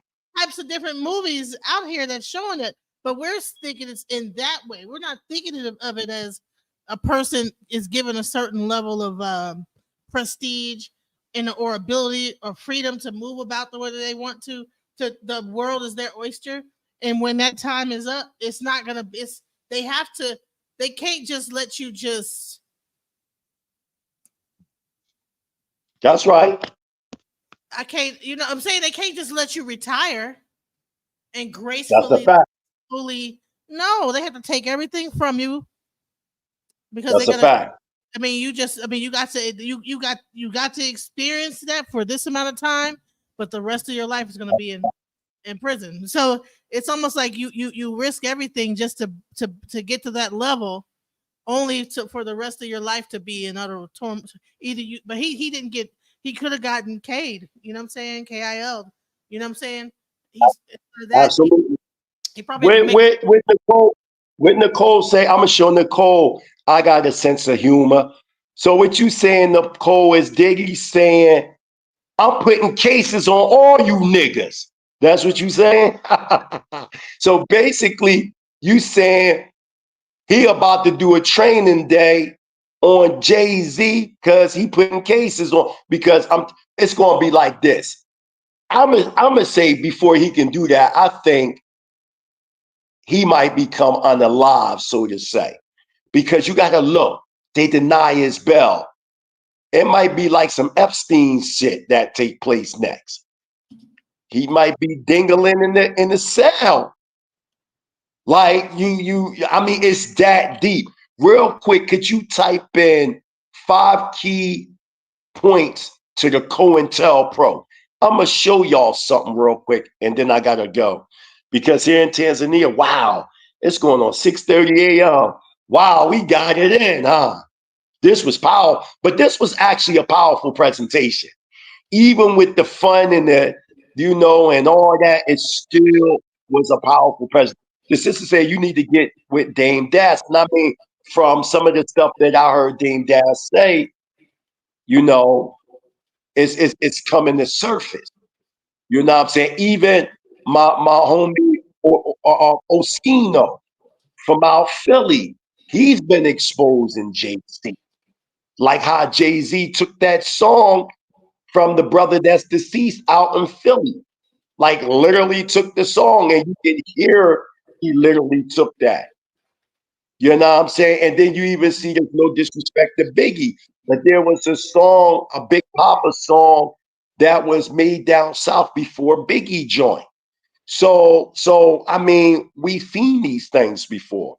But if you can look that up real quick, my sister, the 5 key points to COINTELPRO, and you're going to see that social media is going to be the key that's going to be taking down people, because you got to remember, you got in the hood, one of the things that we don't do in the hood is snitch. What do I bring up? What you want me to bring up? Type in 5 key points to COINTELPRO, or counterintelligence program, that was created by J. Edgar Hoover. The sister agreeing with me. Yeah, we talking the real talk now. Like, yeah, we can get into all that ancient history and things like that, but I want y'all to see the origin of this peace that y'all dealing with in the States. Y'all not dealing with human beings like how y'all think. And what I'm saying is, they always use the black man as a scapegoat to cause the social structure of the black family or populace, so to say, the nation, to go down, while they use the black woman to keep the slave master's objective function. This is why they lift up the black woman, but and simultaneously bring down the black man. So in essence, they bringing down the black woman as well. That's why they use token Negroes like Kamala Harris did, right? When she went to Atlanta with her fake accent, right? And sat there and had this woman, which I'm not going to say her name, out there twerking, right? And saying this is a symbol of black feminine excellence to the people. The brother said, somebody said, why you believe in Jesus, bro? I don't believe in Jesus. Who told you that? I don't believe in Jesus. I don't subscribe to the New Testament. I'm a Torah-based Hebrew Israelite. Okay, you got the 5 salient key points. That is so good. That is perfect. That's perfect. Psychological warfare, harassment via the legal system, illegal force, undermine public opinion. That's the 5. You see it? Okay. Yeah, so I want you to read the 5 key points. It should give you 5 key points. And I want you to hear these key points. And this is exactly how foundational Black Americans act today. But the 5 key points, you mean the methods? Yeah, it's the methods in the COINTELPRO. Yes. All right, infiltration. Agents and informers do not merely spy on political activists. Their main purpose was to discredit, disrupt, and negatively redirect attention. Their very presence Stop, and disrupt. So this is why the Willie Lynch syndrome is here, to make the young go against the old. We find that in the book of Yeshayahu or Isaiah, we see the third chapter. You see what I'm saying? That the young is going to go against the old. And we see in our communities, there's no respect for the elders anymore. No respect. You don't see other nations disrespecting the elders out in the open the way FBA as we do in our community. These are just facts. This ain't that we can sit back and say, well, other people do. Not, you would never see Chinese Buddhist monks all over social media disrespecting the abbots. You will never see that. I'm over here in Africa. You don't see the youth over here disrespecting the elders. You don't see that over here. But amongst foundational Black Americans, we do this all the time. Go ahead. Go ahead. Keep reading. Their very presence serve to undermine trust and scare off potential supporters. The FBI and police exploited this fear to smear genuine activists as agents. You hear this? So they put this fear factor in you. That's why they got to let people go in the cracks like your Jim Joneses, your Jim Jones types. Why? Because once they expose that to you, you will never be able to distinguish from those that's truly about the redemption of your people or a cult. You see what they did? The CIA, they the ones that funded Jim Jones to go down there and take them people, them 900 plus people down there to Jonestown, Guyana, South America, and had them drink that Kool-Aid / cyanide.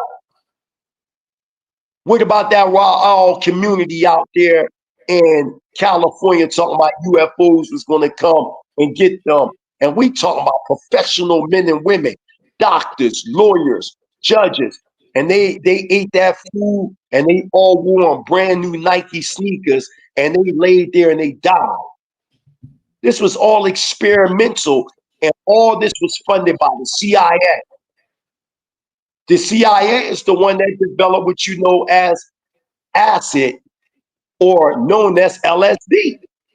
I heard that even Jim Jones worked for the CIA. Jim Jones? All worked for the CIA. I even heard there's records even about P. Diddy working with them boys, with them alphabet boys. Listen, the guy that his father worked for Lucas. The guy, Frank Lucas. Frank Lucas, yeah. CIA. So yeah, and we know Frank Lucas was telling. We know for a fact he was telling because we got the paperwork. So we know he was telling. But the whole point that and that's another thing, a lot of people don't know that Puff Daddy was born out of the underworld of corruption because his father was a big time heroin supplier and dealer. And a lot of people don't know that about Sean P. Diddy Combs' father. But he wound up getting, assassinated. He wound up getting murdered. So he comes from out of a world of this. Now you can continue where you left off, because what I'm about to show, that's the most important. Well, what you're about to read. Continue on, my sister. Psychological warfare. The FBI and police use a myriad of dirty tricks to undermine movements. They plant false media stories, publish bogus leaflets. Yep. They create false media stories. That's why y'all don't know how to distinguish the truth from the lie, the wrong and the right, the fool from the wise. This is, you see what I'm saying? Because the media gave you an image of your leaders in a state of degeneration. They're giving you a bunch of functional illiterates. And they're saying these, remember the leader, the media gave you Puff Daddy as a leader, Jay-Z as a leader. They gave these people to you as leaders. So y'all, when a real leader comes in your presence, you can't determine who's a leader or not because you've been manipulated to look at these buffoons and coons in our communities as leaders who keep telling you to vote for either Trump or Kamala when neither one of them is in the best interest. Me, as a leader in the Hebrew Israelite nation, I would tell you to totally separate yourself and create your own government. We got the monetary instruments to do it. Last year, we spent $5.9 billion on Christmas toys alone. And I'm talking about just Black people celebrating this sad holiday that's defined as being pagan, because we see the ancient nations doing it before the so-called birth of Christ. You can see that in Yirmiyahu, Jeremiah chapter 10, verse 1 to 5, that the ancient Babylonians was cutting down trees, Lebanon cedar trees, and decorating them with silver and gold and putting body parts of their enemies all around the tree and worshiping the yell tree and different things like that. So this is nothing new amongst the ancients, okay? But my whole point that I'm saying is they caused the youth through intimidation, infiltration, to defame your leaders. There was a time where there was respect in our community. No matter if you're in Detroit, Philly, New York, Jersey, California, Baton Rouge, it don't matter where you at, there was a form of respect that trickled in all FBA communities.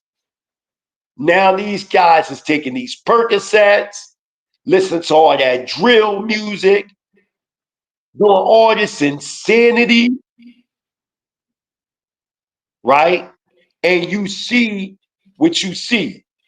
And we as a people, when you go into on them other platforms where they have professional people, you don't see people in the comments disrespecting. It's a teacher-student relationship where people put in the work. You got to respect them people. Me, when I listen to a speaker, I don't say no derogatory statements, nothing. I listen, absorb, and then I ask questions. But for us to be nationally, defaming people in the public, especially people we don't even know, that's not cool. So let's continue on. Read on, my sister. They plant false media stories and publish bogus leaflets. They forged correspondence, sent anonymous letters, made anonymous phone calls, spread misinformation about meetings and events, set up pseudo movement groups run by government agencies and manipulated a strong arm.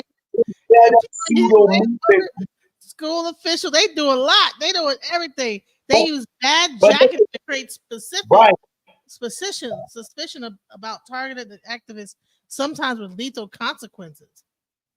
Facts. And one of the things that stuck out is they create pseudo movement groups.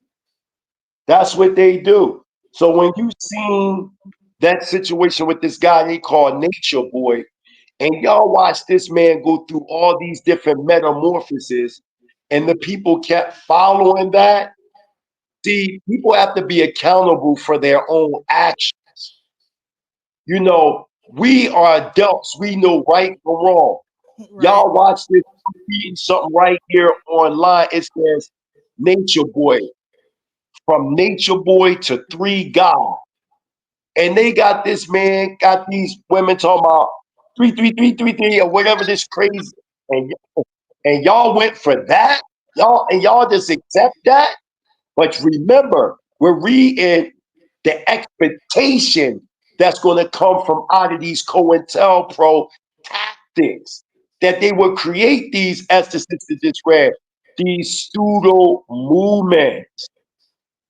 You see what I'm saying? So yeah, do you continue think on. That Nature Boy was like a way to make the conscious community look stupid, to take out the relevancy Not, or the validity not, of the conscious not, not just the conscious community, but FBA in general. Like, for instance, we know that foundational Black Americans created hip hop. Puerto Ricans were the first students of hip hop. Jamaicans came later. There was way more people. There were people involved in hip hop before Grandmaster Flash and Bambaataa. We know that for a fact. The point that I'm saying is, what did they do recently that make us look like fools? What did they do at the Olympics? They had this woman from Australia belittling FBA culture in front of the world.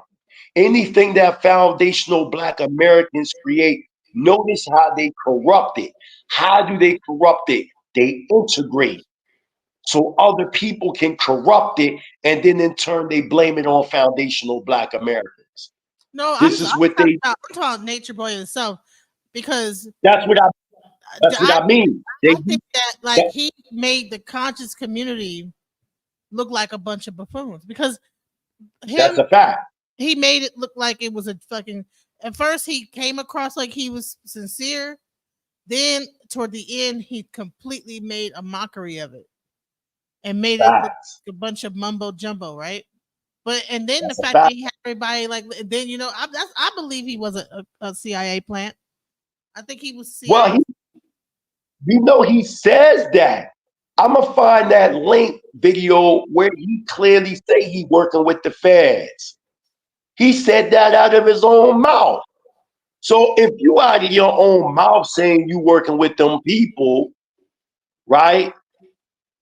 Then when did he come around? He came around when Sa-Neter was at its height out there in the street, when young Pharaoh was reaching his heights and everything. And then you notice that him and young Pharaoh began to beef with each other. Next thing you know, young Pharaoh gets kind of thrown off and gets gets Mickeyed, and now he's going crazy. Then he starts more and more crazier. You know what I'm saying? Act like a fool in front of everybody. So he finally just completely went for it and just completely clowned out and became a complete lunatic. You know what I'm saying? Online. But everything was staged, right? The people that were there are saying it was staged. You know what I'm saying? So, and then he ends up going to prison for life for that. That sounds to me, don't like the same story of P. Diddy? That story sounds just like P. Diddy. Absolutely.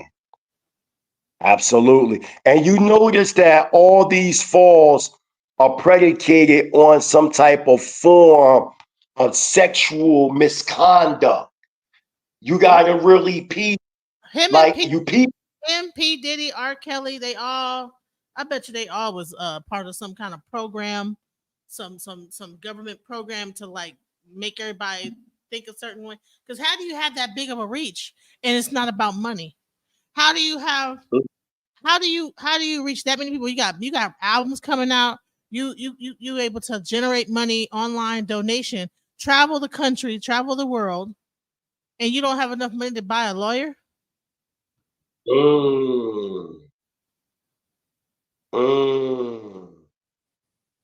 You got albums out, but it's not about money. I'm not doing this. What are you doing it for then? Oh, I don't. You can't say you're doing it to spread the message, to spread the knowledge, because at some point you stopped spreading knowledge and started being a fucking lunatic. So, what knowledge are you spreading? Interesting. Absolutely. And that was an interesting statement that you made out of your mouth, and that's another thing. Notice everything is to attack our generation, our newer generation, and even generational wealth. That's why a lot of these guys that put themselves in these diabolical situations, they strip it. If the white woman can't get your wealth, because a lot of them basketball players, what they do, marry white women. If they can't get it like that, they're going to strip it off you when you got to go into these court battles and strip you. You see what and notice they got Bill Cosby. Remember, it started with Tupac. He was the first one they hit that up with, Tupac and Mike Tyson, you know, and they start going down the line with these ritualistic murders or these, what you call it, like when they want to humiliation rituals. I think, you know what I think? I think Puff Daddy got too many kids. He could pass down his generational wealth to. That's if they don't suck it all up in these legal battles. Because you got to remember, look alone, Cassie got over 30 million from this man. And that's just one person. When they get finished with Puffy, he's going to have absolutely nothing. And what legacy is going to be left behind? A sex trafficker. Remember, in the COINTELPRO, they got a label. See, they not labeling us openly as niggas no more, because everybody calling themselves niggas. Now they labeling you with these legal degenerate terms now. He's going to be a racketeer, a sex trap. This is what's going to be left behind in his legacy. You're not going to think about Bill Cosby, the Huxtables, and the Cosbys no more. You're going to think about putting Pop Man, slipping drugs in women's drinks and raping them. Excuse me for that. Right. So they build this person up to be this amazing person, get all the in the world. But right when he's about to become a legend, that's when they strip that whole thing from him. And then now he can't die a legend. He has to die, or he can't pass his legacy on. Because I'm sure that now that he has this whole thing, that the government's going to swoop in and they're going to seize all his assets, so he can't pass those things down to his children.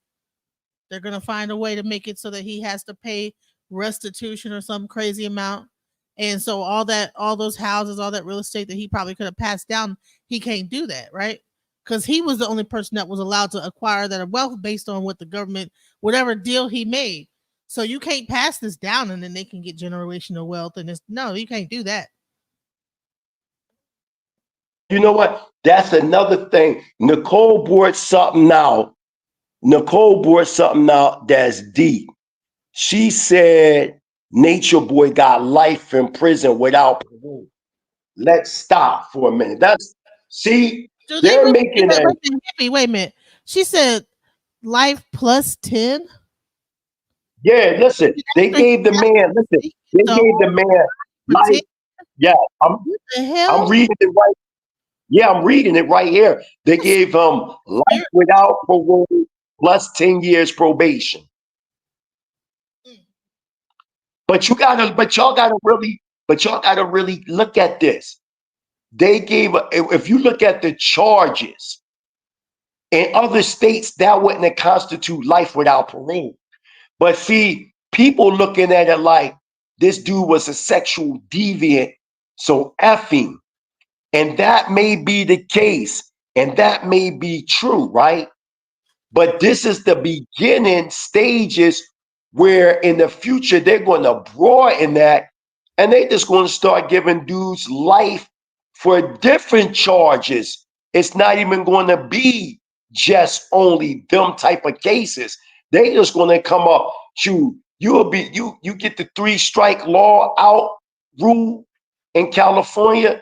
If you got 3 felonies, you get life without coming home.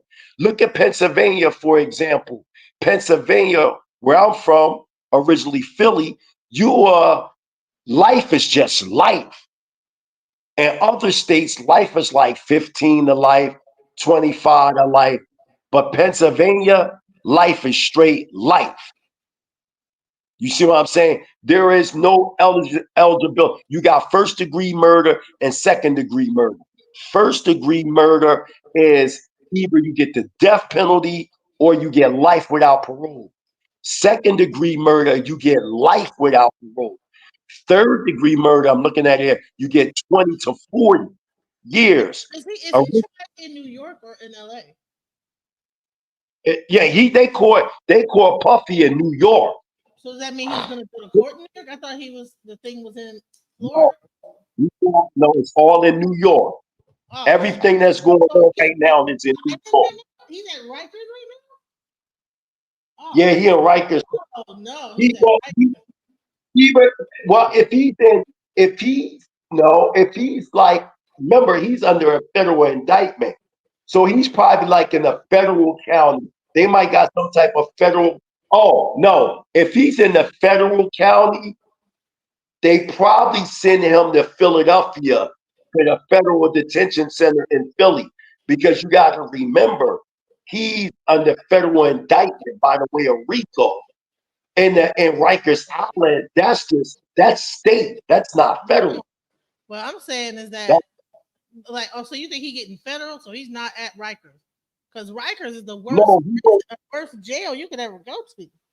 Rikers well, is that's one of them. You got some that's, remember, Rikers Island, that's not a state prison, that's a county prison in New York City. But it's vicious over there in Rikers. Then you got other places like Pitt, Holmesburg, and Philly. You got different counties that it can get real rugged for him. But right now, he would. Listen, you know what? That's what Nicole. If you look at the story of P Diddy and Nature Boy, they run almost side by side. I'm like, this got to be a plant. Like, it's got to be some kind of weird government thing. Because how do you have two people doing the same goddamn thing in two different sectors? You know what I'm saying? One is in the what you call sector, and the other one's in the conscious sector, and they're doing the same exact thing. And then, but they all get caught. He gets caught on a state thing. So this is gonna be something like this. There's some kind of law that's gonna come out. This is for some kind of law that has to do with something, some kind of internet thing, something have to do with like hurt, like, because they both hurt women. So and they both were damn near trying to get Nature Boy for sex trafficking too. Remember? I remember that. So I it's remember hearing. like the I don't know, something about I don't know. They're trying to, I don't know. I can't. It hasn't come to me yet. But I think they got R. Kelly on that same thing. And you have it's getting worse and worse. They're showing And let's not forget. You see the man that gave Puff Daddy the keys to the city. The mayor. You see how they trying to get him to resign. You know what I'm saying? what? Hold on. Wait. So I'm sorry. I don't mean to interrupt. So Hippie says I actually was in that cult. I know exactly what MB sentence is. In Georgia, if you get life plus, that means after you pass, they bury you on the prison grounds until after your post is done. I think that when you die, your pulse is done when you die. No, I think she mean plus is done. I don't know what she mean. I'm looking at here. It says he got life without parole plus 10 years. That's what it says here that I'm looking at on the screen. That 10 years is over with. That's crazy. That what in the world? Oh, she's saying Nature Boy family won't get his body until 10 years after he passed. That's not probation. Oh. So they gonna have to dig his body up. So this must be wrong what they saying. They got plus 10 years probation, but he's saying no. After Nature Boy Hippie 5044 is saying after Nature Boy dies, the family will have to wait another 10 years before they can get his body from the cemetery that's off the prison plot. I understand. Right. All right, Hippie's up here. I think she can explain. She said, Nicole Thompson said, Hey, Rikers Tammy, Island. how you doing, brother? Hey, Auntie. Hello. Hello. No, because when you texting, when you typing and you texting things, kind You're of get kind of mumbling. misinterpreted. Y'all can't hear me? Yeah, I can hear you. Go ahead. Yeah, we can hear you now. We can hear you now. Okay, yeah, we just had a big old storm in New Orleans.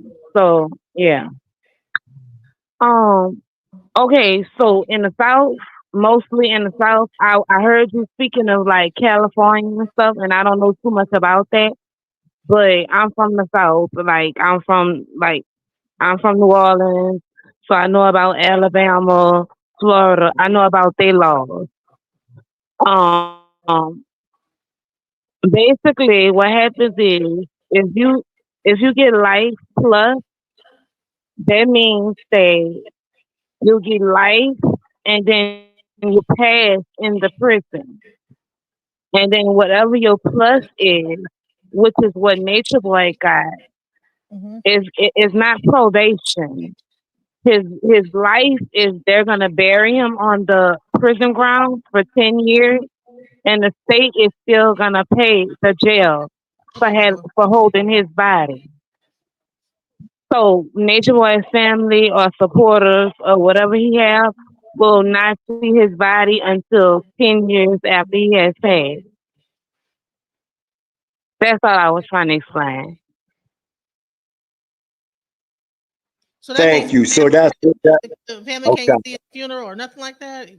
They just gonna just take him straight to a hole, put him in there, and then went until. Oh, yeah, like Angola, well, you don't know. I don't know. That's why I keep telling you, I ain't see you need to come to New Orleans.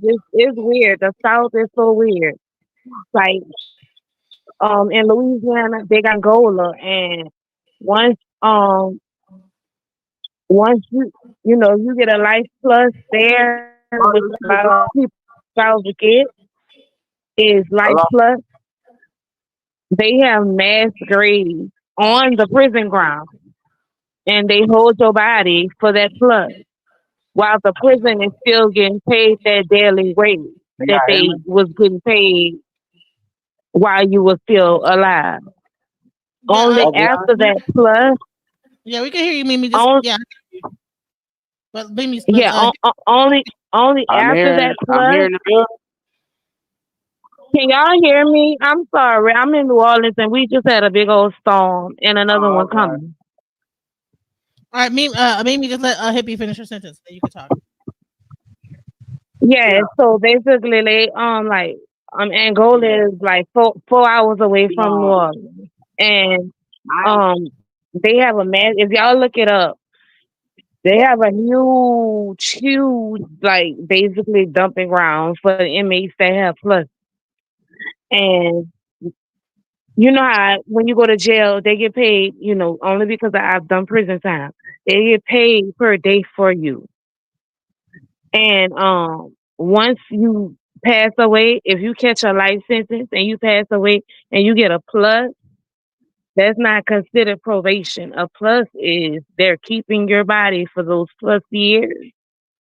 And then after that, that's when they'll release your body. But meanwhile, while you're buried on their grounds, they're still getting that daily rate for you. Wow, that is crazy. Yeah. So that's what I be trying to let people know about the prison system because you know my story, I see. I did time in prison and stuff. And I used to stay in the law library. So that's how I learned like just so much about how different the laws is in the South than from other states, from other East Coast, West Coast, stuff like that. Mimi, what do you have to say? Welcome to the panel. You there, Mimi? So what we speaking? Say it again. So what we speaking on exactly? We're talking about P. Diddy and the fact that if he gets life plus 10, that they're gonna keep his body on the ground of the prison until You said after pub. huh? P. Diddy. We're talking about P. Diddy. Well, I wasn't talking about P. Diddy because we don't know the outcome of his, what's You going to be talking his about like case. the public? What?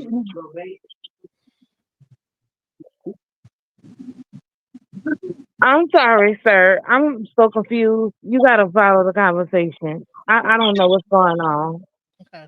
Not trying to be rude or nothing, but I really don't understand what you're asking. And I'm trying to get an understanding. No, my shit is echoing very bad. Do you have YouTube open? You have to close YouTube while you're on StreamYard.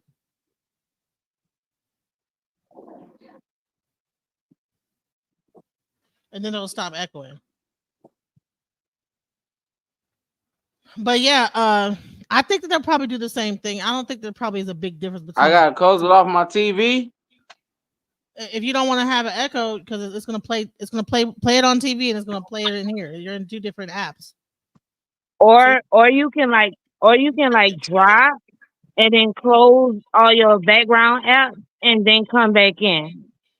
Or mute them, mute your other apps. Well, no, I got it turned down where I can only hear y'all on my phone. Okay, well, just say what were you gonna say though. Go ahead. Make your statement.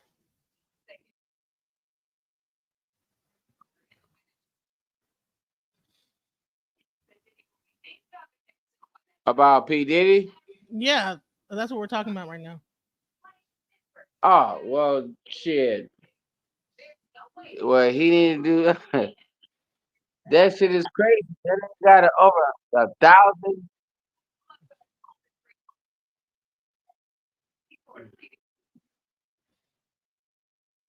Well, he didn't do something about them $1,000 a pound. I never heard of that. Of what? 1,000 things of baby oil. You talking about the baby oil? It's blue. Right. I mean, I understand parties and shit. Damn. Right. Yeah, all that. Well, that shows how disgusting he But is. but this is the thing that I understand that like it's real because back in the mid 90s.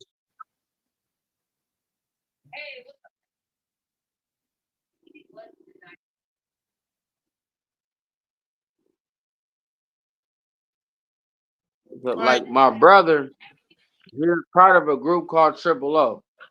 And they used to open up and do shows for the Ghetto Boys back when Little Chris was called Chris Level Up.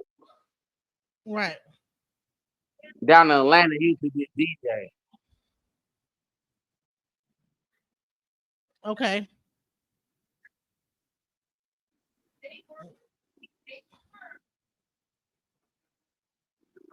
Right. So and this type of stuff about these mansion parties and stuff like that.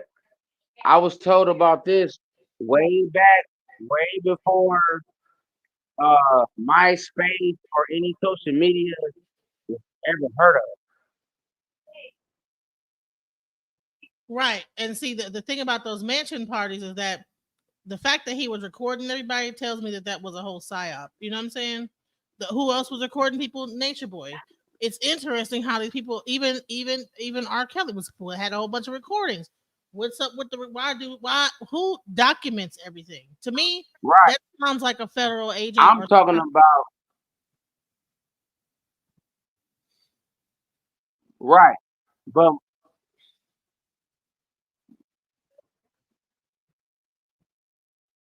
I'm talking about back in the day. My brother called me and was telling me about what's going on before social media ever existed. No MySpace, no none of that. Well, a lot of those tapes were from the 90s. That any of this was going on. Yeah, it was. But I used to hear about it, and honestly, like I said, Prince, don't you think it's a weird coincidence that they? No, you're not understanding. Do you know somebody that? No. You heard? No. I'm talking about. Listen. You don't understand what I'm talking about. My brother went into a studio.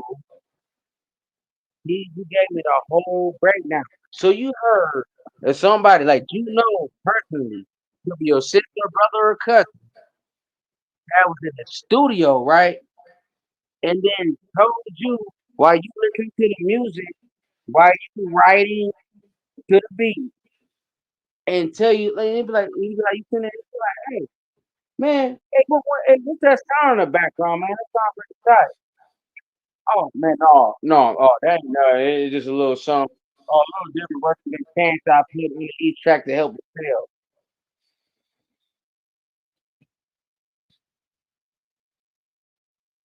Right. So yeah, that's the yeah, I can imagine being in the studio and that happening. But we're talking about something a little bit different, Mimi. I don't know what I'm not you probably No, well, I'm trying to tell you that the type of stuff that they are on. They are on devil worshiping things, and then they own. It's all plays a part. They put devil worshiping chants in music to help it sell, and they have these nothing parties where you do all the drugs in the world that you want and have sex.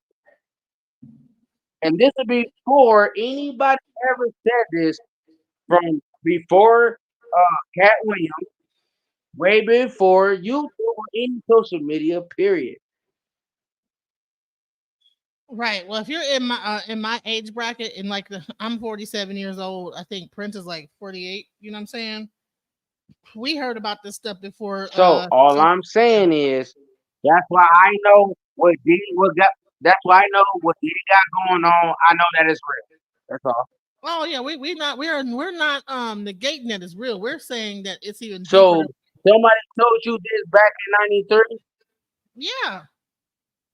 That I heard that was happening with Mary J. Blige. That's how she got hooked on drugs. Jodeci and them. I heard that they had that No, thing. not her.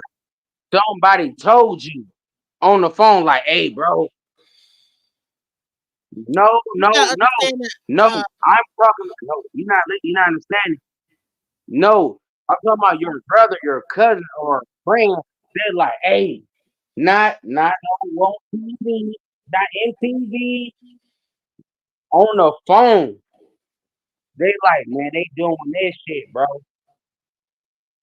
Right. See, I've been in the music industry for a very long Not time. not this ain't no he say No, she listen. say.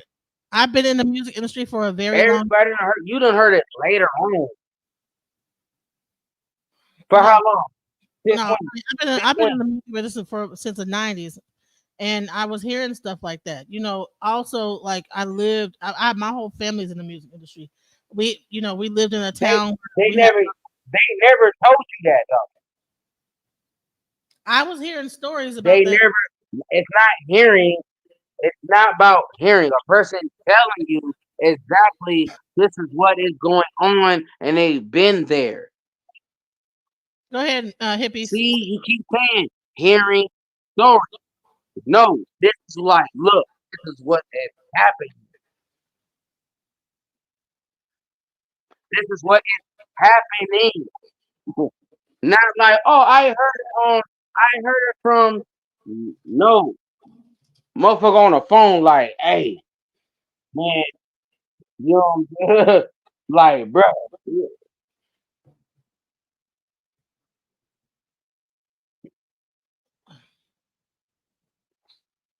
I can't hear you, hippie. Go ahead and talk. I was asking Mimi I'm if talking I could about get one one. on one. They are there. They are telling you, and then like, man, I'm gonna let you know. You know, I'm gonna let you know what's going on. Okay. Mimi, can I Man, get my shit's 1 so minute? delayed. I'm sorry, y'all. No, that's okay. Mimi, You might have to just drop down because it's a delayed But response. all that I heard, that's not. It's not relevant to what I'm saying. I get what you're This is saying. not what I've heard. This is what I know. This the Right. early '90s. Yes, sir. So yeah, well, I'm gonna remove you because there's a delay. And yeah, definitely, you knew about what was going on, and we believe you. Yes, It's definitely. not TV. Right. We believe you.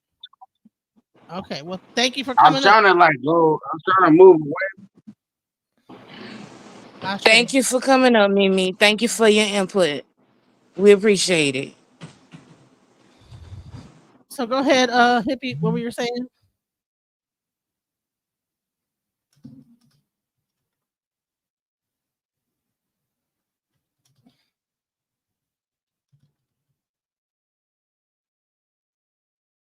Okay.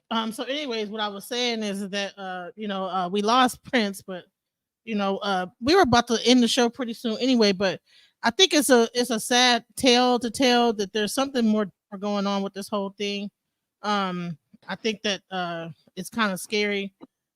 They all seem to all have recordings that go back, and I'm sure they probably have some interesting people that's caught into some interesting positions. You know what I'm saying? And I think that they needed to get those tapes. I'm sure he has, just like Weinstein had tapes of people. They all seem to document everything, and I think it's a telltale sign there's something fishy going on when you have cameras everywhere. You're recording everything. You're doing it. It's like, for what reason? You know what I'm saying? Because when you go down, they want you to go down. When they go down, they want you to go down with them. Or they think that maybe they think that by having all that proof, they could have admonished them at some point because Thank you for coming back up, Prince. Um, I and I apologize to Mimi. I was getting a little frustrated because the topic had got way off, so I do apologize. But um, it's no way to have a conversation if every time someone speaks, we're getting cut off. This was a good build. I feel like we was having a good conversation.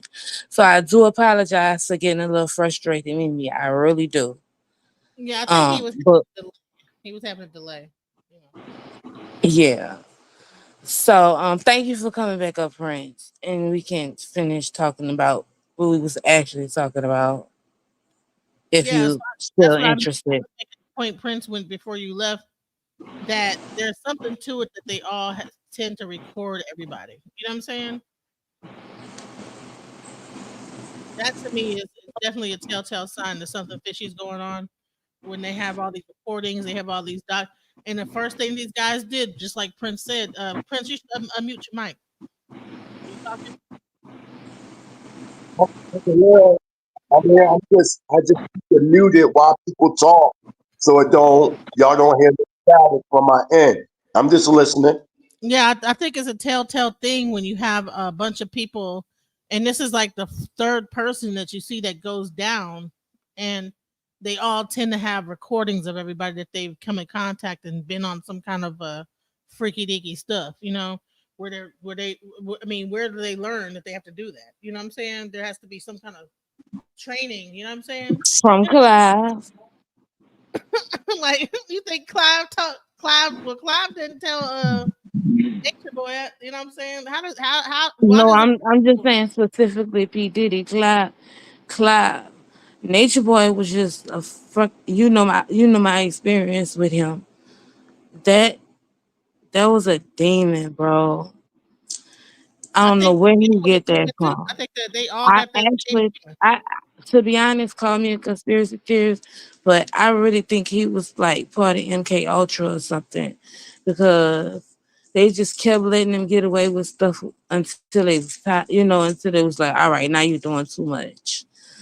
Like, They I really all have think he that was a same part of pattern. like some type of program or MK Ultra or something, because that's two different cases. Like, in the music industry, they're usually groomed to do those things. Whereas Nature Boy, he wasn't like really in the music industry, but I do think he was like a CIA MK Ultra like project that they had to shut down because it got out of control. Not to cut you off, sister, but we got a picture of him right on saying out of his own mouth work with the alphabet board. So if he said it out of his own mouth, then surely we should suggest that and take that into consideration, that your sentiments and what you're saying, my sister, could be absolutely 100% correct. You said that he worked with the feds, Prince? Nature Boy? Yeah, it was a podcast that he did, and he was rambling. Matter of fact, type in Nature Boy admits that he's working with that video And Shabbat. see, that's the crazy part. Not to cut you off, I've never heard him say that. Never seen that interview. That could have been Sonata. Um, that could have been on Sonata Network, but I just couldn't sit like and listen to him like that because I seen the only I because seen I the know the video. man, only because I know the man and knew the man in person is because I'm gonna go get. that's what the vibes I was getting. And then once I decided not to deal with him no more and I started helping some of the women, you know, get away, and that's when it became like this whole ordeal with me and his obsession with New Orleans people for whatever reason. And it was crazy. So I've been around him. So those the vibes that he gave me. And I've actually never even heard him say that. But it was like they was letting him get away with so much stuff. How can you get away with all that stuff and never get caught? But then you go down for something like that. Not saying that her trauma or her experience wasn't real, but he's done much worse things.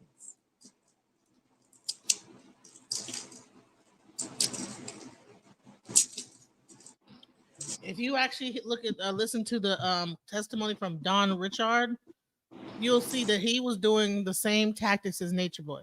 And it's like, how do they all learn the same tactics? How do they all know to do the same thing?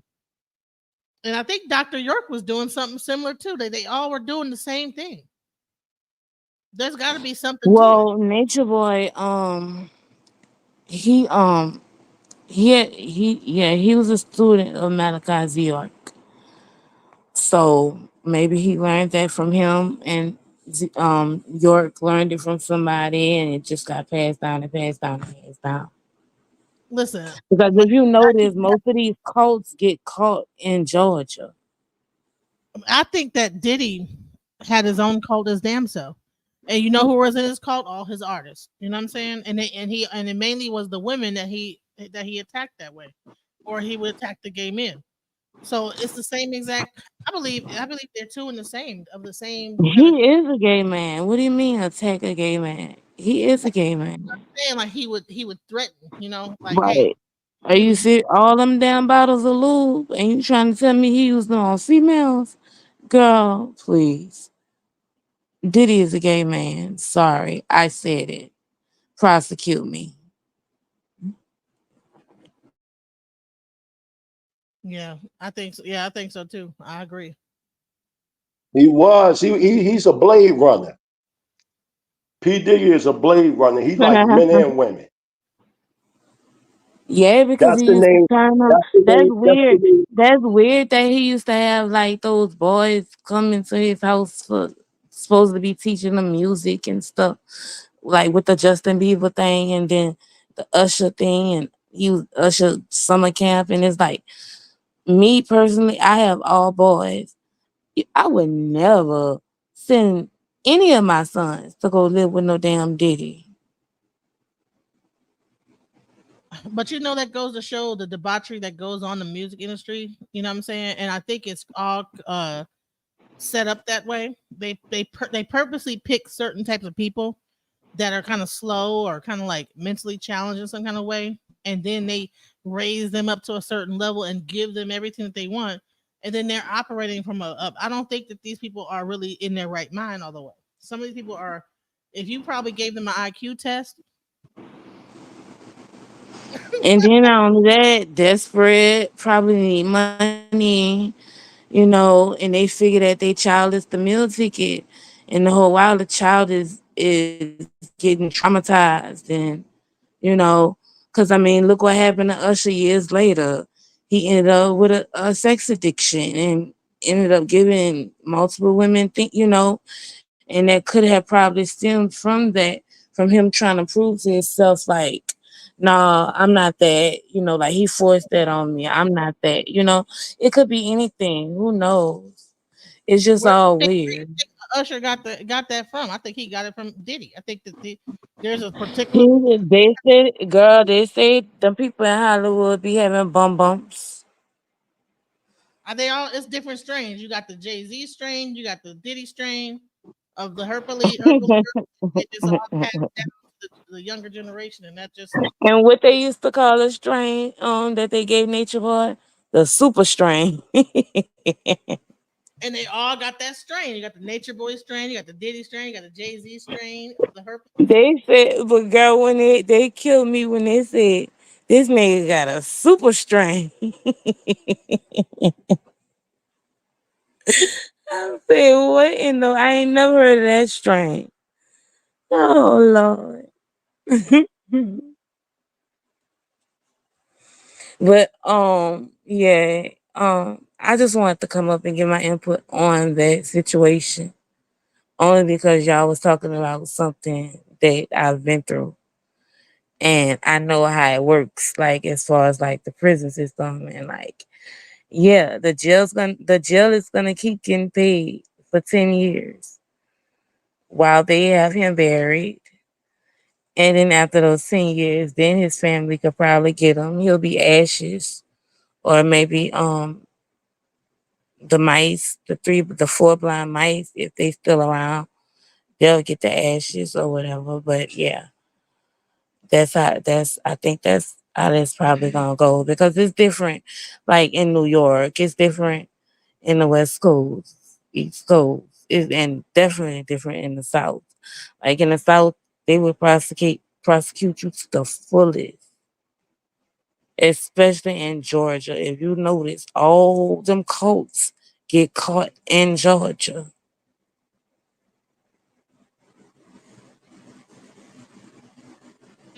They do get, yeah. That's about the second group that got caught in Georgia, huh? No, it was a couple. It was Malachi York, Nature Boy, and then Jim Jones was from Cali, but then he ended up going to Georgia, but then it got too hot, so then that's when he went to Africa. It's like they pit stop, and then what's his name? Yahweh. Yahweh Judah, yeah, him. He was in Georgia. The guy that wear all the white and raps and stuff or whatever. Yeah, so it's something about Georgia where they allow the cults to come, but only get away. You know, they get away with, but they can get away with until they just start getting too out of hand. Right, right. Well, we want to wrap the show up. This has been a good. Yeah, We're hitting 5 hours. Wow. right. You have anything else you want to say, Mr. Prince? Because I enjoyed the conversation, even though I'm a different I listen. So, I don't just judge. I listen. Um Um, and you said I close learned it some out. things from you. Huh? I said I ain't even got to come behind it. You closed it out very beautiful, my sister. Yeah, I've learned some things from you, but I'm just coming into my journey. But my journey of Messiah, Mashiach, Israelite. So that's why I didn't want to come up because I didn't want to debate with a scholar, and I'm just now coming into my journey. But I did actually learn some things from you. That's why I was sitting here listening. Well, I Thank think you. I think it's something to be said. Yeah, I'm not sure what is the difference between messianic and what you guys do. He explained it, Oh, but he can explain it again if he want. But I remember exactly what he said. But he Oh, can, okay. You already yeah, did. you can explain it again in case somebody wasn't here. oh yeah. A Hebrew Israelite sovereign is one who subscribes strictly the law of Moses, known as Torah, and the rest of the Tanakh, the Old Testament. The Messianic Hebrew Israelite is one who subscribes that Yeshua or Yahushai is the prophesied Messiah that they're looking at. Right. I serve Yeshua and I follow the 12 tribes of Judah. And even if you look under the 12 tribes of Israelite, it all still leads back to Jacob. So that's what, like I said, I'm new in my journey. And so I always like to listen. So I don't mind listening. I understand, sister. I definitely enjoyed your conversation, and it was an honor to speak to you and speak to everybody on this panel. So I'm going to sign out, DJ Genesis. I will come back with part 2. It definitely was an honor. It was a powerful presentation. Shout out to everybody in the chat. Keep y'all great. Shalom, shalom.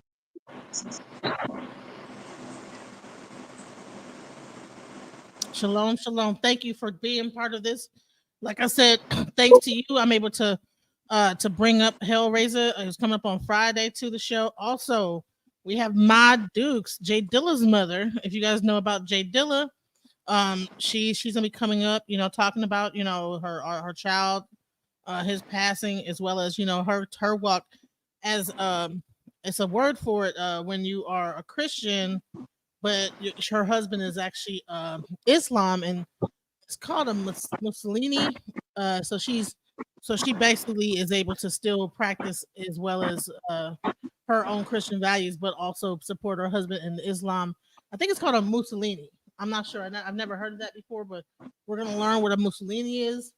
Cause a lot of times, you think when you can't marry or be with another culture, but there's ways that you could still make that happen. And she's well aware of the Hebrew Israelite community.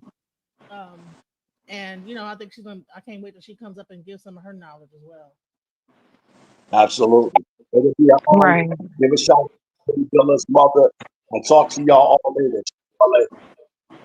All right, DJ, sign us out, my girl. Compromise your energy. Darling, let your spirit be free. Don't give up. Keep on pushing through. Now is the time. It's all up to you. Alchemize your energy. My friend, let your And there was spirit content be I could free. put in my Don't give YouTube. up. Keep on pushing through. Now is the time. It's all up to you.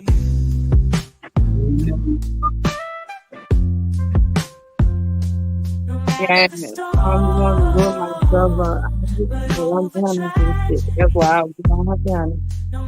And then, But over tragedy, no matter the storm, we will always take flight. Keep on pushing through the darkness of night. There's no limit, let's reach for the sky. Shine so bright from darkness to